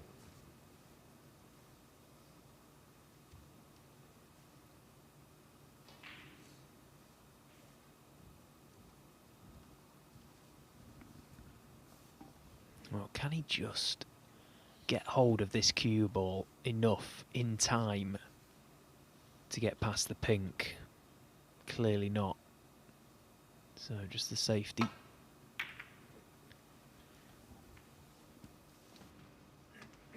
David Gilbert 4.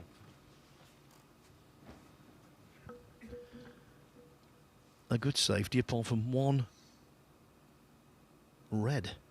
The red that Wakelin can now pot.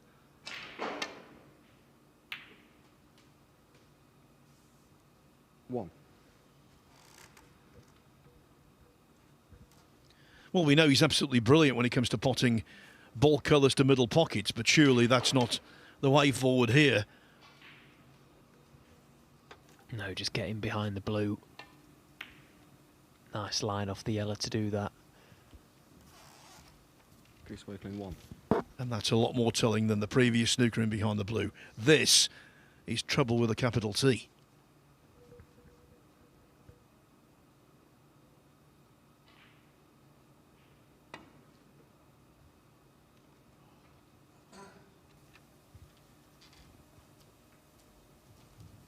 Well, it's a good shot.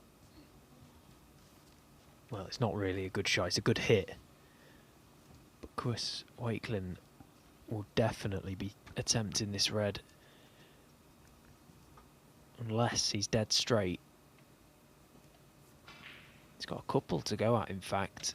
He seems keen on the one to middle pocket. This is a tough pot. Oh, what a shot that is. That is brilliant. It may have stayed out last week, but it was brave and it was brilliant. Yeah, caught that far jaw. I think it would have been repelled.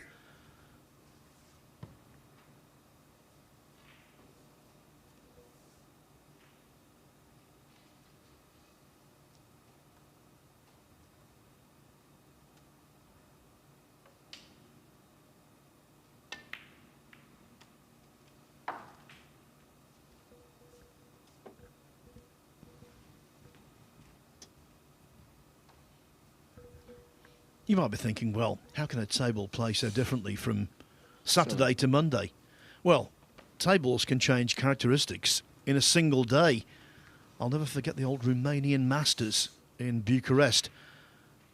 It was quarter-final day, and I was commentating on match 2 and match 4.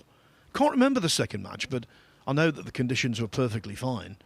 By the time we got to match 4, it was Neil Robertson against Anthony McGill. The table had deteriorated to such an extent it was very difficult to play any form of good snooker. And that was in the space of a few hours. It's true, and a lot of people overlook this when, you know, they hear the players talking about tough conditions or anything really to do with how the table's playing. A lot of people just see it as black and white. The table's the same wherever you go. It isn't. Far from it. You know, even down the club at the minute when you're doing your practice, because of the hot weather we've had, that changes how the table plays. The humidity has a massive impact on the cloth and cushions.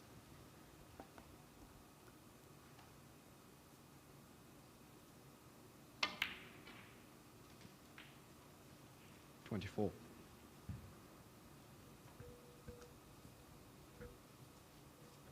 Looks like Jack Jones is going to hit the front against Marco Fu on table 2. Fu on the first frame with a break of 70. Jones replied with 102, and he's steaming through the third.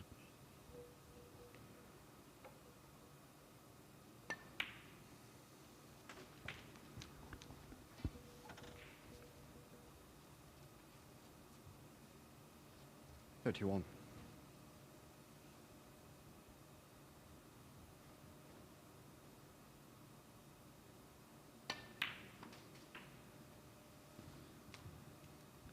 $32.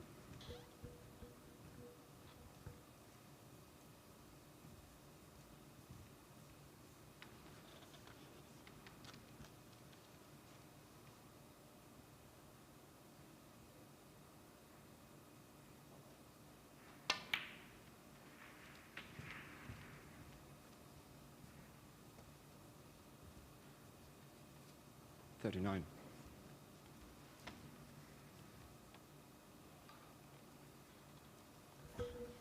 Two on to Jones. It is. The break ended at 77 this time.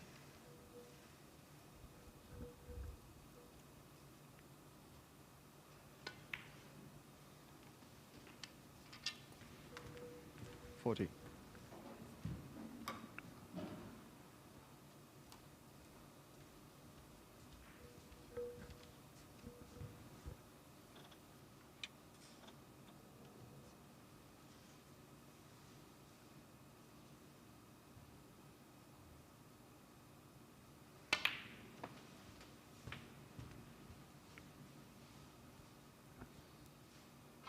$47. Well, I didn't intend to be hampered by this red. I think he's okay, but having to play the more difficult one now. 59 points to the good. This is frame ball. No problems. So it looks like we're going to have a very tightly contested game on our hands here, which is perfect for the group.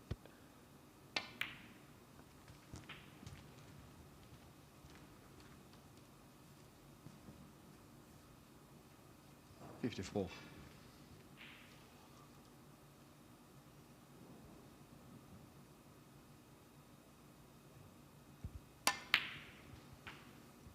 $55.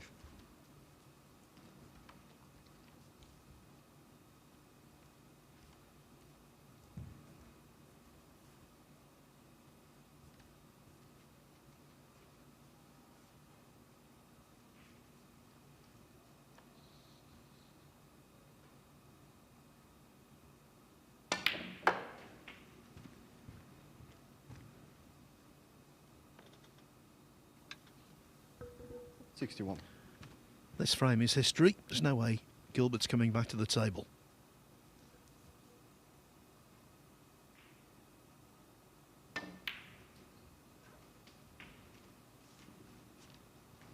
$62. Wakeland, though, would love to make the highest break of the group so far. Might be very handy in the final analysis.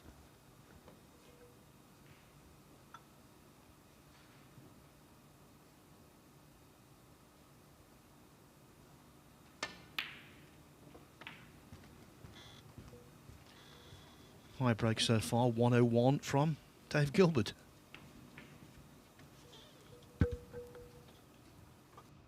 $68.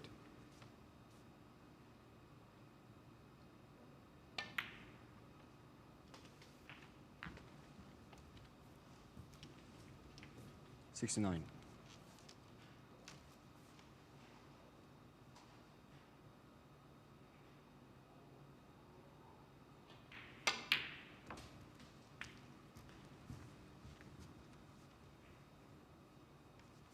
$75.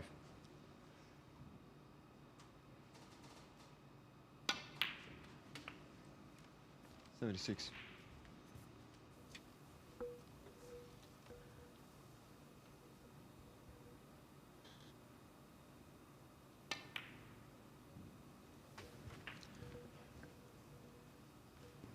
The frame is gone for Gilbert, of course, but 83. in terms of the high break, he will be heartened by the fact that the blue is really awkward.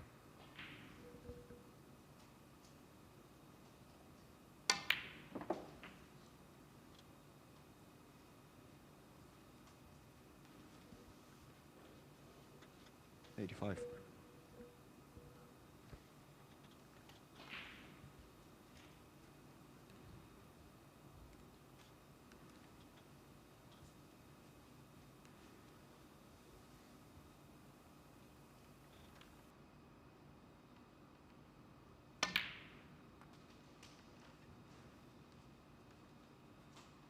$88.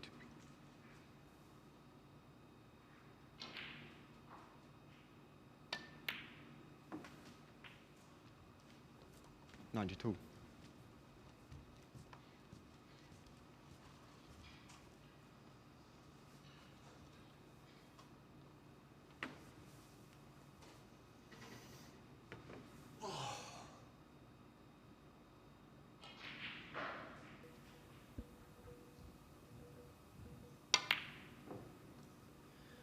Chris Wakelin let out a massive sigh as he was trying to reach that blue. It was a good attempt, but the break ends on 92.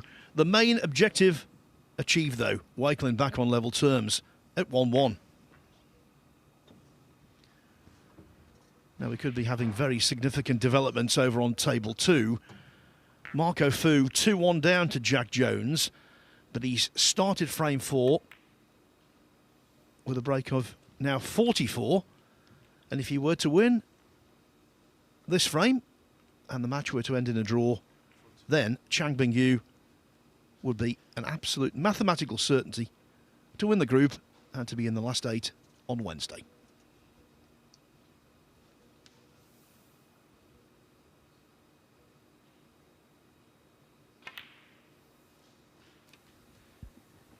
Been a great game again, this, on table 2. There's been a number of them today. Kept one eye on things, and it's been heavy scoring. Marco's good value, isn't he? Because he plays so quick now. Just gets down and prods at it, and they go in. Yeah, in his peak, he was never slow. Sort of middle of the road in terms of the pace he played at.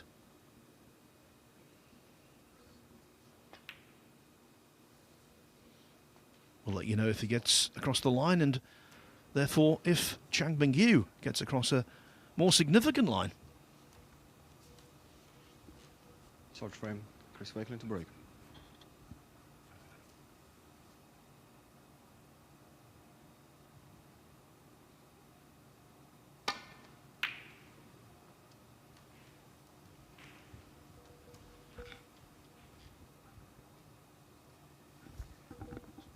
That time better with the cue ball from the break off. Okay, the red is still on to this left corner pocket, but he's got about 6 inches of distance between cue ball and cushion, and the cue ball needs a bit of work. This is not a gimme.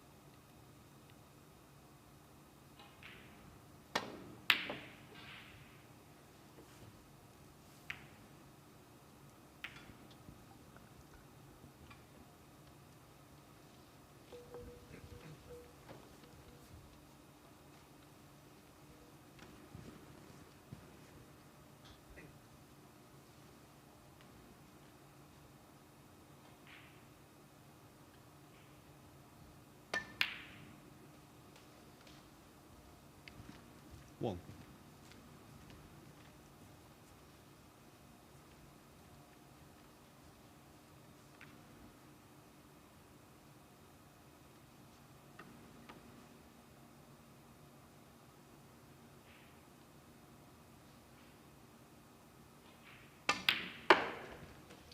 Using the looped bridge there.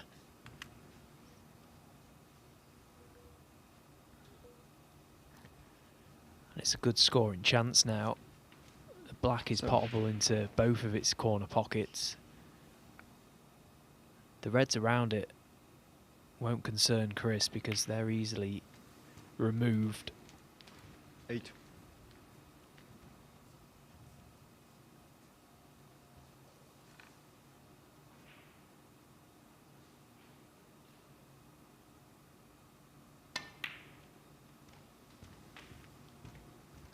I overheard a little conversation he was having with Ali Carter in the players' lounge earlier, talking about, what's changed for Chris Wakelin in recent seasons, and he puts it down to the shootout win, the prize money that he received for it, the ranking points he got, and the knock-on effects of being a tournament champion.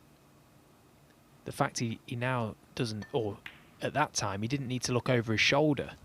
16. And that's massive, isn't it? You know, from a psychological standpoint, particularly for those mid-ranked players.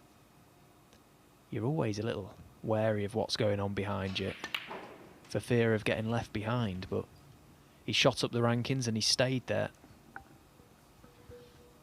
23. Yeah, anyone who thinks the shootout is solely a bit of fun is barking up the wrong tree. Of course it is great entertainment, but for the guys involved, when they go deep, all kinds of doors open. When you got to the semi-finals, Stephen, you must have been dreaming big. Yeah, absolutely, and why wouldn't you be? You know, I remember being stood on the Eurosport platform as they was doing the draw live. Ali Carter was also in the semi-final lineup with us, Cao Yupeng and 24. Mark Allen, the eventual champion, and you know, one of you's got to win it, and you're starting to think, well, why can't it be me? You know, I've got this far. But the beauty of that event is that as quick as you can get to that round, it can be over in a few seconds, and unfortunately that's what happened for me and Ali in the semi-finals that time. 31.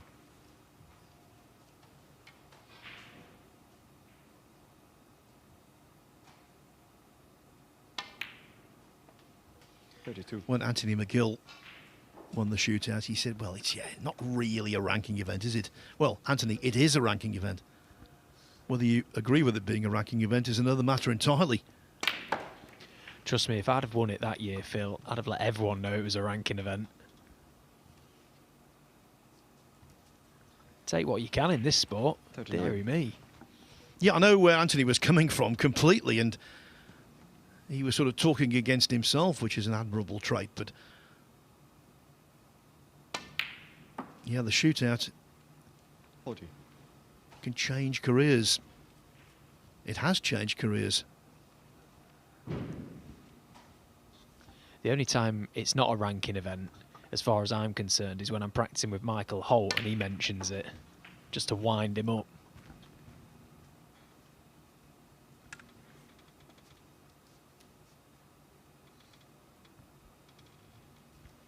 Well, that split's 46. gone wrong.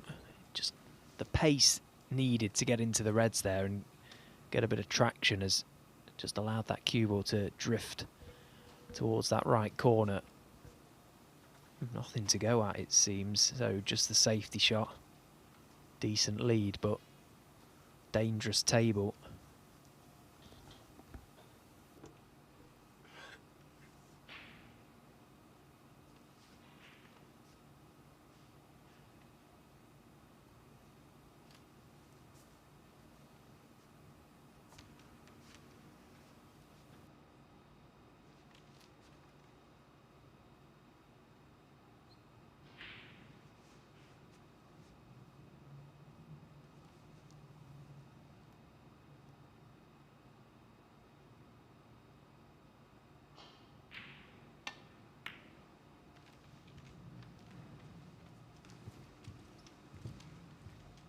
Chris Wakelin, 46.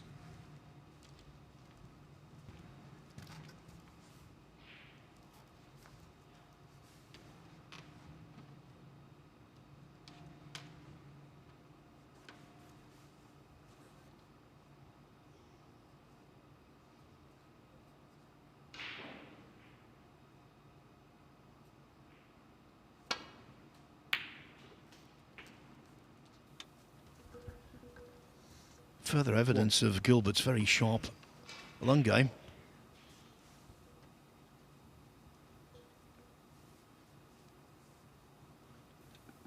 Yeah, and Chris Wakelin took a long time to decipher the shot he was going to play, and in the end left one for Dave, and he doesn't need asking twice in this sort of form.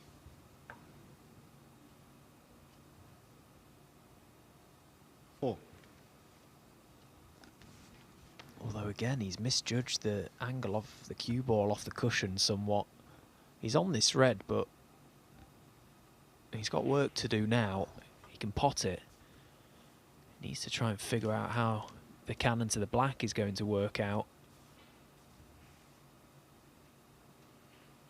And it doesn't look favourable where the position of that red is on the top cushion. Might be trusting a little to luck.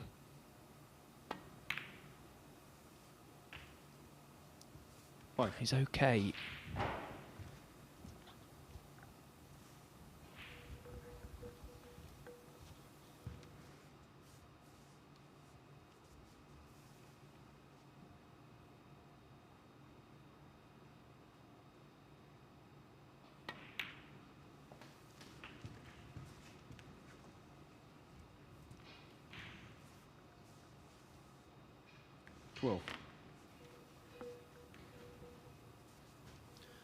Over on table 2, what a dramatic finish to frame and match. Marco Fu made a break of 66 to initiate the scoring in this frame, but he's not been able to nail down the frame. And Jones, with a colour clearance, can nick this by a single point and gain a 3-1 win.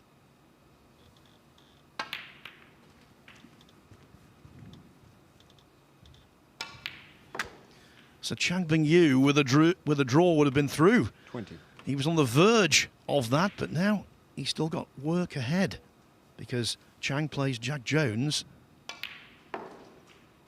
in the last match of the day, assuming, of course, the work is there, assuming Jones does clear up. What an effort this has been.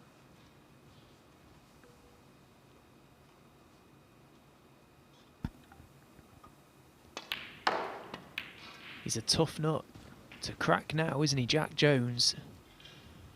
Although just when he needed one good positional shot from the blue, he's played a bit of a shocker there. Anywhere but low. So is it around the angles? 3 cushions. 28. There's a 3, here's the 4th. Is it going to pull up or run on? He needs either. Oh, how do you fancy these?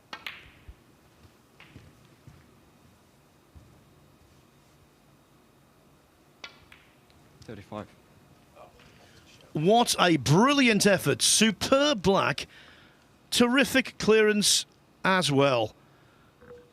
Jack Jones, before that, had breaks of 102 and 77, but his clearance to win the 4th frame was the best of the lot. So Chang not yet confirmed as group champion.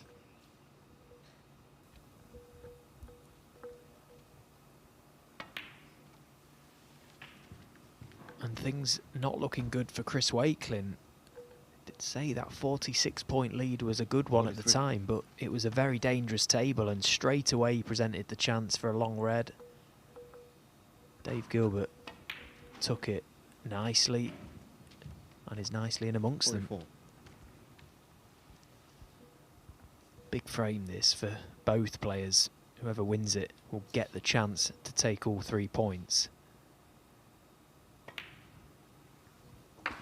Yeah, because the red is in close proximity to the middle pocket. Doesn't mean to say it would be easy if he was at a distance away from it with the cue ball. So he does need to be in behind it. If that's the case, then that's fine.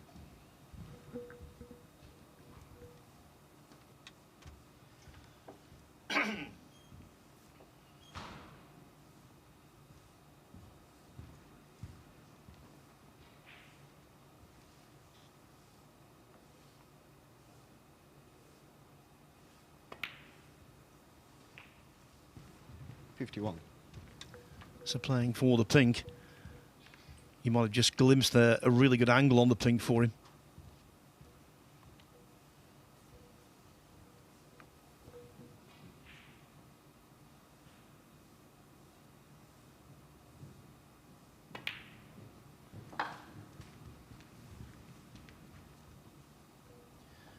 This red is still missable. 57. We saw Ian Burns miss a crucial blue to this pocket last weekend.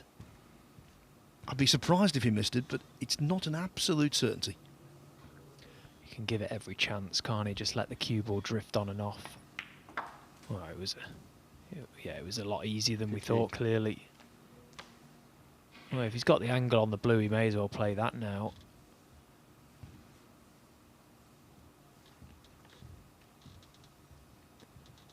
Doesn't like it, so green for yellow.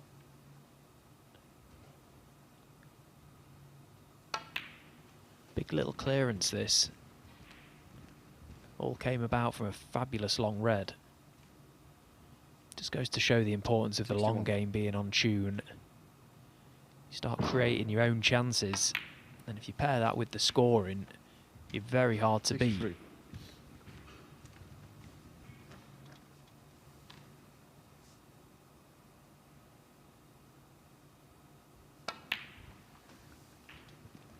66.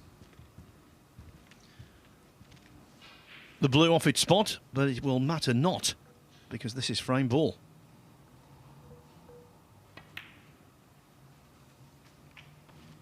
$70.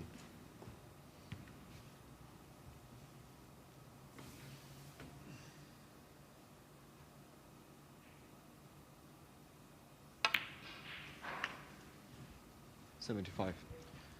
Dave Gilbert is oozing confidence.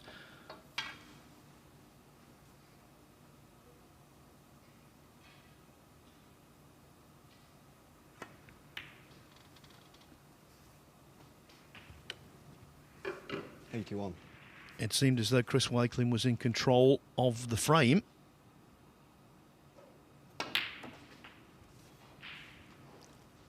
But from a red from distance, Dave Gilbert clears with 88.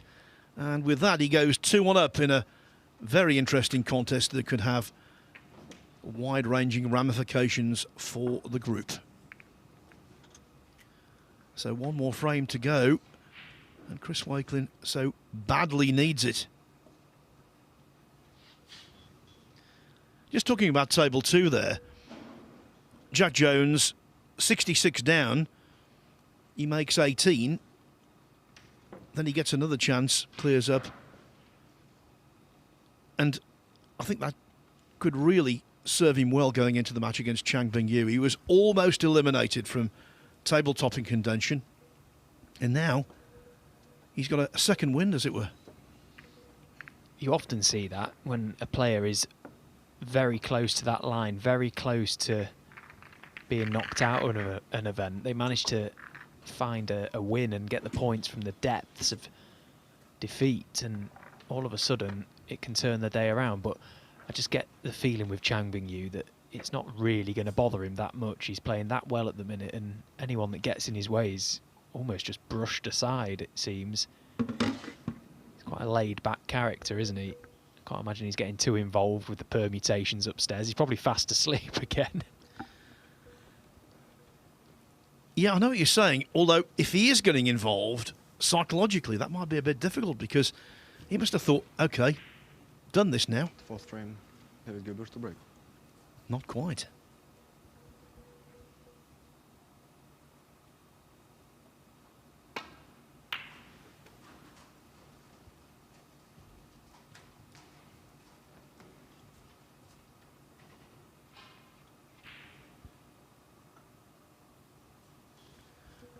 Next up on table 2, by the way, it's Marco Fu against Mark Joyce.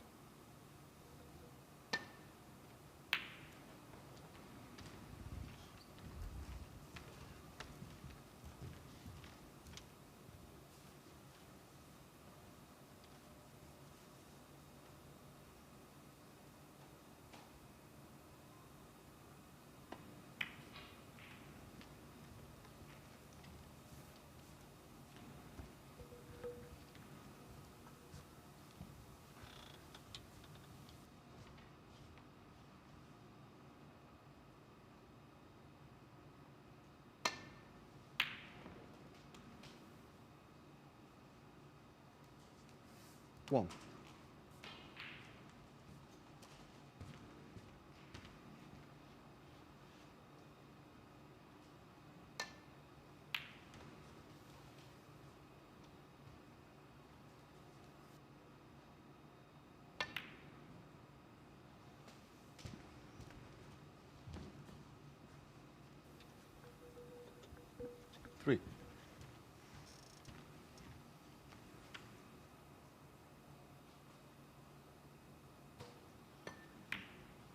As Stephen outlined at the 4. top of the show, a 3-0 win for either of these two would have been enough.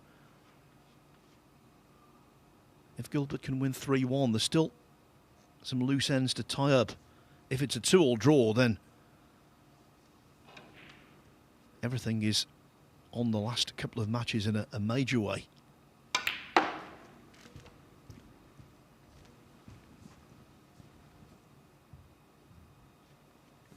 Nine.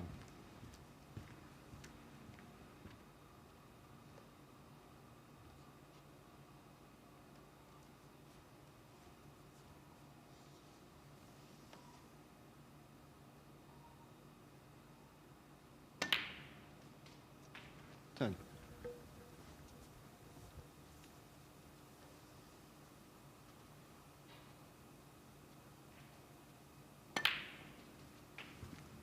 Yeah, there's still the possibility that every player could finish on 4 points in this 17. group.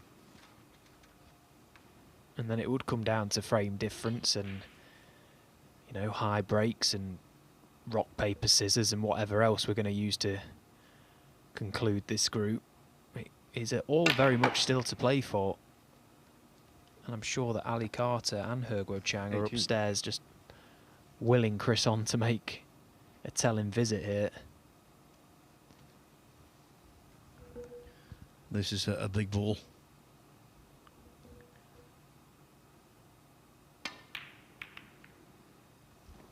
A big ball that was missed by a country mile. 18.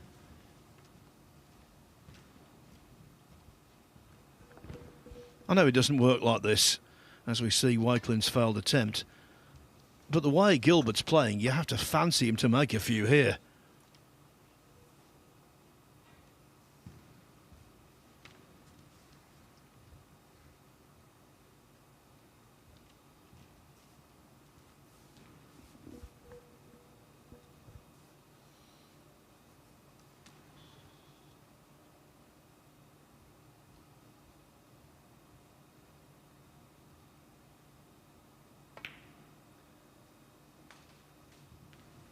One. Again, good to see Dave just take a second there before rushing into anything, as you would expect. You know, when he's on song and he's in stroke like he is today, he uses composure and class. You know, he has his off days when he can erupt, but today he's looked sharp and on it. And he's just mentally planning his route there, how he'd like to 8. sort of unfold this table and get to work amongst the reds.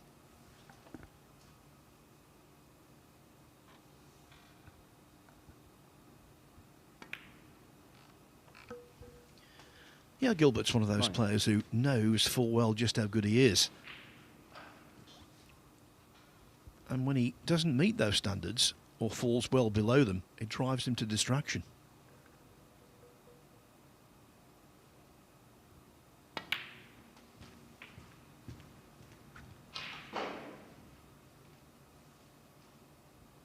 Sixteen.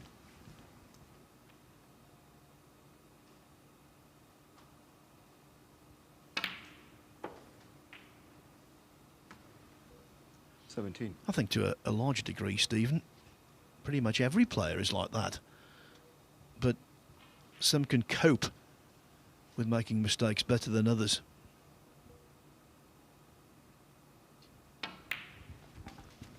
Yeah, I think the term is probably acceptance. You've got to kind of accept that 22.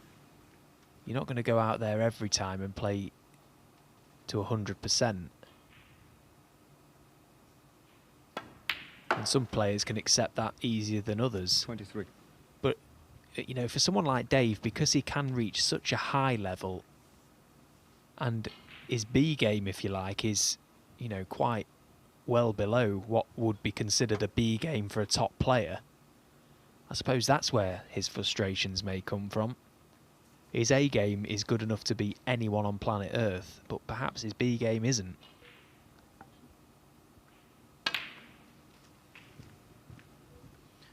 On Saturday, Stephen Maguire failed to become the first player to defend this title. 30.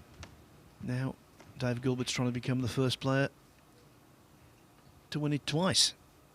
Cue ball a little steamy there.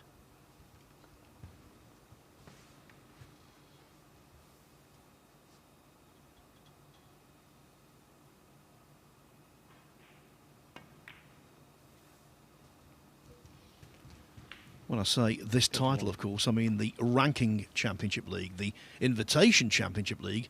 Yes, that's had multiple winners.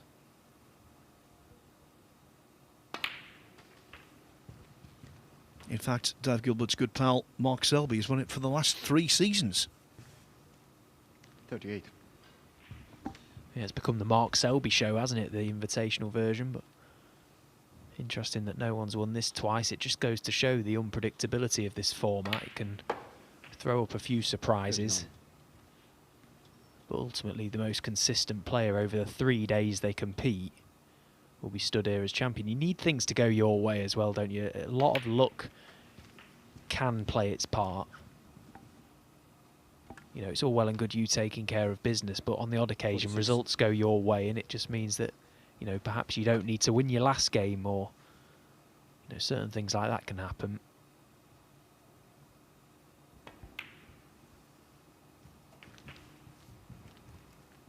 $47.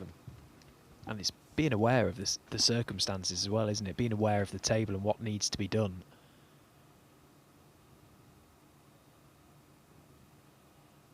Because, you know, it's different to normal snooker, this. Normal snooker, you win and go through, you lose and go home. Here, 54. you can get the odd draw, you can even lose matches in your group and still progress. Now this one there, you can see the red in its juxtaposition against the pocket. You can fudge this in.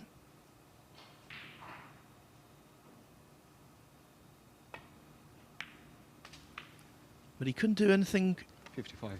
extravagant with the cue ball. Is that a technical term, to fudge it in? I like that. I think it's the first time I've ever used it. It just felt right for the moment. That's good, yeah. If it feels right, you go for it. Why not?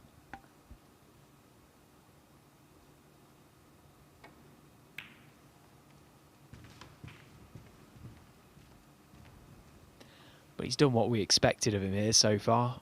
When he came to the table, the Reds were nice, and we thought he was going to score a few, and so far he has done. But he's not there just yet. This might be the shot that gets him there.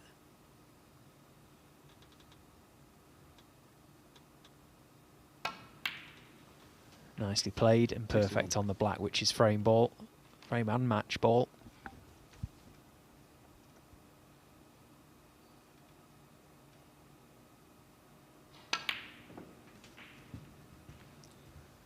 He's a good bloke, Chris Wakelin. He would be the first to agree that Gilbert's played the better snooker in this match. 68. And a good match it's been.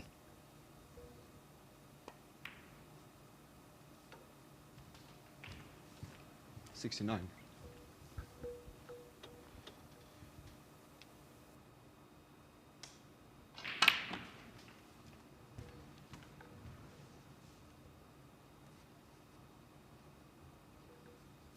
$76.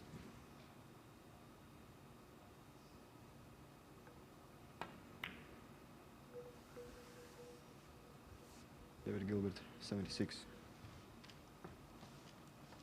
58 points the difference. I must be honest, I'm astounded that Chris is carrying on. Are you? He's playing on for a bit of table time, Phil. What is he doing? He's conceding. That was very solid scoring indeed from Dave Gilbert. Breaks of 61, 88, and then the clinching 76. With that, he beats Chris Wakelin by 3 frames to 1. Add that to his 3-1 win over Ali Carter earlier. It means he's got 6 points out of 6. And now, forget all the permutations. It's as simple as this. He plays in our next match in a few moments' time against He Guo Kwang after the break. And if he were to gain a draw there, that would be it. Gilbert would be through.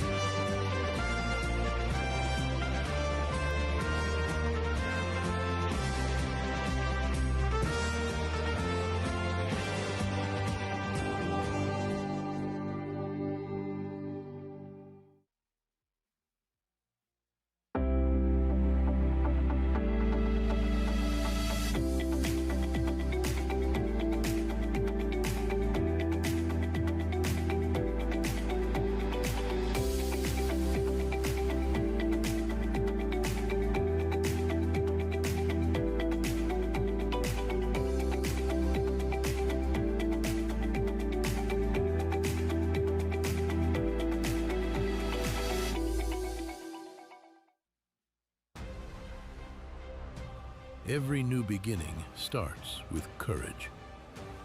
And round here, we have that in spades. One shot, the break, it changes everything. Made better by pressure. Two rivals at every table. A crowd free to live in the moment. From the four corners of the globe, the greatest players arrive, chasing more than a title. $500,000. 6 days of pure drama and unrivaled tension. And when it comes down to the final, they'll need every lucky 7. Take 8 seconds to steady the heart and sink the 9 for glory. The U.S. Open. Witness history in Frisco, Texas.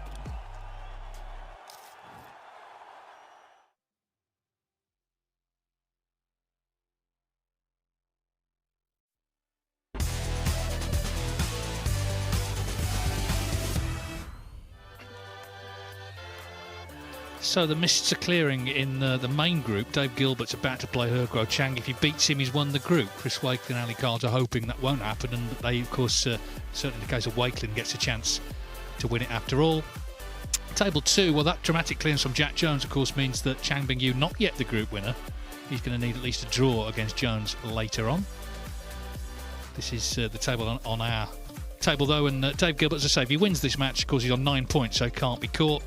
If he slips up, though, clearly either Chris Wakelin or, well, not Ali Carter, actually only Chris Wakelin can overtake him. So Gilbert a big favourite here, in fact a draw is going to be enough for him, but let's see how it goes on First frame. as we start the match. He's David played Gilbert well to today, I think, Gilbert, and would be a deserving winner, but Hergo Chang can still spoil the party. Yeah, I would agree. I think Dave Gilbert has looked sharp, he's looked focused, he's looked hungry actually, and that's quite uncommon, I think, for Dave Gilbert, to be honest, because we all know how well he can play. He knows how well he can play, he just doesn't do it often enough, but he's been brilliant today. And as you say, the equation is simple for Dave now. Anything, 2 frames, anything but a loss, and he'll be through. Yeah, and it's off the back of, you know, good qualifying results. He's played 7 matches now this season, won 6 and 1 draw, so still yet to be beaten. He's heading off to the China Open, the Wuhan Open in a few weeks' time, and he's got an immediate chance here.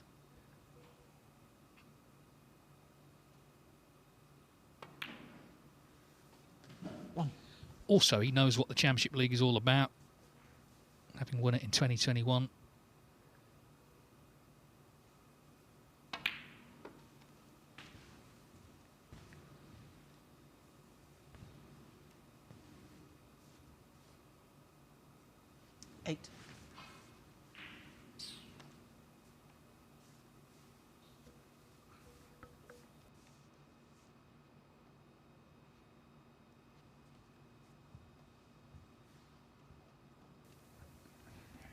Again, this has been a bit of a theme for Dave today, taking a moment or two in amongst them just to completely decide how he wants to attack the table. No.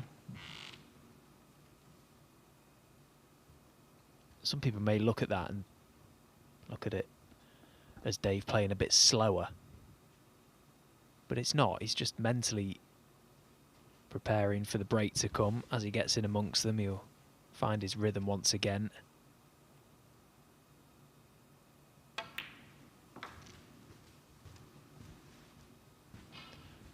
The black is potable to both corner pockets, in fact. 14. I just wonder if its spot is impeded by that red above it. If he could land on the black and just gently flick the red away.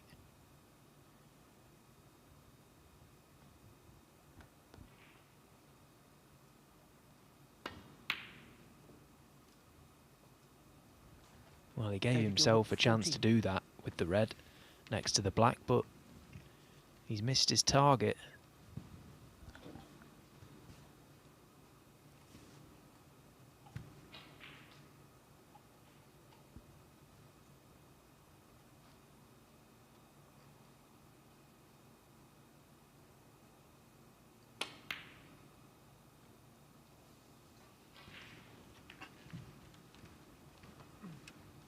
not punished, though. They had played a couple of times before, actually, in this event, at this stage.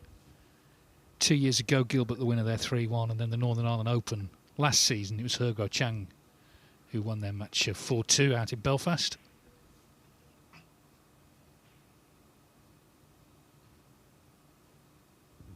Yeah, I saw that meeting actually in the Championship League. Played great, Dave, in that match, didn't he? Yeah, well, I mentioned earlier he's won more matches in the ranking event version of the Championship League than anybody.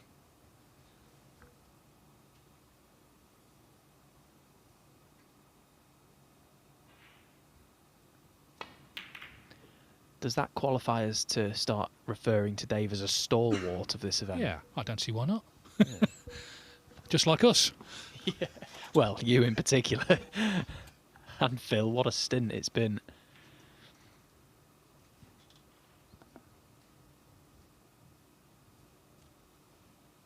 I think that says a lot about Dave, you know, that record. It's a tough event to have success in this because of the unpredictability of each and every group. Yeah, I mean, it goes without saying, you've got to make a good start, haven't you? You know, you've got to win at least one of the first 2 frames.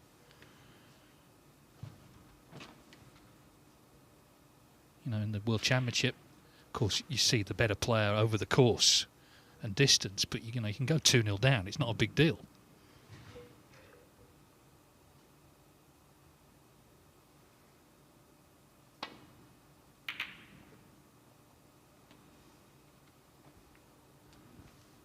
Oh, good line with the safety. Very good line.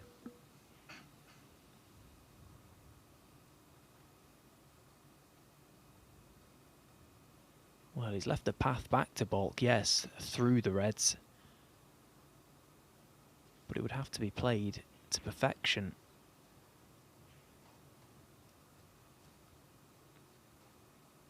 Doesn't want a thick contact to this red.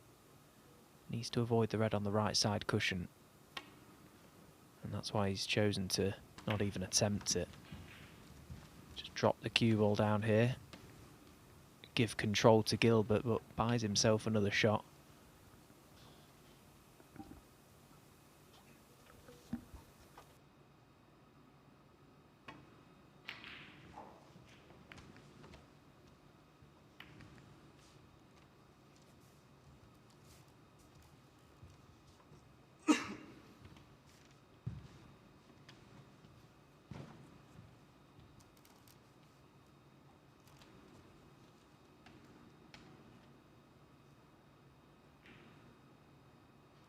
If Hergo Chang wins, he can still finish second in the group.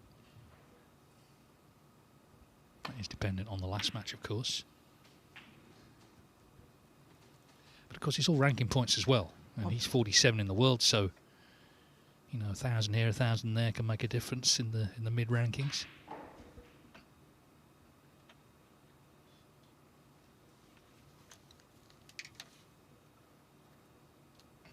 He should have beaten Ali Carter, though. That was where he came unstuck today.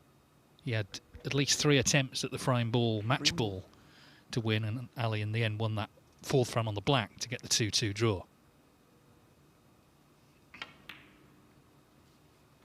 BetVictor Chang 1.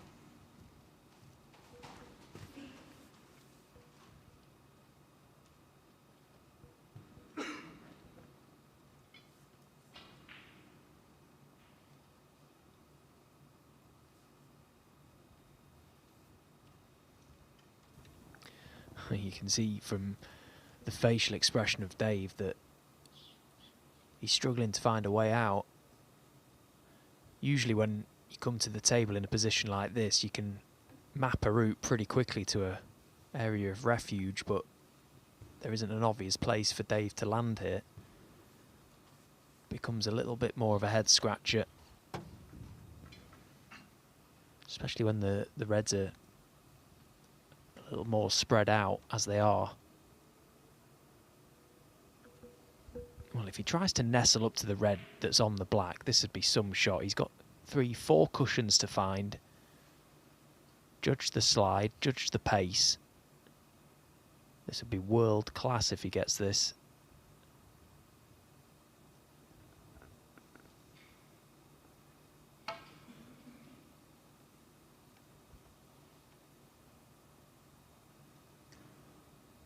and a miss. Guo Chang 4. He won't mind that one bit. That is a good run up. Practice throw at the shot. Little adjustment now.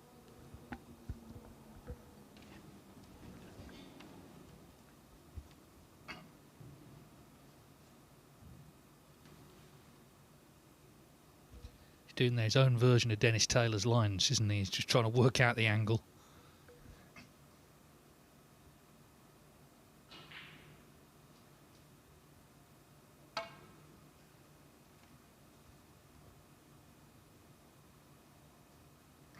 Foul and a miss. Guo Chang 4. I must say, and I think Dave would probably agree, for a new cloth, the cushions are playing on the square side, which is unusual for a new cloth. They often come off a little wider, particularly going this way. It usually comes off quite wide off the third cushion, but it isn't doing, so just got to account for that.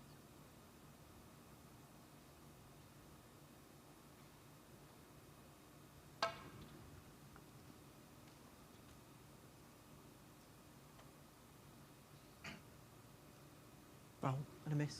Guo Chang 4.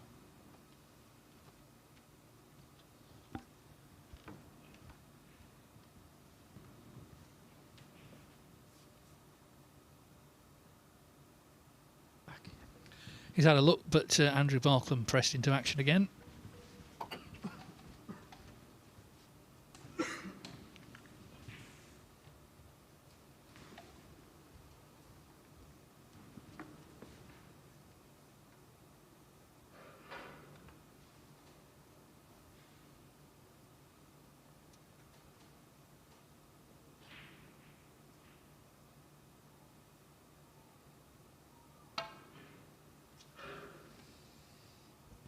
Yeah, shaking his head.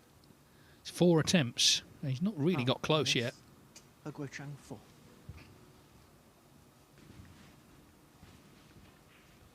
It's one of those sort of quirks of the game because obviously, you know, there's so many reds. You could hit one easily enough, but clearly you don't want to leave Guo Chang in. That's the issue.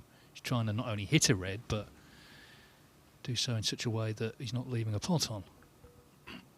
But at some point, he might have to change his mind here because he's just not getting as close as he would like.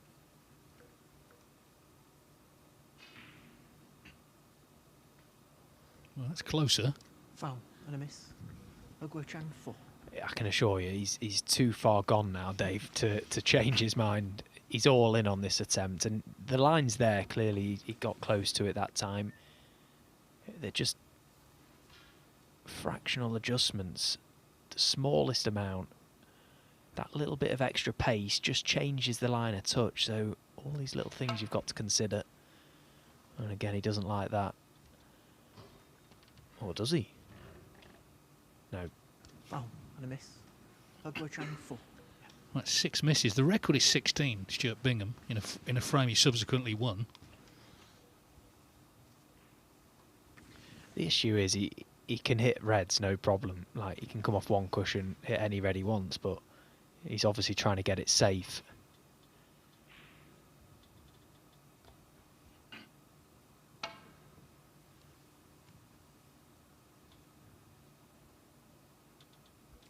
Seven misses. Foul and a miss. Guo Chang 4. Well, until he gets to about 100 behind here, Dave, he doesn't need to worry because there's plenty of reds on this table. As long as he gets it safe. Attempt number 8.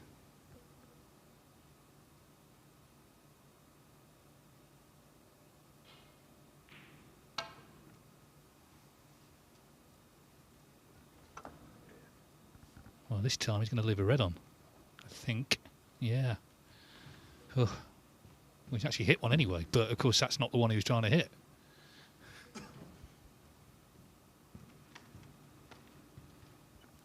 Yeah, that's exactly what he didn't want to happen. He would have happily given away 50 points there, I think, Dave, to have nestled on that red next to the black.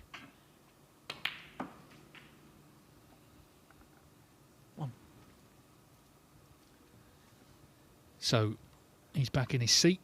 The watch is off for some reason, and Guo Chang steps in.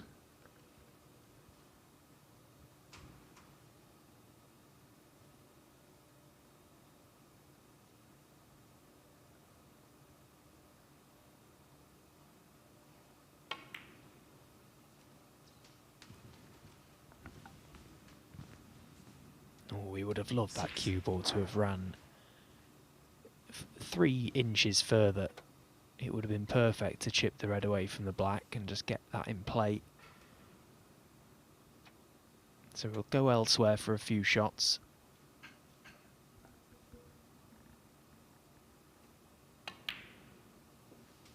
Seven.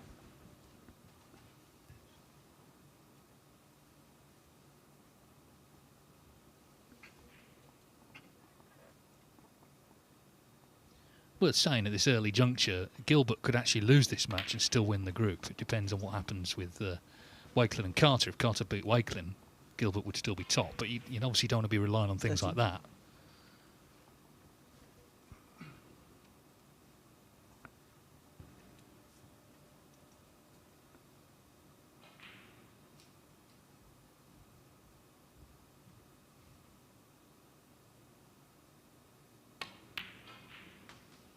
Fourteen.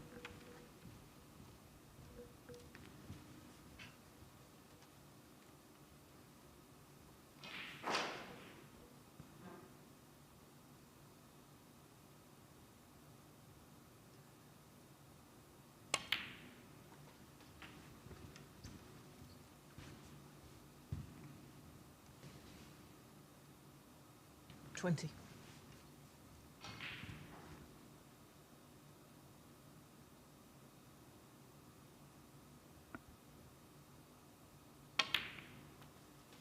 $21.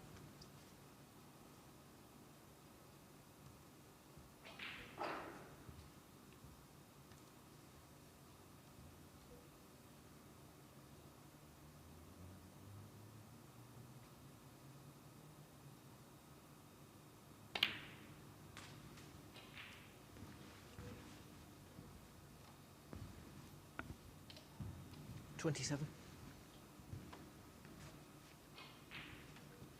Marco Fu 2-0 up against Mark Joyce. He's just won a black ball frame there on table 2, but of course that's going to be decided between Chang Bing-Yu and Jack Jones. Chang needs a draw in the last match there to win the group.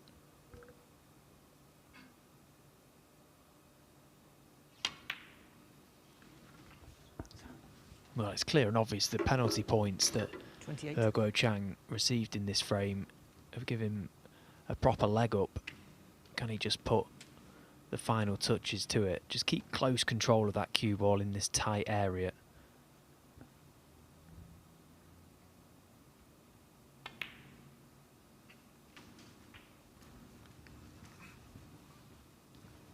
That was nicely played. Didn't look much, but good 34. angle on this red to just basically hold the cue ball close to where the red is. Leave a just low of straight angle on the pink for the 3 reds into the left corner.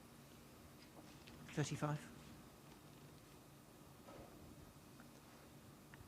They don't look much, these shots. They don't look flashy at all, but making that cue ball go exactly where you want it just makes the break so much easier.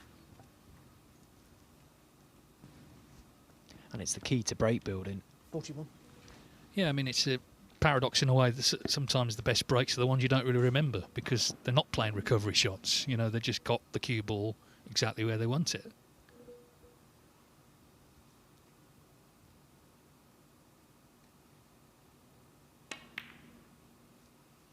$42. They're always nice little breaks, these, when you don't use the cushions that frequently. It's just all soft little stuns and follow-throughs and little screws just to keep close rein on the white. Well, because of all those penalty points, this red is frame ball.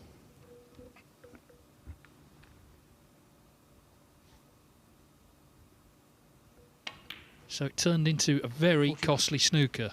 The points, yes, but the fact he left the red on in the end, exactly the thing he didn't want to do. And Dave Gilbert, who needs 2 frames to guarantee he wins the group. He could still win it potentially if he loses the match, but either way he's going to be 1-0 down. 55.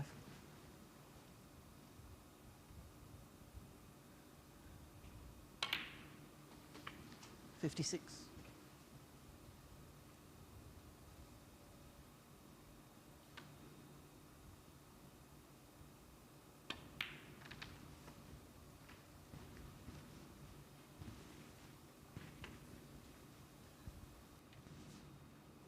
62.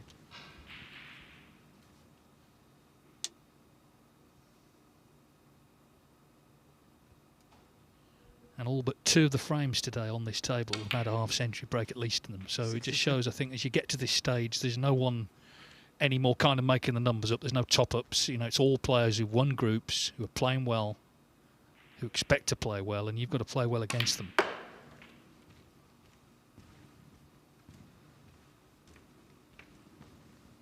Yeah, and the new cloth is making a massive difference to the standard as well. You know, the balls are moving a bit easier. It's cooler in the arena today. You know, the perfect 70. snooker conditions, really. And the result of that is the players are so good, they'll score. And that's what they are doing.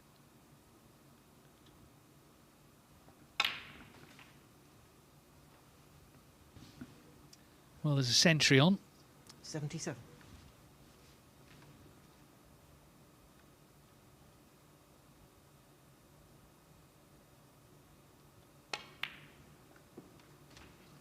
I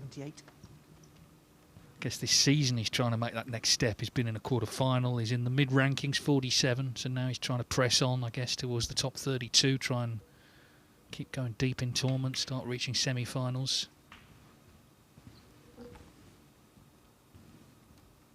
83.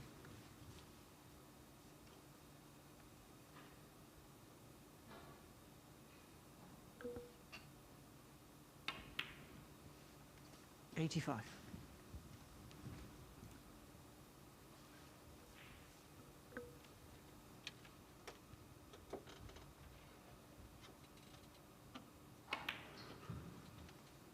88.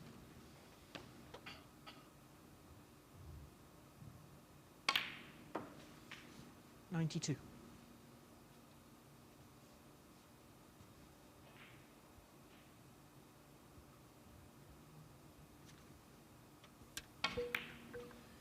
So he laid the snooker, he laid the trap, and from Dave Gilbert's 8th escape, he did hit a red, but he left one on.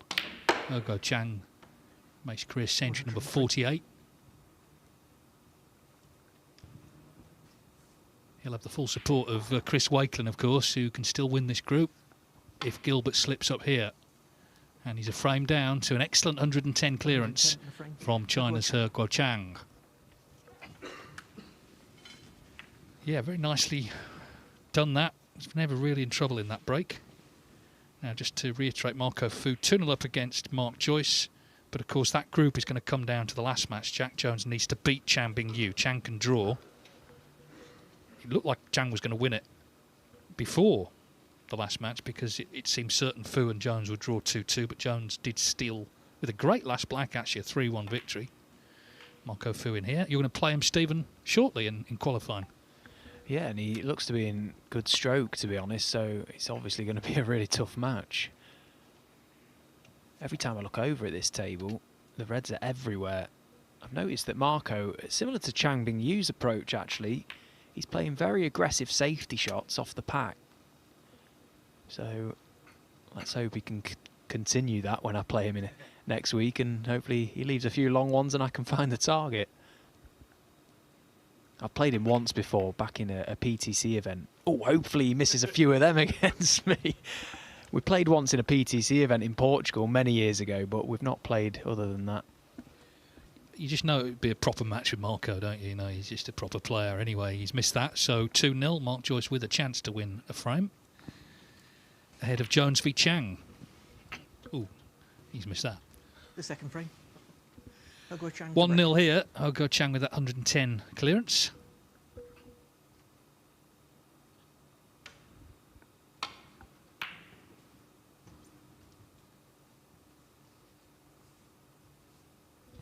Gilbert, I think, would clearly be very disappointed not to win this group now because it is in his hands. He's not dependent on other results as it stands now. It's down to him to get the 2 frames.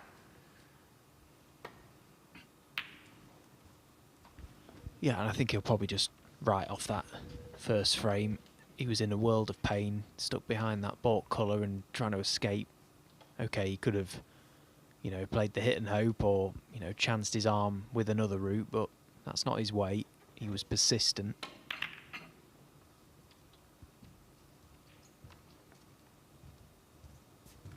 didn't see the Stuart Bingham frame. He played Jimmy White in one of the old PTCs in Ireland. But 16 unsuccessful escapes. I mean, where was the cue ball? Was it like locked in a cupboard somewhere? It must have been. No idea. But probably one of those situations similar to that in the first frame where he probably has an easier escape, but he just cannot bring himself to play it. I think he made a century in the end and won the frame. Not like Stuart, is it? Well, that was a chance for Gilbert. Would have been on the black, but not to be.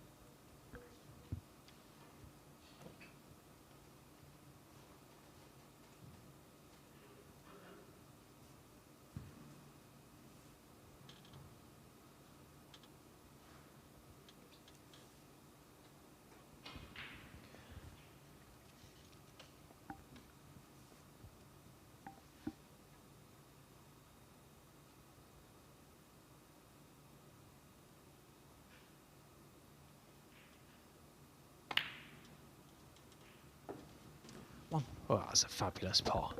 It really is. You know, the cue ball was quite close to the object ball there, which sort of distorts your line of sight. Brilliant shot. And to be honest, he's really shown us his intent today. He's been very aggressive right from shot one.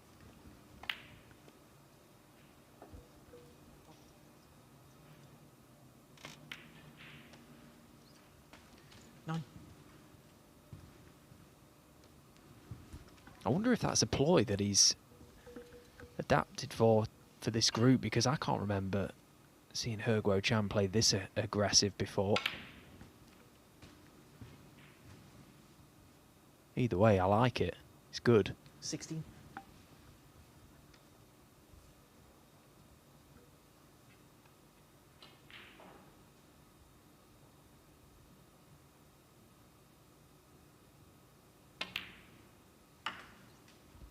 $70.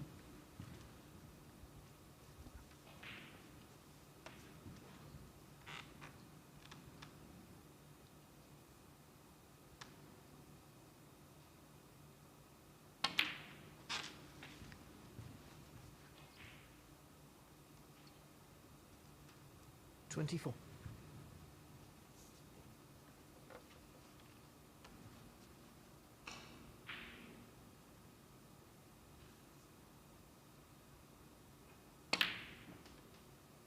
$25.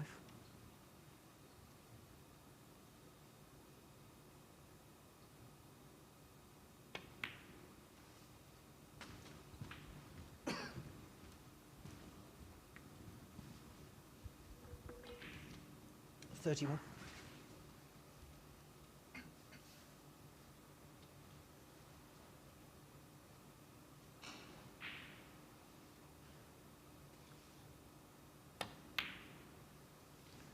$32.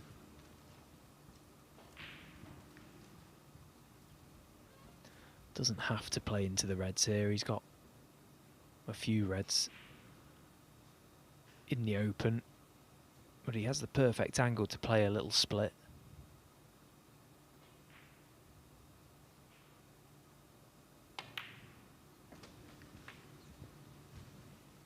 Yeah, just chipping away at them. You can't blame him for that. 39. He's playing the scoreboard there rather than anything.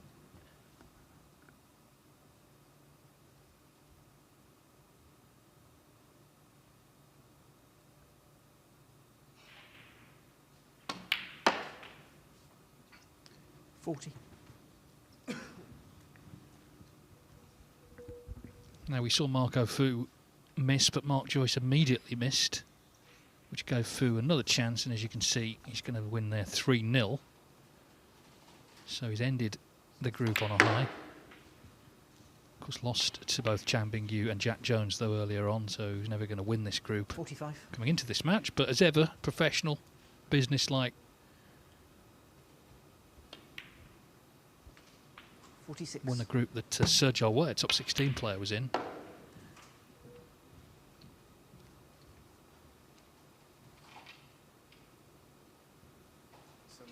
So he's on 3 points. He's third. He can't do any better than that, clearly, but it's an extra £1,000, isn't it? 3-0 to Marco Fu over Mark Joyce, who will finish 4th in that group.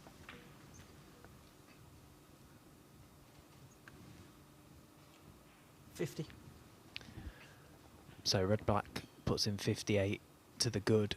Still plenty on the table, so he needs to get into that little pack of 5, and he needs to be on his colour nicely to do that. So key positional shot coming up here. Oh, that sounded like a miscue to me. Yeah, 50. I mean, Reg was nowhere near the pocket, and unexpected little twist. And it happens more frequently than you might think. A player, you just leave it to the last second, and I know, look, he's miscued and he probably shouldn't have, but he's left it to the last minute, and he needed the nice angle on the red and he didn't quite get it. He had the chance to play the split earlier on. Okay, he wasn't as far in front as he is now, but it could mean nothing.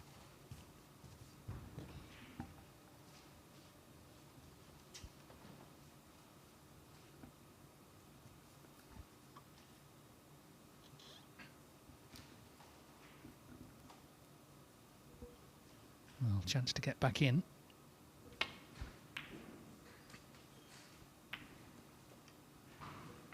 Well,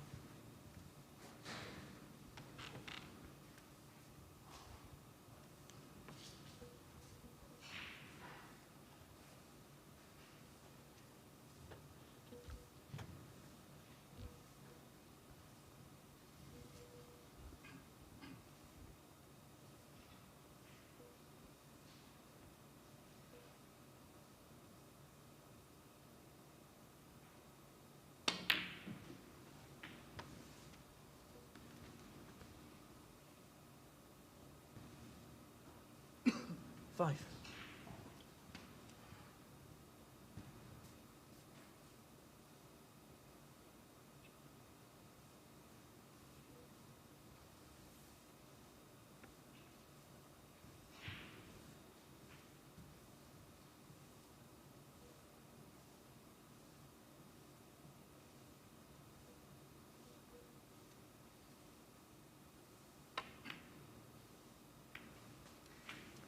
$6. Well, that was well played, actually. That was incredibly thin to that middle pocket. And from where he was playing it, it wouldn't have looked like there was any bag at all to aim at. So edging closer now. Just a couple more pots. 11.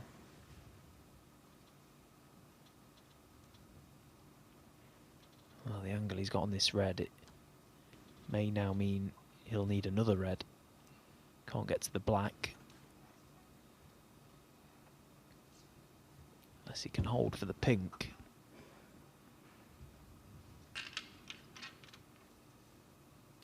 Slightly impeded by that red under his chest there. The added bit of weight on the cue can make a difference.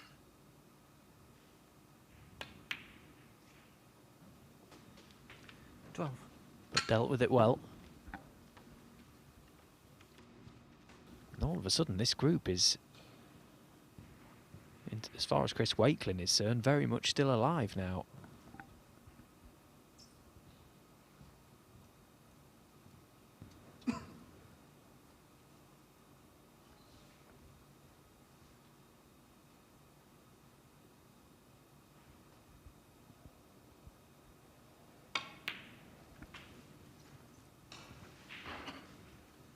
Yeah, this is the ball that will give Hoko Cheng a 2-0 lead, barring snookers.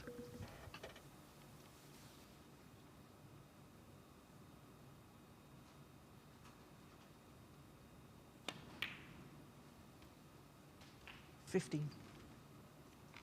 So it was Gilbert who needed 2 frames, but in fact he's lost the first 2, hasn't really made much of an impact on either.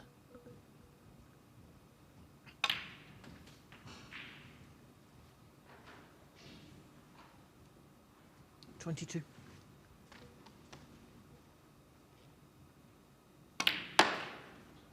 $23.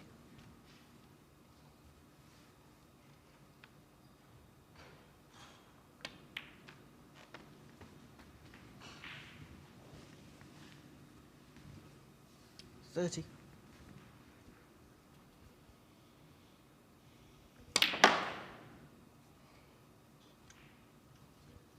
Just to say, Jack Jones and Chan Bingyu just about to start the last match on table 2, the crunch match, of course. Chang needing 2 frames, Jack Jones needing a win to win the group.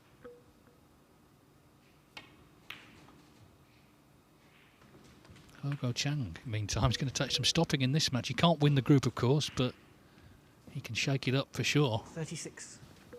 Yeah, he can't win the group, but all of a sudden he can't miss. So the miscues did stop him in his tracks earlier, but he got back in again. He's playing a very aggressive attacking game. It's working. And he leads Dave Gilbert 2-0.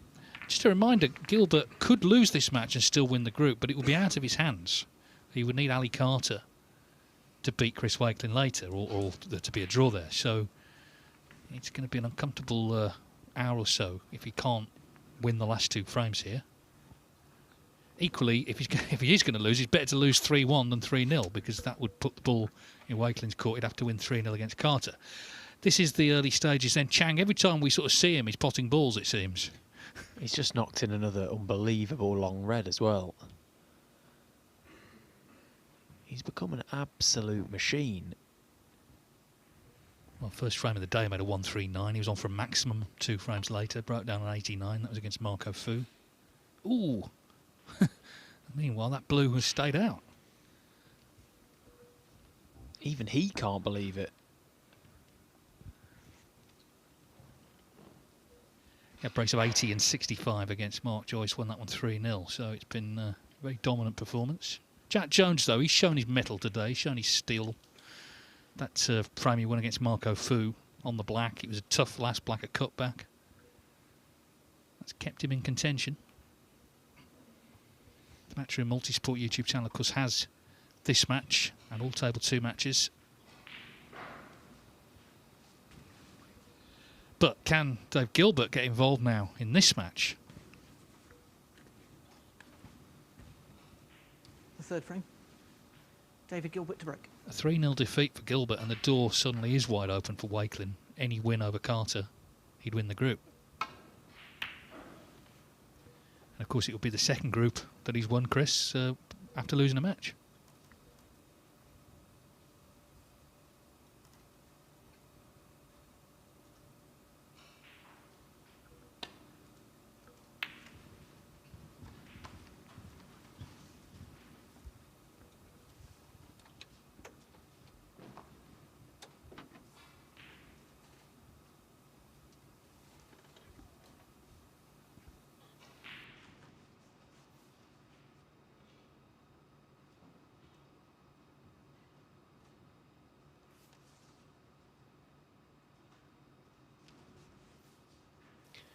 Oh, does this red pop to the middle pocket? Is that what he's looking at?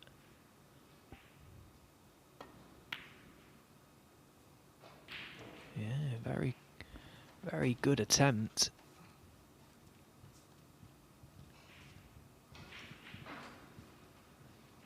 But again, look at how accurate you have to be. That's double Jordan stayed out, even at that pace. Oh, and in the end he left the thinnest of edges, which just so happens to have been the potting angle for that red. Now, He Guo Chang, if he pots the green or the brown, gets straight on this red to the left middle. What a pack to go into from the blue.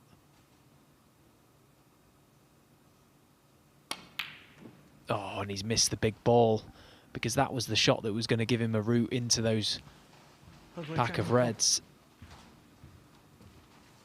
And now Dave gets the chance to play it. That could be a big miss. Could be massive. Now, Dave played a shot earlier against Ali Carter in frame 1, I think it was. Pack split from the blue, potted a red.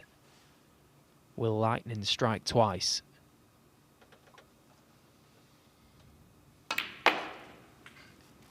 Not this time. No, it's not bad. 6. Yeah, that was against Ali Carter, wasn't it? First frame.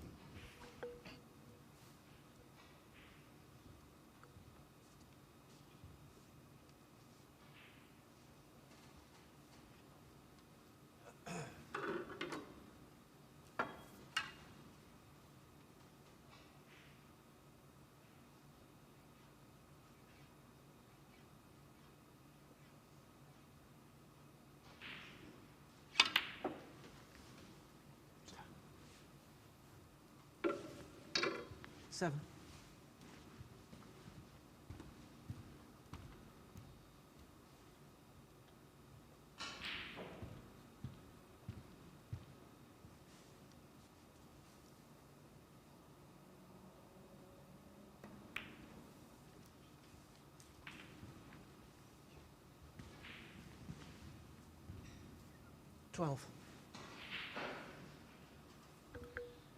Well, this was the brown again, BetVictor Chang.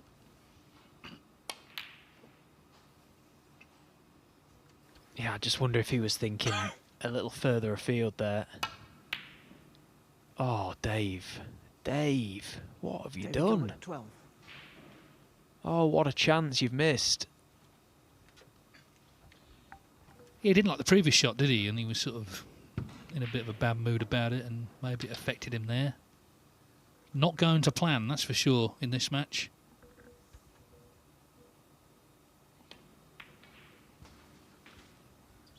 No, and he might still win this group, hadn't he? But it's going to be a painful last hour or two. That's a bad miss for Dave. He wanted to be straight on the red. Yes, he had a little bit of angle, but so what? That was well achievable for a player of his quality. That is chalked up as a bad miss.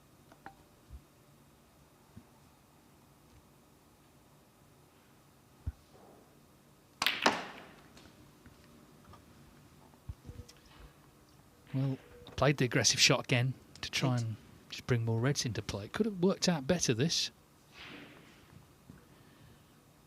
Well, this one, clearly feels he can pot. He's going to be, again, opening reds up.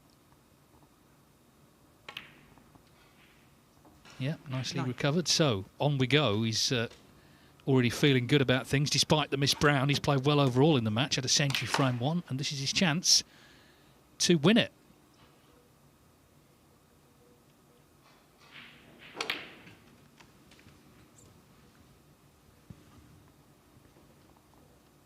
$16.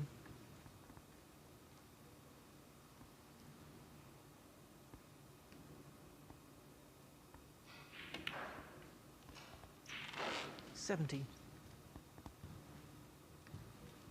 Gilbert, remember, needed 2 frames to win the group. Is he going to be beaten 3-0? If so, Chris Wakelin will win the group if he beats Ali Carter.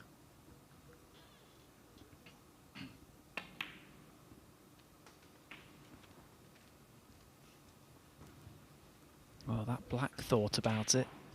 24. I think that might have stayed out last week.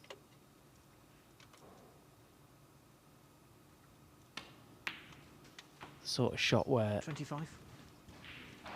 it's nearly gone wrong. It just focuses the mind a little bit more.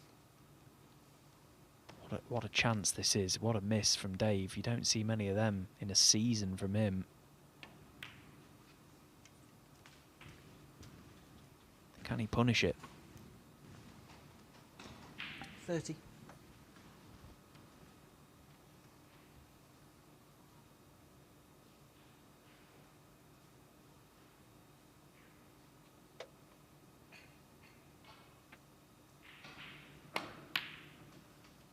$31.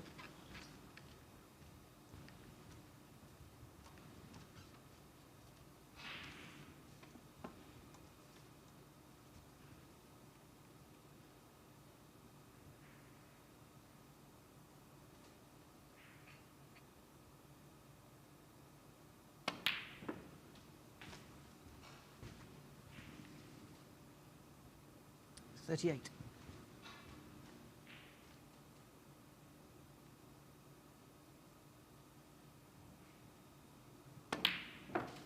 $39.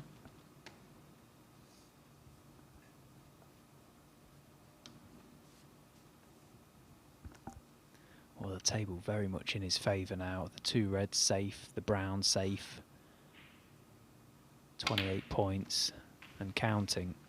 Oh, and just as we say that, okay, he's got 46. red into the yellow pocket and he's pretty much right behind it, but that was a big miscalculation around the 2 cushions. Maybe the red to middle as well. He's got a chance to keep this going, but he needs to focus, forget the last shot.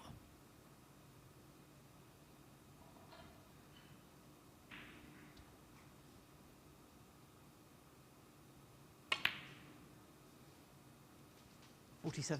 And did that nicely.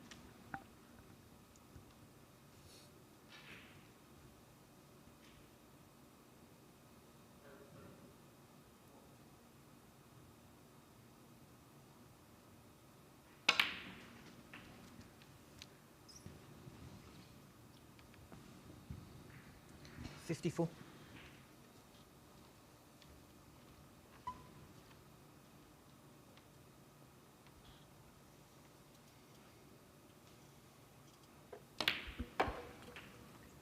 $55.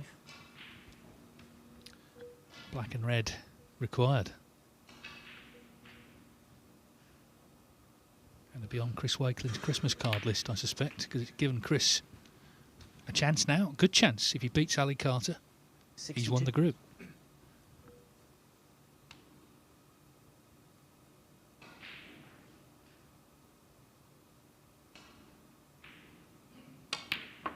Of course, Carter 63. playing for places, playing for the extra money, so we'll see what happens there. But the main thing is Dave Gilbert had it in his hands in this match to get it won and hasn't done so. And now he's got to wait and just see what happens in the last match.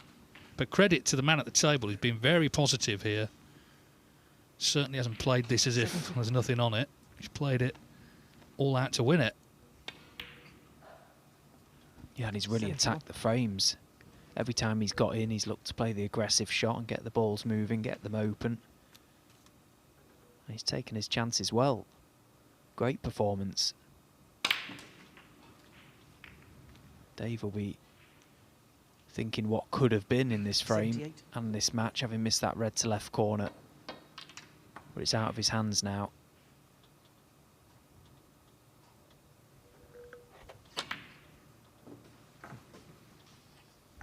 Just knocking everything in now. Yeah, 79. Gilbert now becomes a big Ali Carter fan.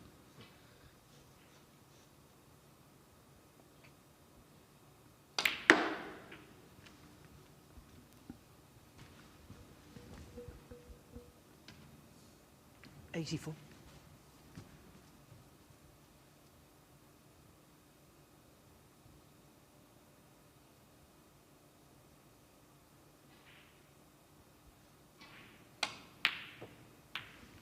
$84 then, he had a century frame one, he dominated the match. Dave Gilbert was looking for 2 frames, he got none at all, and that really shakes up the group because it now means that if Chris Wakelin beats Ali Carter, Wakelin is the group winner, and that match is coming up next.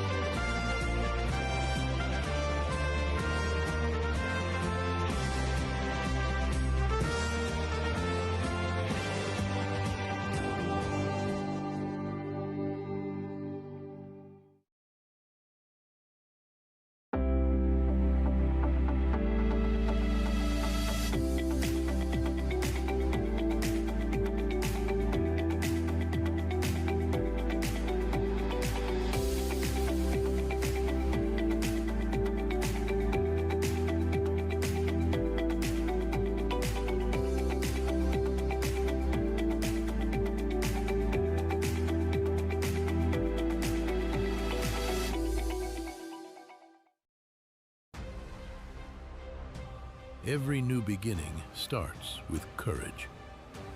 And round here, we have that in spades. One shot, the break, it changes everything. Made better by pressure. Two rivals at every table. A crowd free to live in the moment. From the four corners of the globe, the greatest players arrive, chasing more than a title. $500,000. 6 days of pure drama and unrivaled tension. And when it comes down to the final, they'll need every lucky seven. Take 8 seconds to steady the heart and sink the 9 for glory. The U.S. Open. Witness history in Frisco, Texas.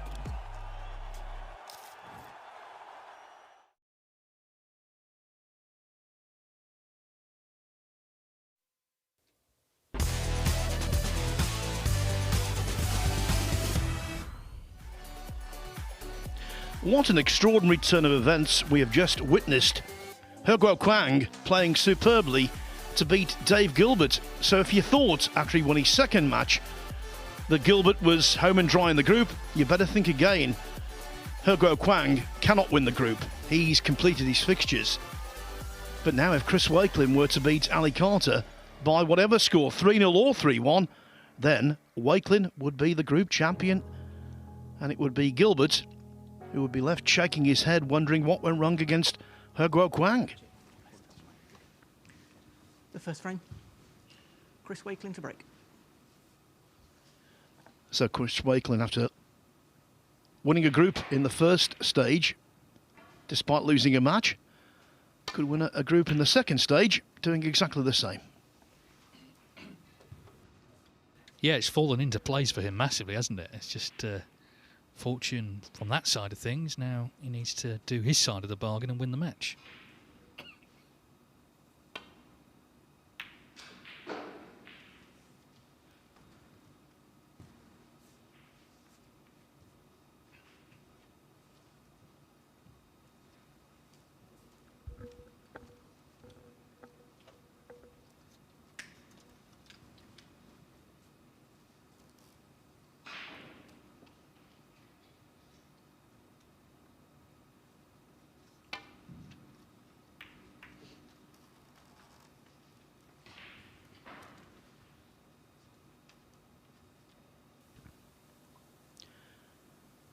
Wakelin has got the better of their head-to-heads. They've not played an awful lot.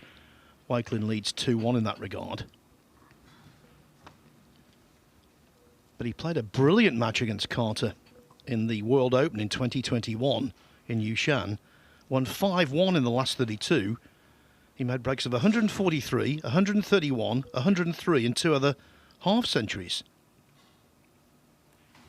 They've also played 3 times in the Championship League in the past. Wakelin has prevailed in 2 of those.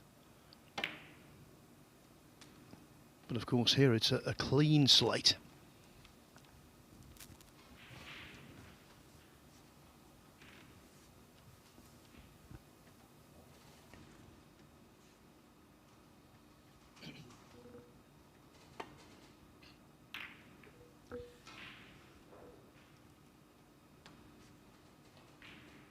Well, when he won the shootout, Chris Wakelin, in the final frame, he made a break of 119. That was the highest break of the tournament, and it beat the target set by Ali Carter, so thus denying him the $5,000. And Ali actually said he watched it and he thought, okay, fair play to Chris. I'm going to hope that in the next tournament something good happens for me. And the next tournament was the German Masters, which out in Berlin he won. Foul and a miss. Ali Carter 4.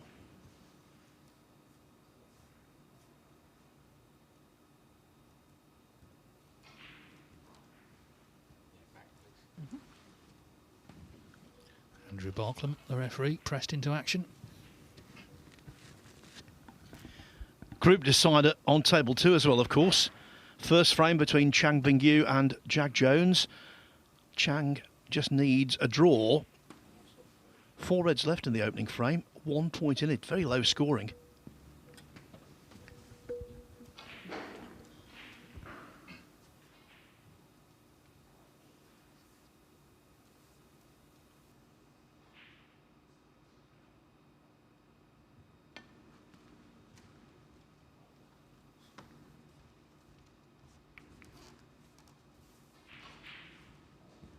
It's not true to say there's nothing on it for Carter. He can, of course, finish above Wakelin if he beats him.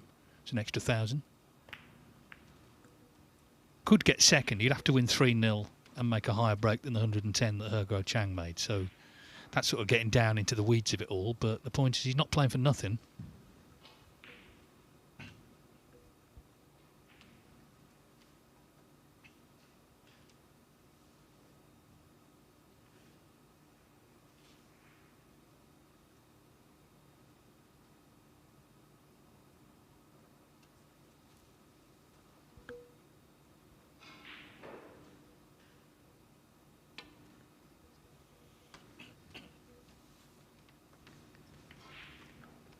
Dear, well, maybe he felt that drifted off.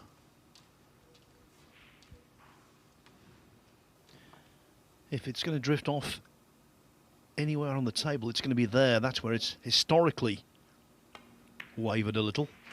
One.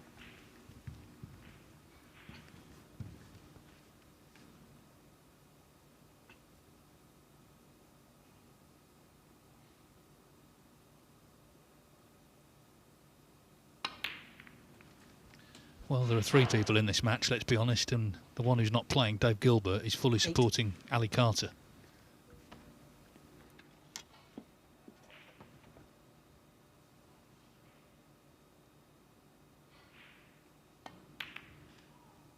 Nine. Yeah, what a spoiler He Guo Chang was in that last match. A spectacular spoiler.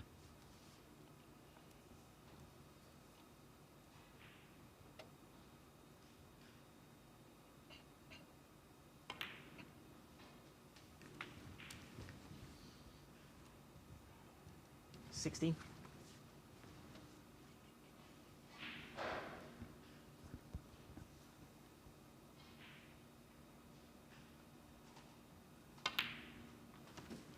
$70.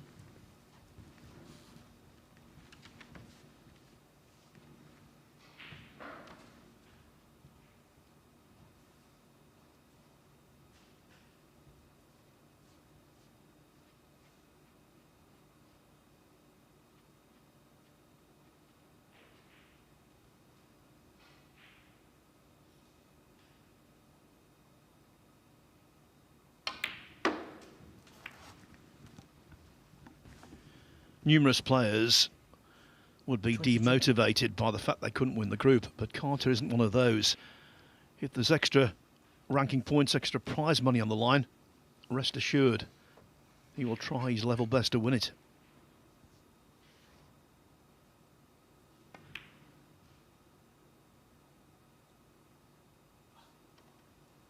Ali Carter, 22.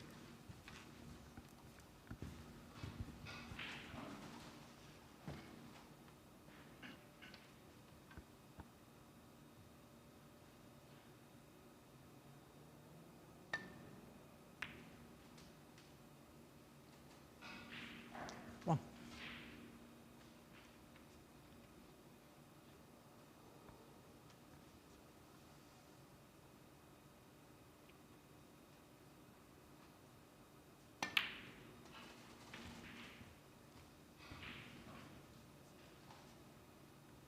Eight.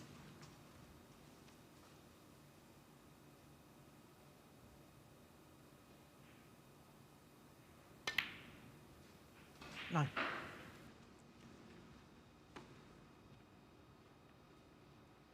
No doubt that shootout win back in 2023 was huge for Chris. And what I liked about it as well, and I heard you talking about Anthony McGill when he won it, sort of playing it down. He didn't do that. He said, I've always wanted to win a trophy, now I've won one. He didn't sort of disparage the event. And from there, he's really built on that. He's taken the confidence forward. He's become a top 16 player. He's now won, of course, the Scottish Open. And potentially will be here on Wednesday with a chance to win his 3rd ranking title. 17. And as you say, in the final, Wakelin was absolutely outstanding. It's all very well to make a century in the shootout. That's a massive achievement in itself. But in the final, amazing. 24.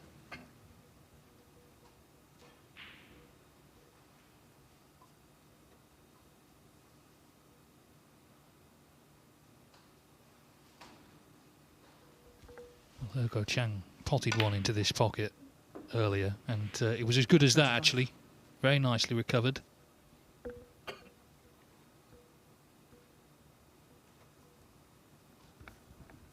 Yeah, he's been in and out, Chris Wakelin, today. Some good stuff. Breaks of 58 and 69 to beat He Guoquang 3-1 first up. But he's also been a little inconsistent.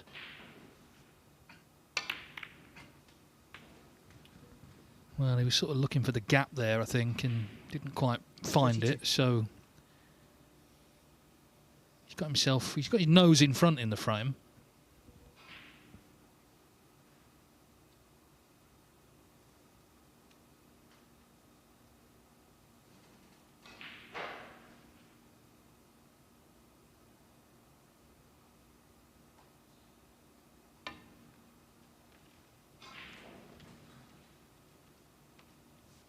Chris Wakelin, 32.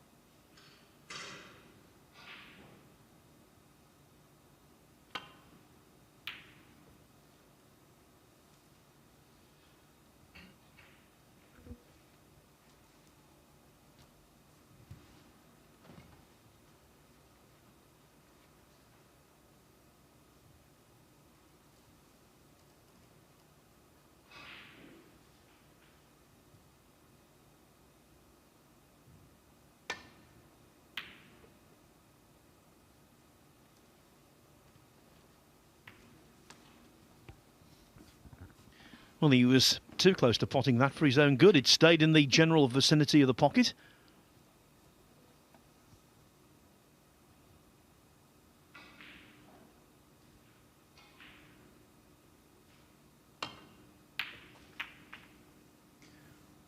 One.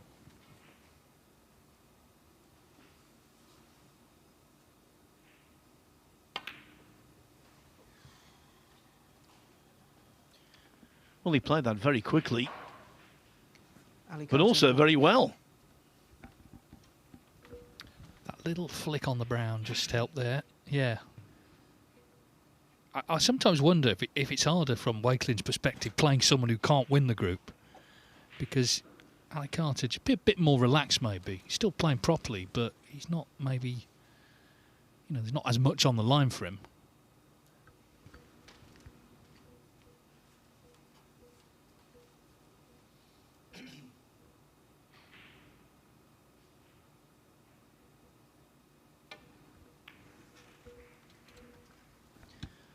Yeah, the psychological dynamic of these groups, fascinating.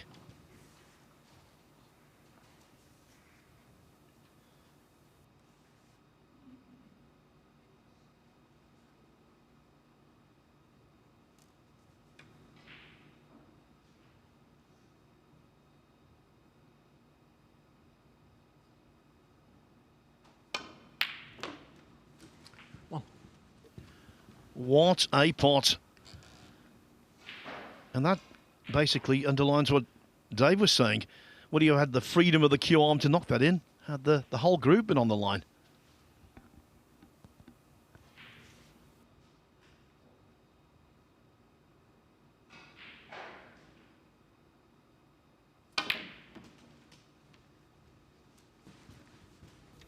Yeah, I think we saw it a bit in the last match as we see the red again. We saw it from He Guoquang. He was attacking and, he obviously couldn't win the group at that stage.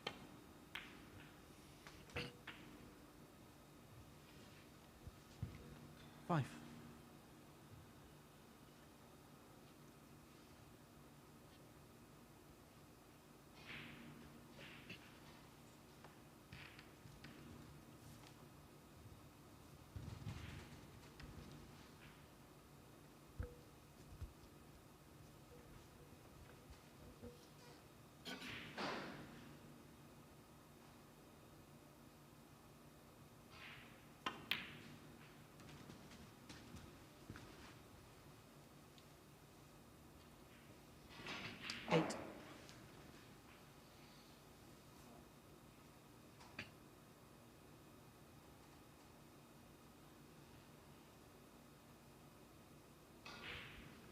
Nice full stretch here.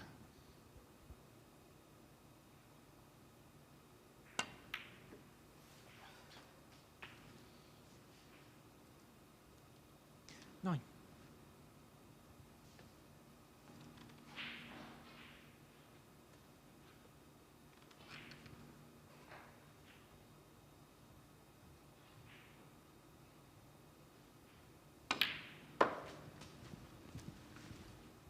Well, it's been an adventurous break, this. 12.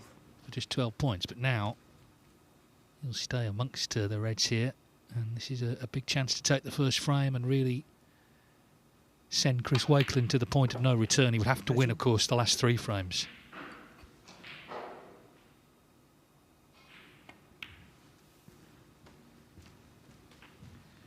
Yeah, you know, regardless of the fact, okay, the door's open for Chris with 19. Dave Gilbert losing, but playing Ali Carter last up, you know you've got to be on it.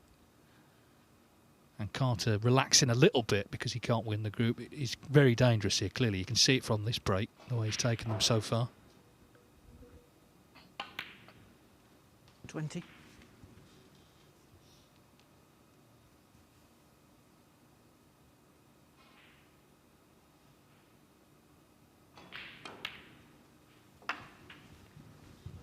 I think we can chalk this one up to the captain.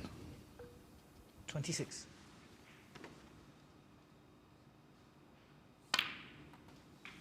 27.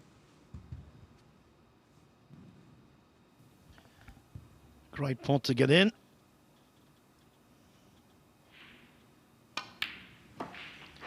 And now he's got a simple pot for frame ball. 33.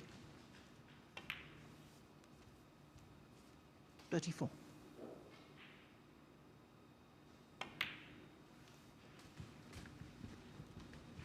It's a pleasing opening frame for Dave Gilbert, but he won't be taking 40. anything for granted.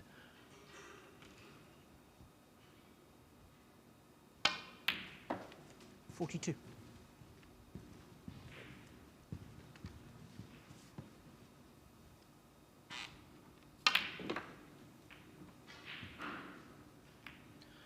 Carter's 4th green of the break. Frame, Ali Carter. No position on the brown, so with Chris Wakelin conceding, that means Carter doesn't even bother trying to pot the brown. Why should he? The work had been done. And with that, Ali Carter leads 1-0. Now, on the other table, Jack Jones has to beat Chang Bingyu to win the group over there. I mean, you 5. Well, Jones spotted what we thought was frame ball green, but as you can see, 19 points the difference. So if Jones were to miss the pink, with pink and black, Chang could force... Oh, he spotted black, and he's already won 1 frame in this tournament after needing a snooker with pink and black on against Phil O'Kane. Well, good memory you've got. That was a few weeks ago now, but you're quite right. And this pink in the middle of the table, it is missable. Good hit, though.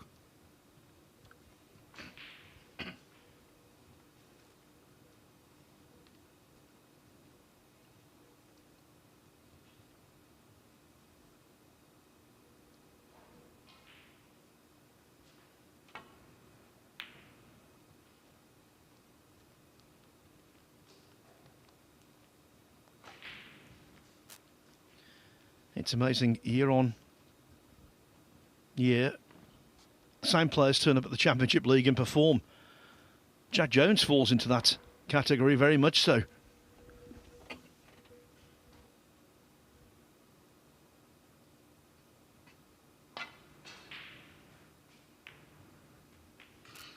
And the first frame belongs to the Welshman.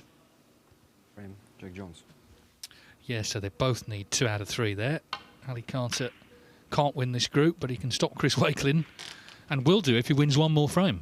Chris Wakelin's got to win all 3 now, otherwise Dave Gilbert is confirmed as the group winner. Knowing Dave, he would still be a bit disappointed by what happened in that last match, but I'm sure come Wednesday he would see the positives. Well, that stayed potted. Like that horror movie that was, Venom.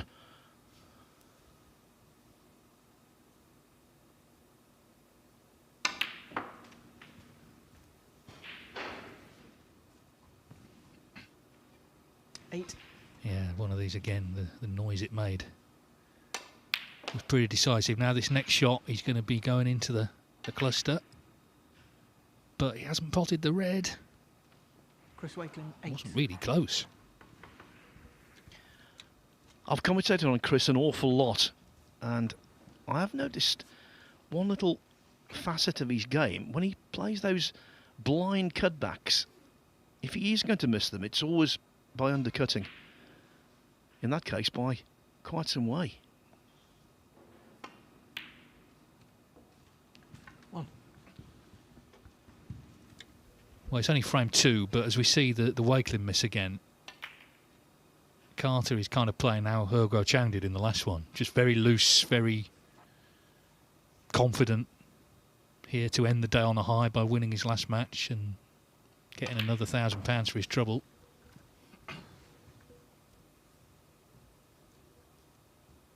Five.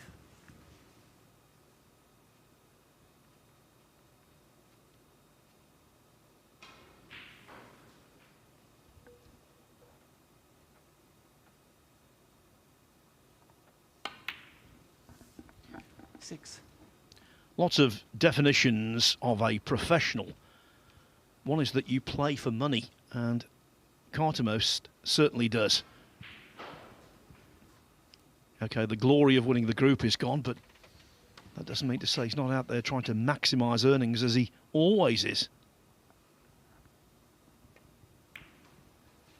Yes, I mean, we know he's an industrious sort. Of course, he's quite famously 11. registered that he's a qualified pilot, but he's got other business interests as well.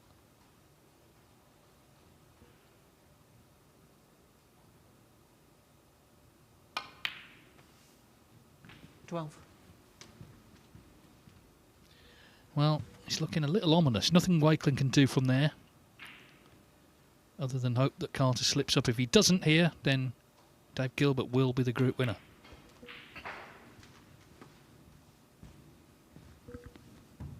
17.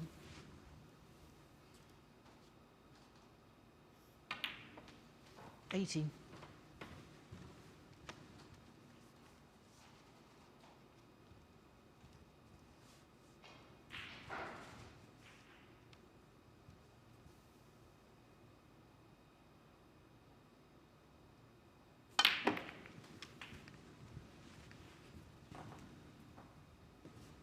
25.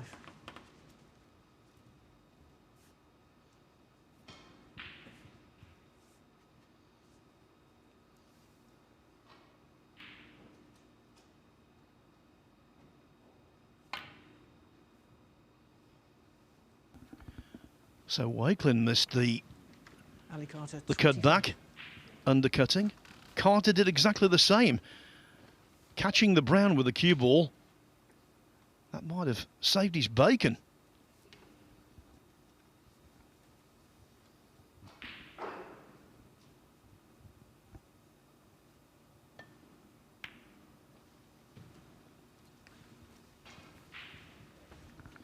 Well, at least momentarily.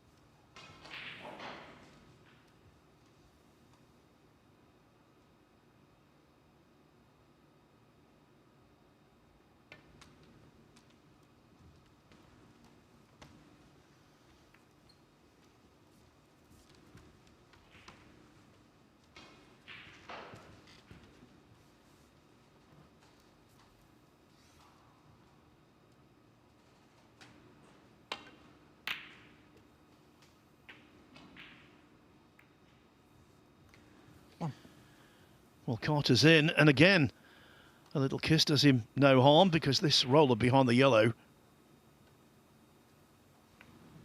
Ali Carter, 1. Well, he could have left that fiendish. The old plant. Played it very quick, didn't he? I mean, he was trying to play it while the white was moving. Didn't leave it, as you say, didn't leave it tight to the yellow. But it's still trouble where the reds are.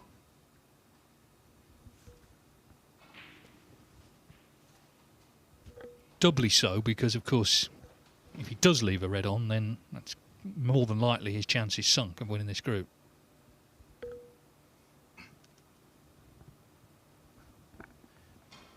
Don't think we've ever had a Championship League ranking event where in groups fortunes have fluctuated quite so severely. The hit and the hope, and now hope might be extinguished. Yeah, tribute that to our defending champion, Steve Maguire, but who plays that shot a lot. But, you know, sometimes you can get away with it. You can flute one, you can get it safe. But what he's actually done is potentially open the floodgates here for Carter. Already 18 in front, with his chance to win the frame that will confirm Dave Gilbert as our group winner.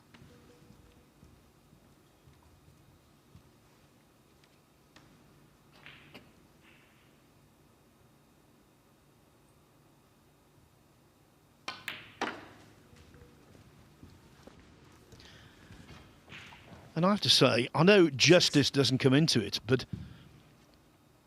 over the course of the group as a whole, I think Gilbert has been the best player. 7. Yeah, I think that's fair. If anything, he was kind of stopped from playing in that last match. Ergo Chang, very impressive. There's not a lot between these guys, you know, these are short matches. If we played the exact same group tomorrow with the same people, it could all work out differently. 14. But there's key moments. I mean, of course, for Ali Carter, one of them was getting that draw with Ergo Chang. I think that put him in a really good mood, stealing that 2-2 draw. Whereas actually he could have been, had he lost his first 2 matches, a bit kind of despondent coming into this one, just going through the motions.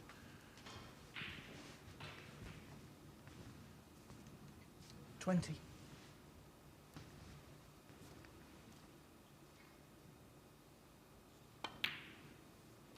$21.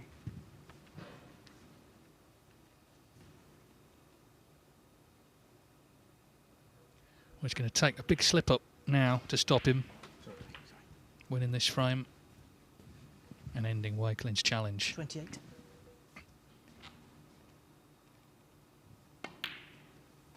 $29.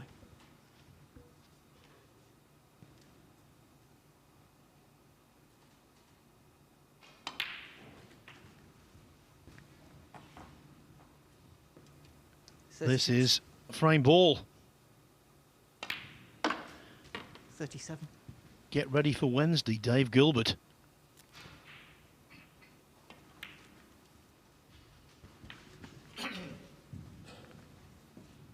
$42.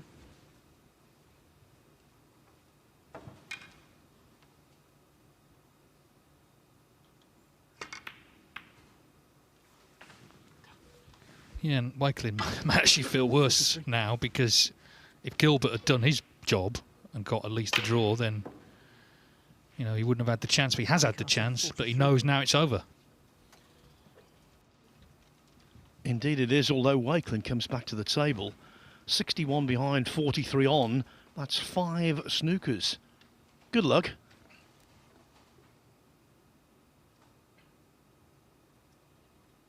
Well, I suppose, well, red-black, he'd like to leave the angle to get the snooker behind the pink here, I guess, off this red, but even so, it's asking a lot, particularly against a player like Carter, you know, leaving free balls and all that. It just doesn't really seem on. Ooh, especially now. 8.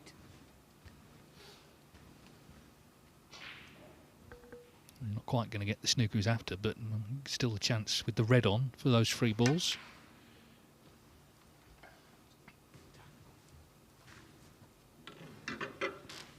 Chris Wakelin, 8. Yeah, even 3 snookers and a free ball seems daunting, unlikely. But looking at it from his perspective, he's got nothing to lose. No, that's right. I mean, if you concede, then obviously you can't win the group. So he's just grasping at straws, really. But you never know.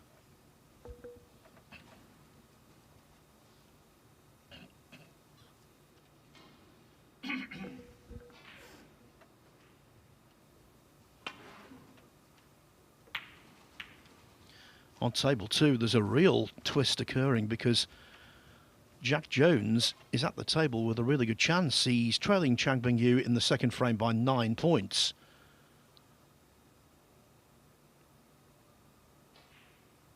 But not giving up on his chance of topping the group after Chang looked all over the group winner.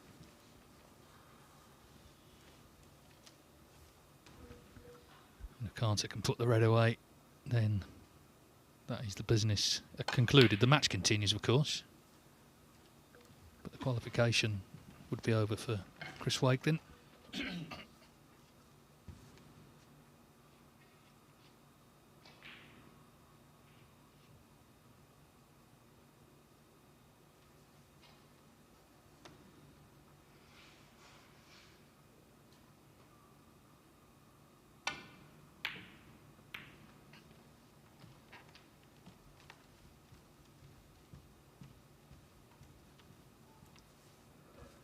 Well, I mean, there are spots there for snookers, in fairness, now.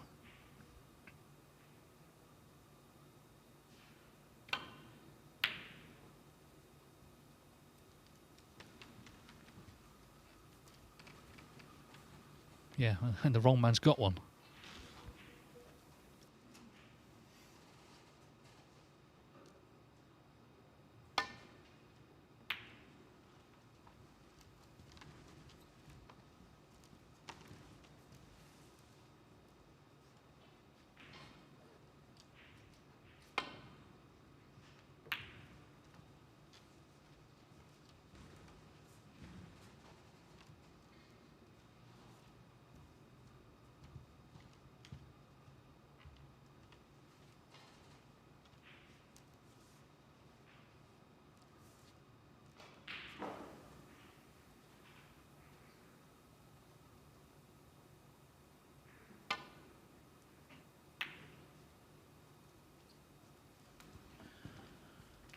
Maybe, I'm just offering a theory here, maybe he's trying to agitate Carter, hoping that it will feed through to the next couple of frames. But I don't think it's worked.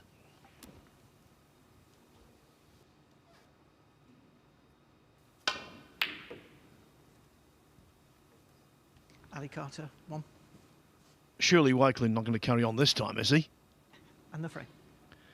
The concession arrives, and so does David Gilbert into the final day on Wednesday. He is the table topper, no ifs, buts or maybes. Ali Carter has done him one big favour. Now over on table 2, Jack Jones still going nicely. Remember, he has to beat Chang Bing-Yu to win the group. Chang just needs a draw.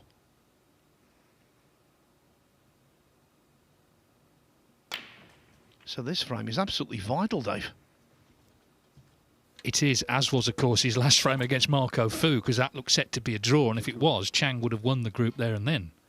But Jack Jones won it on the black. He potted a great last black, a cutback, to keep himself in contention, and now it's in his hands here to make it 2-0, and he would need one more frame to win the group, which would be something of an upset, just how well Chang's played today in the first 2 matches. But Jack is a very steely character. We know that from, of course, his run to the World Final 2 years ago. The 32 centuries he made here at the Championship League Invitation last year.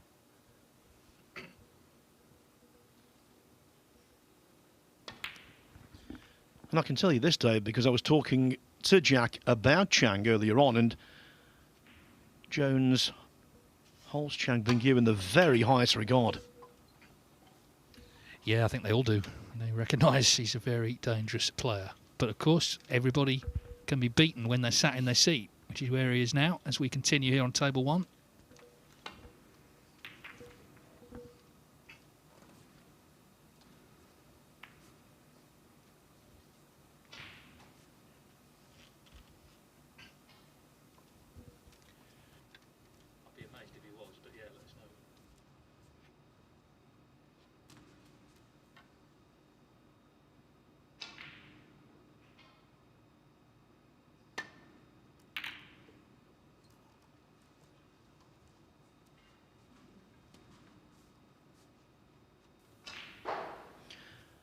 Just briefly flitting back to table 2 matters.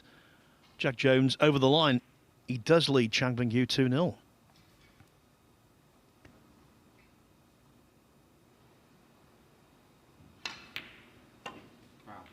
Thank you, Ollie. Wow. Carter owning up to catching the brown there.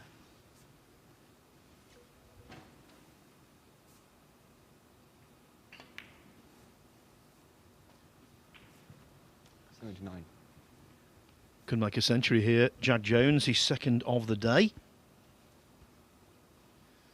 And if he does make a century, we've had more tons today than any other single day in the tournament.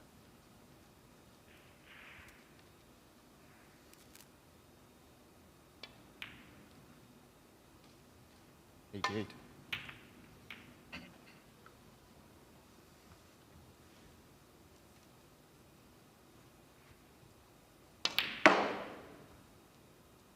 $94.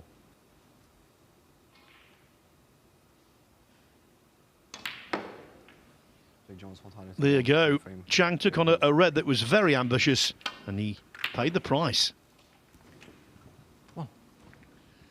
So Carter in, meanwhile, with the first real chance to complete the win and just end the day on a high before his drive back down to Essex.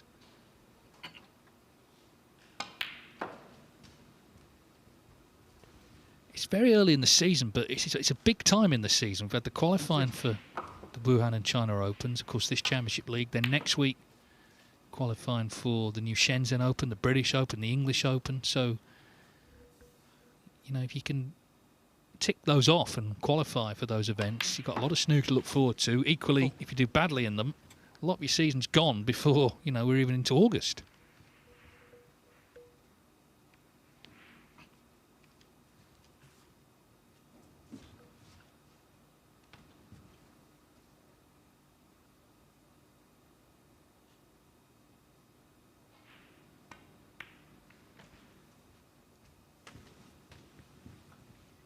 Those first 2 qualifiers, Carter 11. did make it to the Wuhan Open final stages, beating Tom Ford 5-3. But he didn't qualify for the China Open. Won his first match, beat Gao Yang, and then lost 6-5 to Matt Selt next time out. Of course, as a member of the top 16, this is Chris Wakelin's first tournament.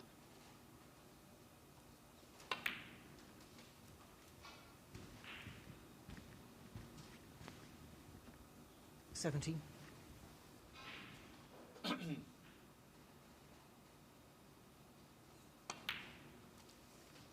18.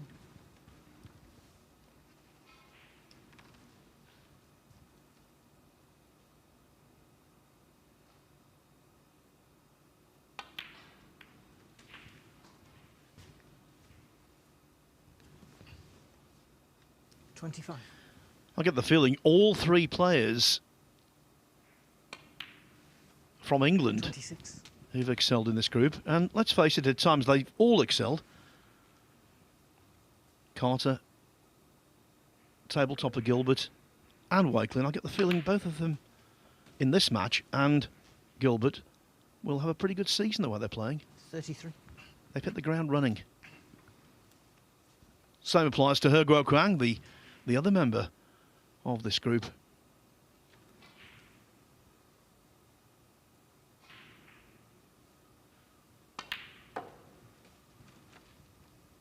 $34. Well, in the end, it's been a group where they've sort of cancelled each other out as the day's gone on. Gilbert, the winner, despite losing 3-0. That's quite unusual. You know, we see players lose and win groups, but to lose 3-0 doesn't happen every day. 39. Yeah, you're right. When Wakelin won his first stage group after losing his first match, he did lose 3-1 to Brian Ochoitsky.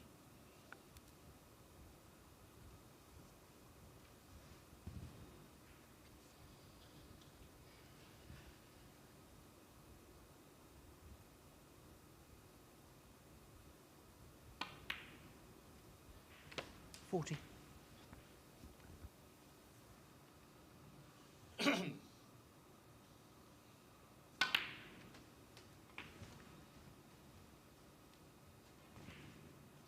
47.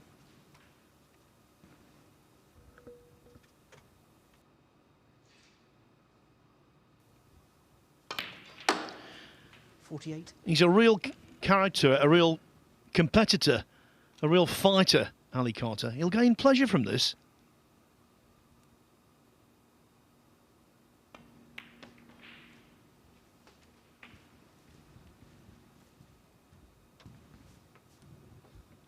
$55. Yeah, and of course, if he can keep the break going, what he's looking to do is beat that 110 from Hugo Chang, and he would finish second. So it's not like there's nothing on this, but couldn't keep the break going. So that's not going to happen now. Ali Carter, 55.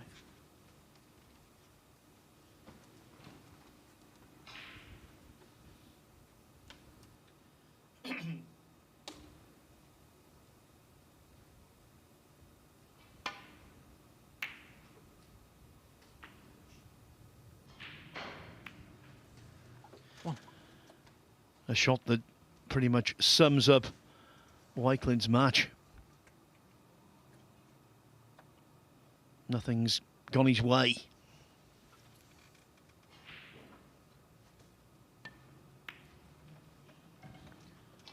But remaining very professional.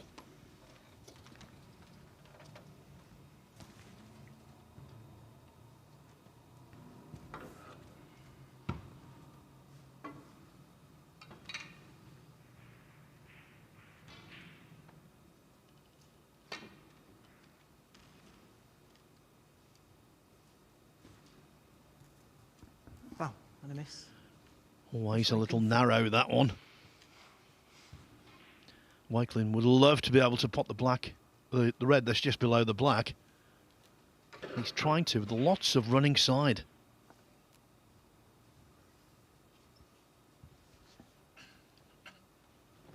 The running side not only would get him on the black, but also straighten up the red. Because if he played that shot with outside, he would definitely overcut it.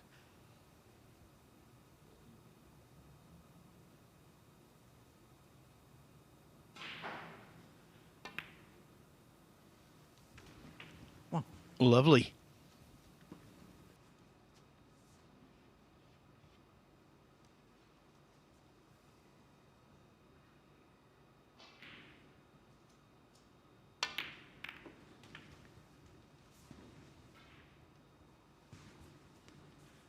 Eight. Not having much of a rub of the green, Wakelin. Everything coming tough for him.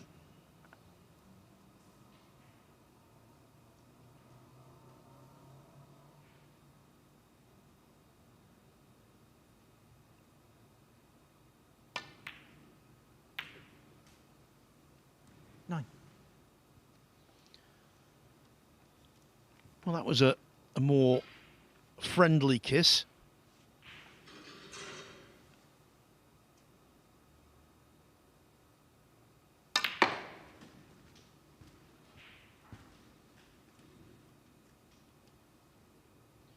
But he's been doing that all day over screwing. He played that one with tons of bottom and reverse side. He never imagined as the cue ball was going towards the cushion that he could finish there. But as soon as the cue ball hit the cushion, that's when he had that sinking feeling.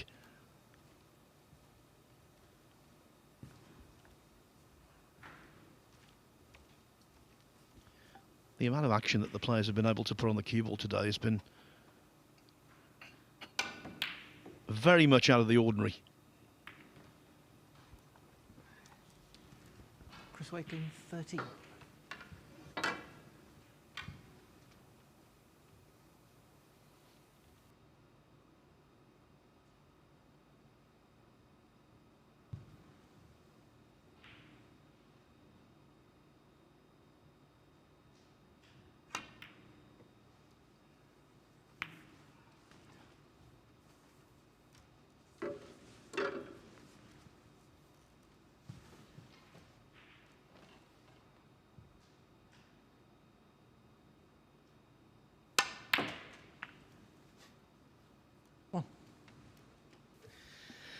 There's Rich on there. When he wanted to really zip the cue ball back, it didn't go.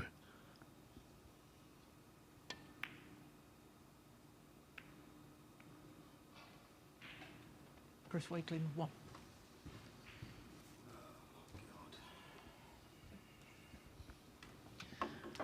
Chris making his feelings known. Yes, I mean, he's a pretty upbeat sort of chap, and of course, you know, he didn't have to play in this event. Several top 16 players didn't, but it's hard out there. But particularly so with this match, because of course he could have still won the group. Had he won it, he would have done.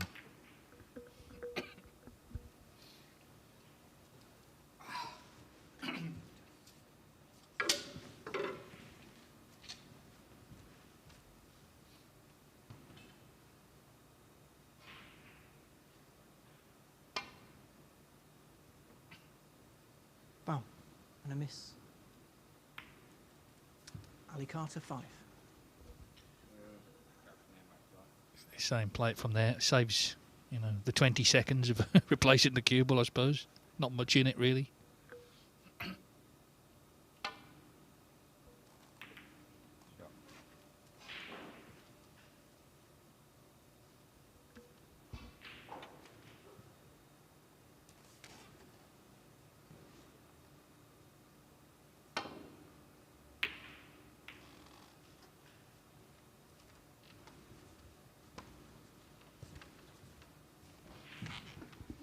With a 37-point lead, Carter would have loved the pink to just travel on a little more into a very awkward position.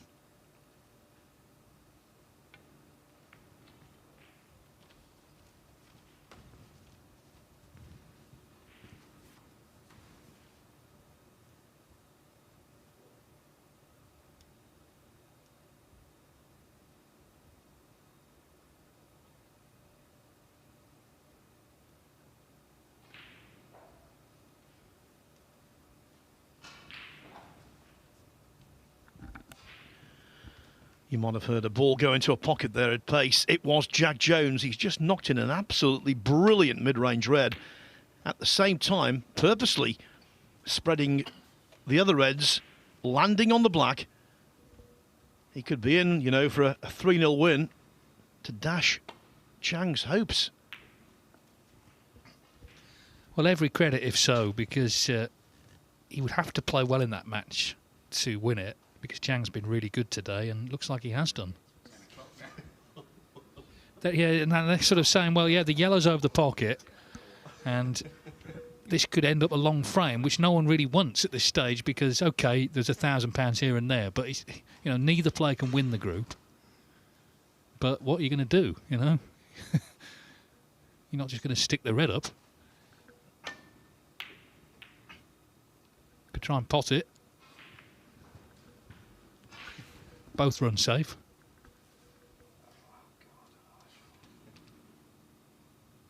Yeah, a lot of chuntering going on.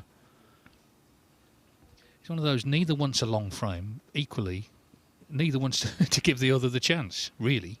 Particularly Carter, who's 37 in front. He just wants to win the frame, get in the car.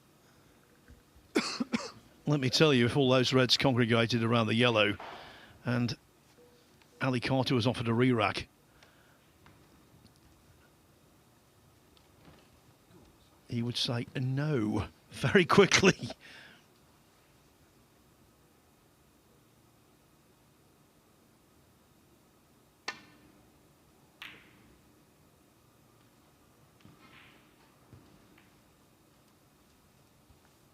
The shrift would be short. The thing is, it's a natural state to play properly when your top players, as these two are. You're not just going to start butchering shots, are you? So it's going to take a bit of resolving. Yeah, we had a frame earlier on in the tournament where there was a colour over the same pocket as the yellow now, and then there was a colour over the green bag. And so it was almost impossible to leave anything on because both sides of the table were covered, if you like. I remember I was commentating with Stephen Horworth and he said this could be a very lengthy frame. It was, but not quite as lengthy as we dreaded.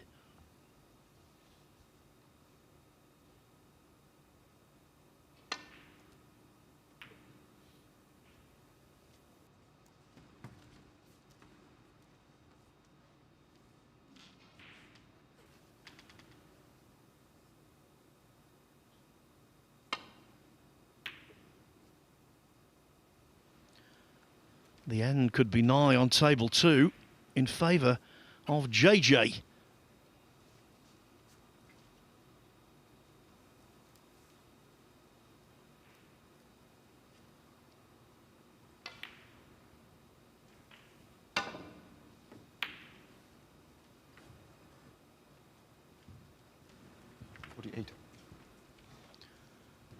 You know, in terms of fluency, in terms of heavy scoring, Dave, you might well say Chang Ping-yu has been the player of the tournament. But his run looks set to end here in the next few moments.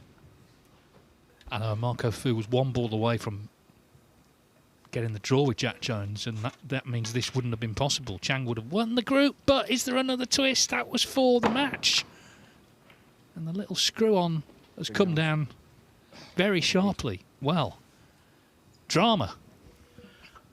Fu was 66-0 up in the frame that Dave's talking about and lost it by a single point. This time Jones 62 up, but 67 on. Yeah, that little mini butt was hurled to the ground, wasn't it? Unceremoniously.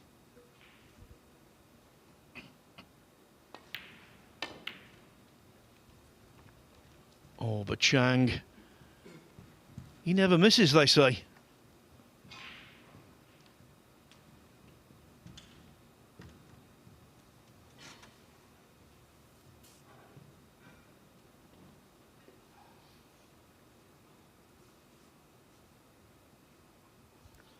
Another shot at frame, match and group ball.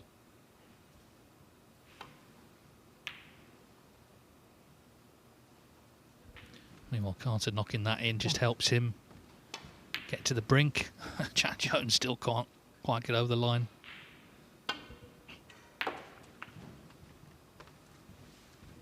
So 40 the lead for Carter. So this red to left middle.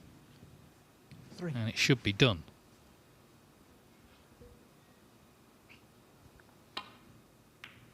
Yeah, we'll come back to table 2 4. in a moment, but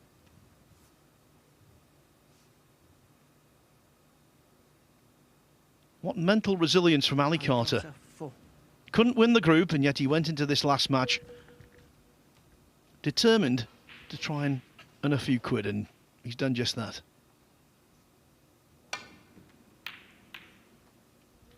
Yeah, Dave Gilbert must have feared the worst as he left after losing 3-0, but he's the group winner.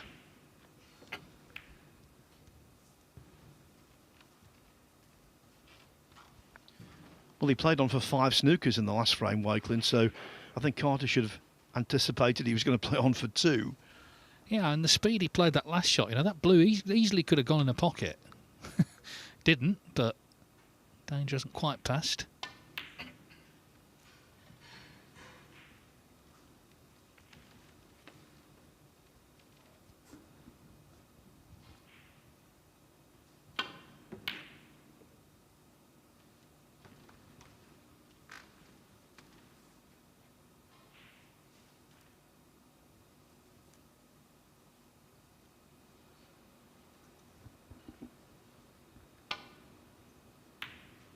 Jones not over the line yet on table 2. And if he does lose this frame and Chang comes back to draw the match, Jones will be inconsolable.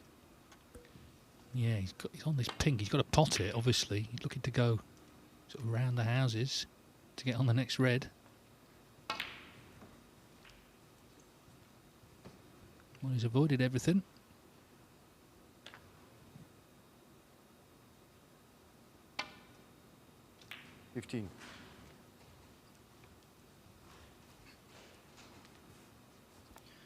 Wakelin kicking against the wind.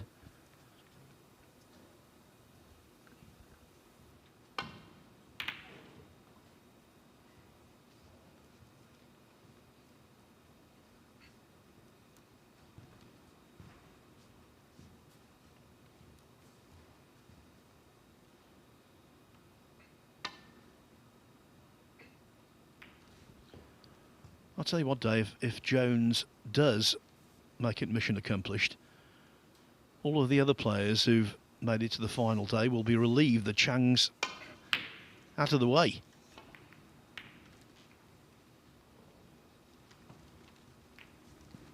I guess so, but, you know, 15. it's worth saying he's never won a tournament on the tour. You know, he's a coming man for sure, but he's got to actually prove it at some point, and this was his chance to get into the last day. He's still hanging on there, 47 behind, 51 on.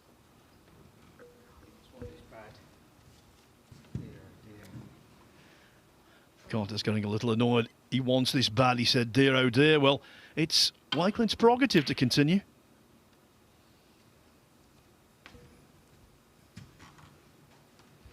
It's fair, it's only 2 snookers as well. It's not like he's playing for 10. And now he said that, Chris will be absolutely determined to keep this going.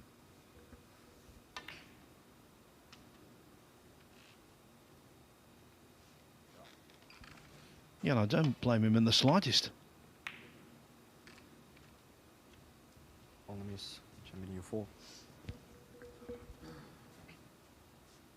Well, I mean, while on table 2, that just helps Chang a little, get a little bit of breathing space in terms of the colours he can take.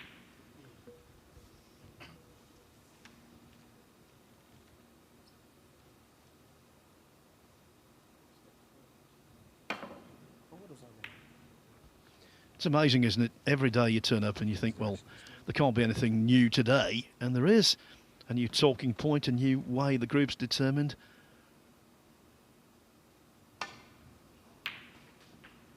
And that applies on both sides of the arena today, actually.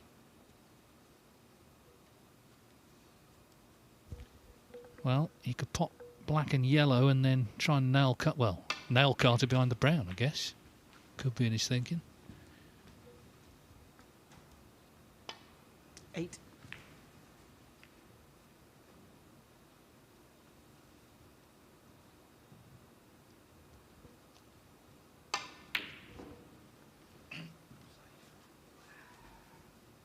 Chris Wakeland, 8.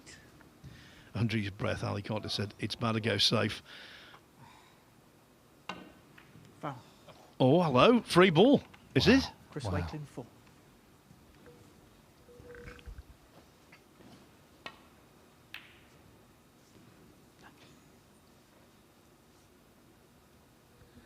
Well, no free ball at least.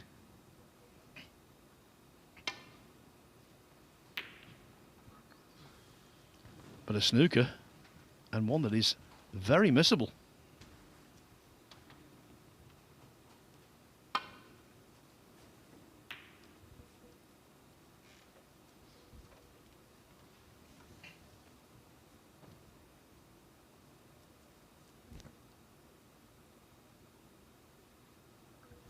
Jack Jones also in one here.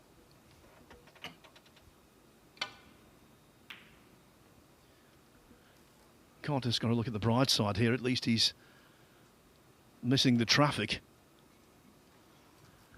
Yeah, you should go and tell him that right now as he's in behind the brown.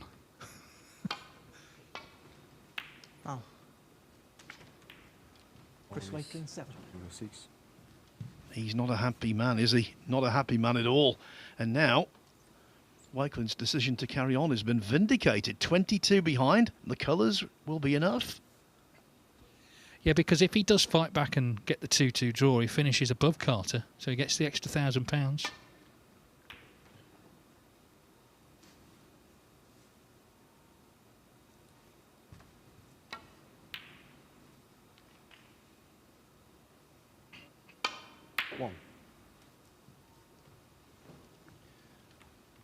The penalty points that Chang received a short while ago have kicked in here in terms of their importance because he can afford to knock in the green. Easily afforded.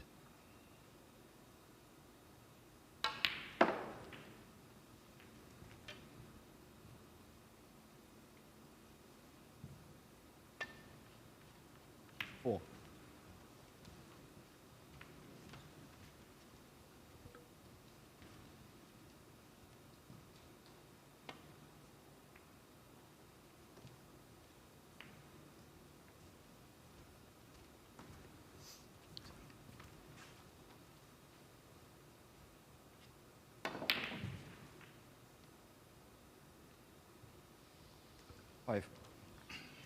And he actually can afford not to pot a colour off the penultimate red, which is useful, considering where the whites come to rest. 32 behind, 35 on. Carter snookered again, meanwhile. Foul and a miss. Chris Wakelin 4. Back here. He's loving this, Chris, now. He's absolutely loving it. Foul. A miss. Well, she's unravelling. Chris Wakelin 6.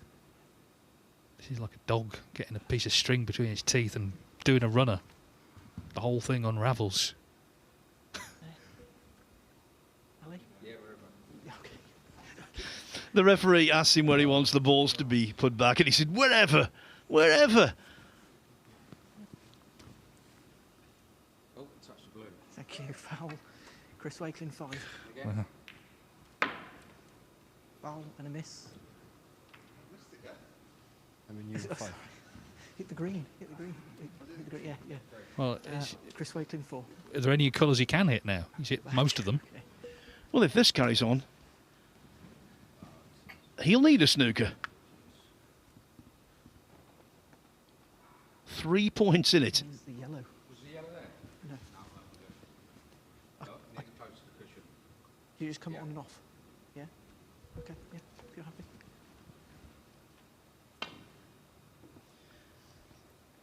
Polite Andrew Barklam said, are you happy? Foul If you're and a happy. miss. I can assure you he's not Chris happy. Wakelin 4. Well, this could be a free ball, and Free the ball. blue. Well, certainly the pink's cuttable.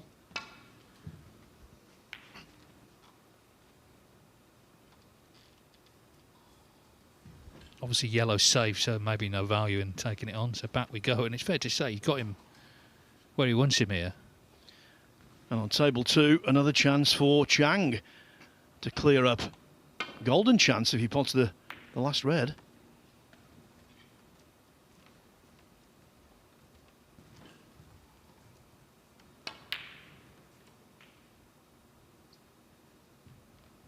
One.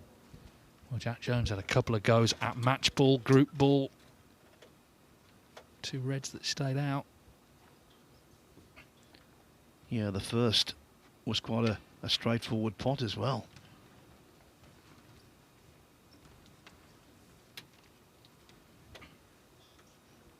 Has to be delicate with this pink.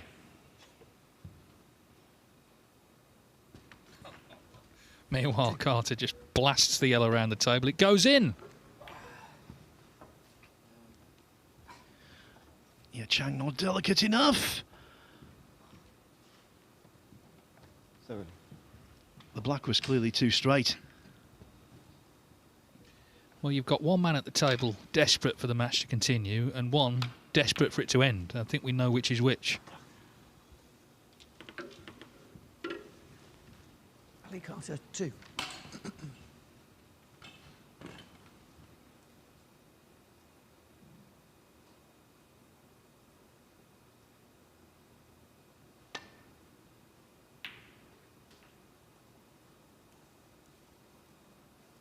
Three.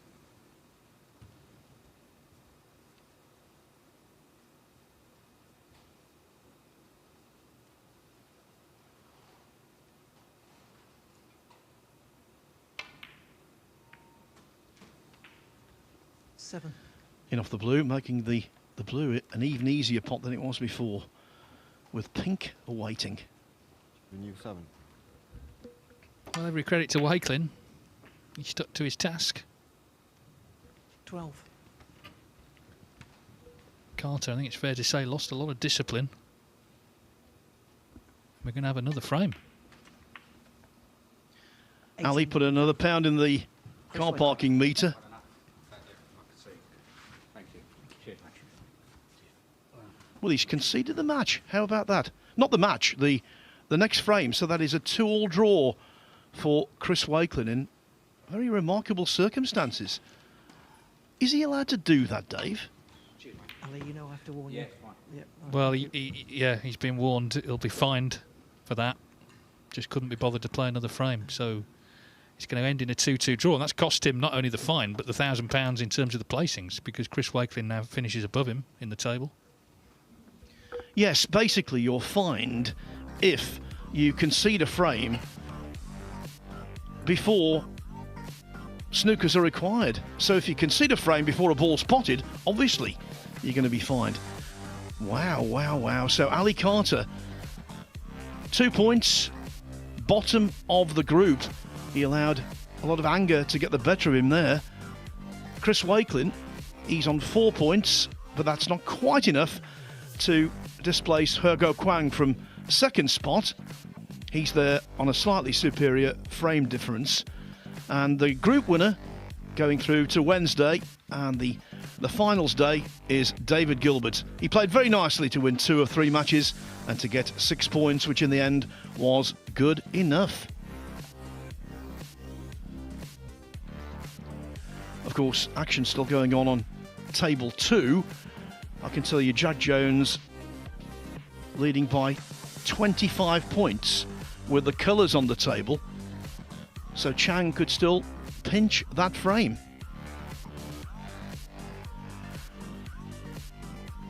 This is the situation. If he does win, he will go to 7 points.